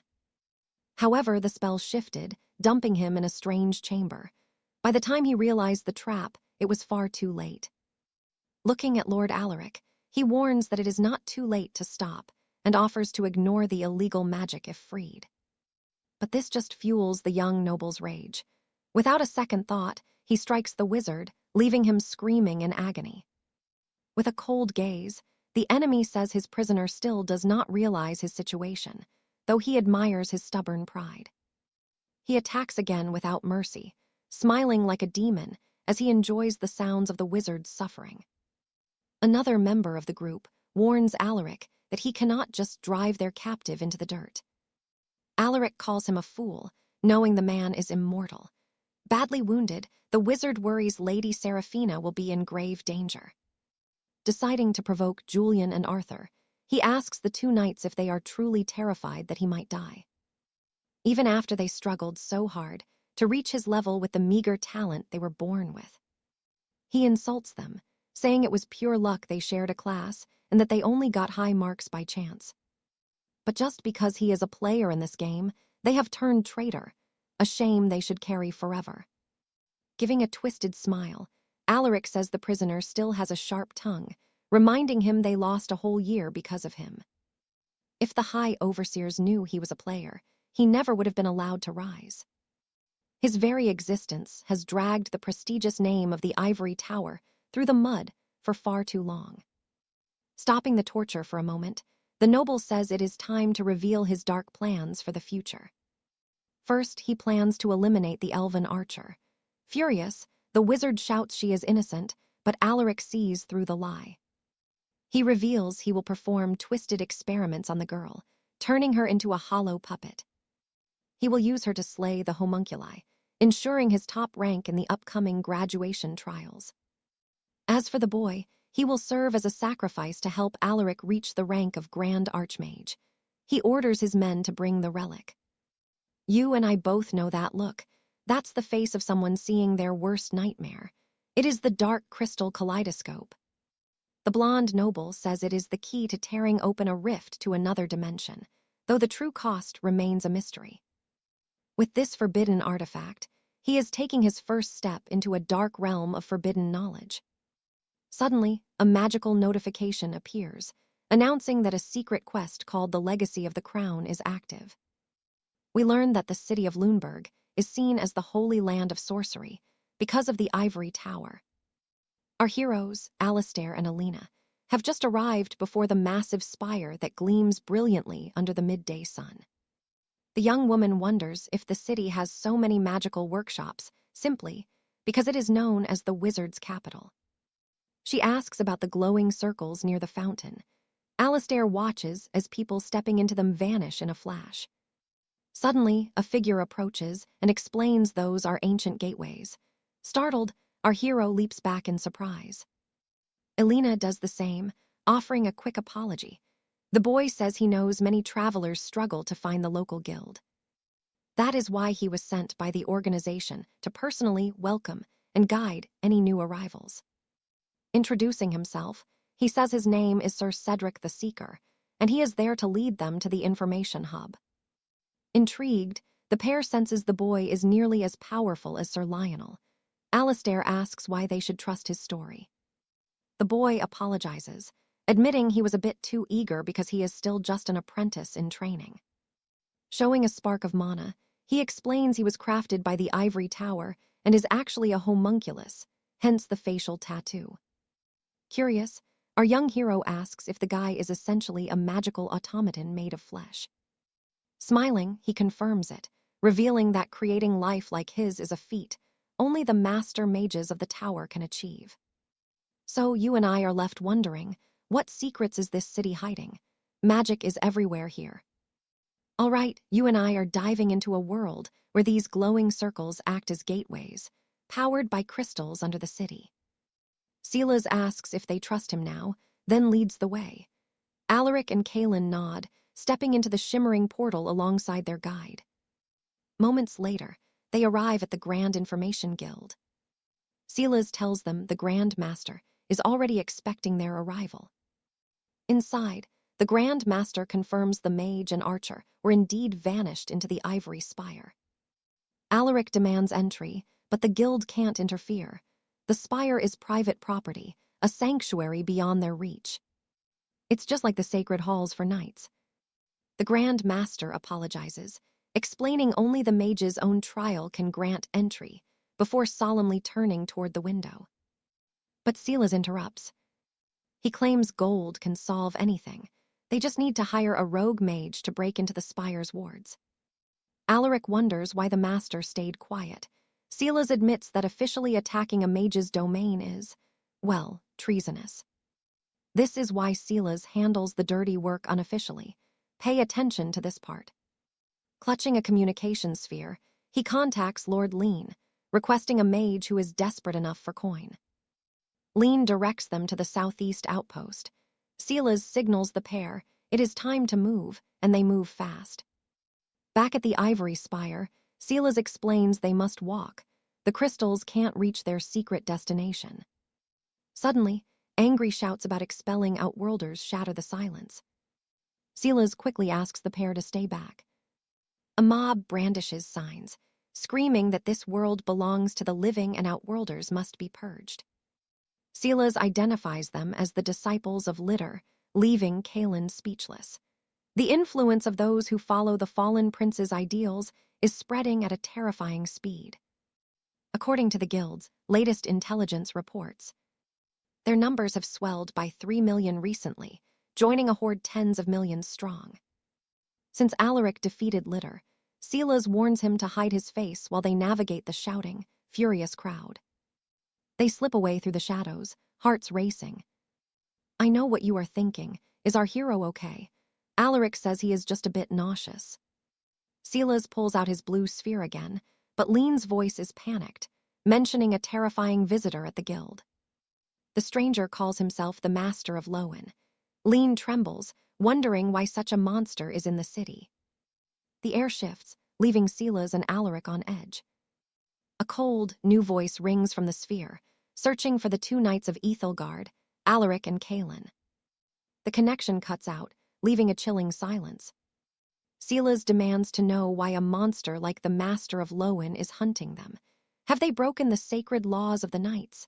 Alaric fiercely denies it. He insists that if they had sinned, their own master would be there. 𝒂𝒙𝒅 warns they must return to 𝒂𝒙𝒅 immediately to uncover the truth of this madness. Alaric asks if Silas will betray them, but he refuses. His job is to see them through. He trusts them more than the traitors who attacked the guild. He insists they must hurry through the secret passage before the trap closes on them. Suddenly, 𝒂𝒙𝒅 freezes, sensing something behind them. They all turn. The spire begins to glow, staining the sky a cursed purple. Silas screams for them to run. In the streets, people flee as an uncontrollable inferno begins to consume the city. Through the smoke and flames, a figure in black boots approaches, and 𝒂𝒙𝒅 spots him. A dark man in an eye patch blocks their path, whispering that he has finally found his prey. Alaric demands his name, but the stranger simply holds up a rune marked with a moon. The stone flares, opening portals as two young warriors emerge, servants of the dreaded Lord Lowen. 𝒂𝒙𝒅 gasps in horror. This is the same voice she just heard through the communication sphere. With a murderous gaze, the master says he has been silent too long about the Knights of 𝒂𝒙𝒅. He recognizes Alaric, the hero who vanquished the prince.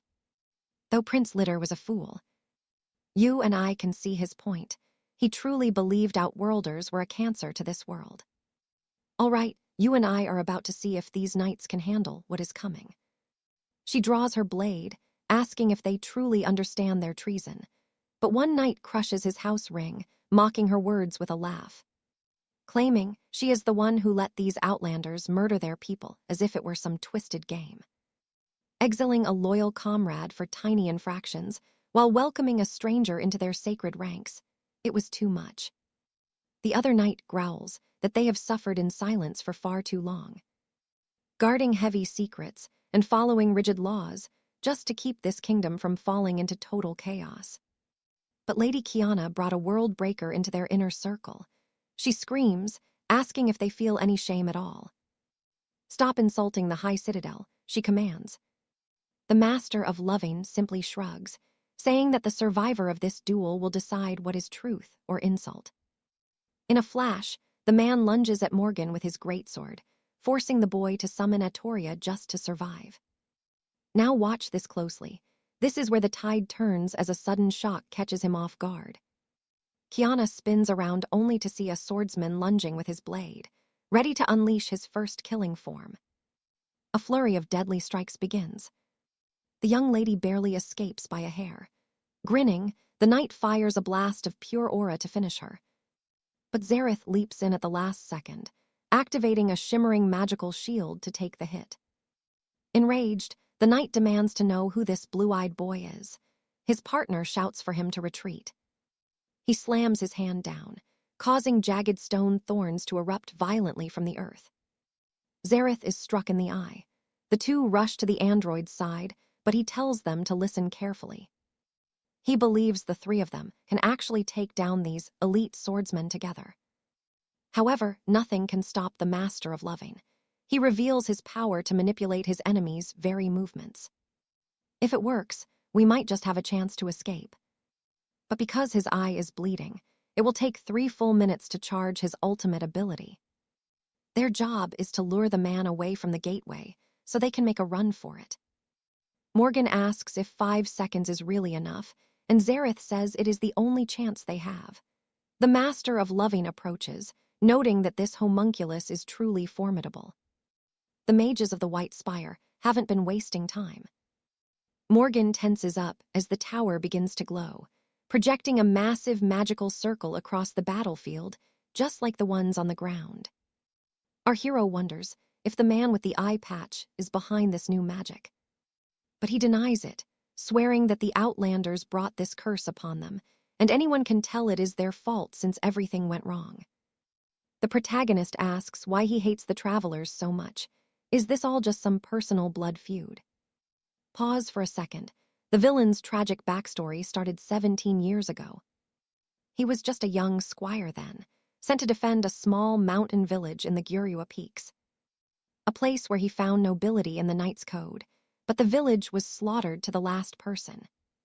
Outlanders had claimed the land for a guild hall, throwing the innocent locals to the mercy of trolls, which convinced him that players are nothing but parasites eating the world, a plague he can no longer tolerate. Suddenly, he steps directly in front of our hero. Kiana whispers that the man might be right, as chaos always follows whenever these Outlanders appear. But Morgan has fought the worst of them to save others. The knight is just venting his trauma. The master agrees that arguing over beliefs is pointless. Ideologies do not matter. In the end, the person who survives is the one who dictates the truth. The man ends the talk and strikes. Morgan and Kiana summon their enchanted blades, sending them flying toward the enemy. He parries them both instantly, noticing the elf approaching from behind. Sensing the danger, Morgan pulls his blades back to reform his defense before it is too late. Unexpectedly, the man sheathes his katana. As his eyes turn dark, Morgan wonders what he is planning. 𝒂𝒃𝒃 screams, warning Kiana that she must dodge right now. Trust me, you've got to see this, Feather. All right, you and I are about to see something wild. Arthur creates a swirling vortex around his body, throwing that Sylvan far away with full force as the crowd shields their eyes from the wind. As Arthur triggers his secret ability and calls for a retreat, don't blink, because that is where we leave things for now. Hit that bell and join me for the next chapter on Tob's channel. Trust me, you and I need to see how this ends.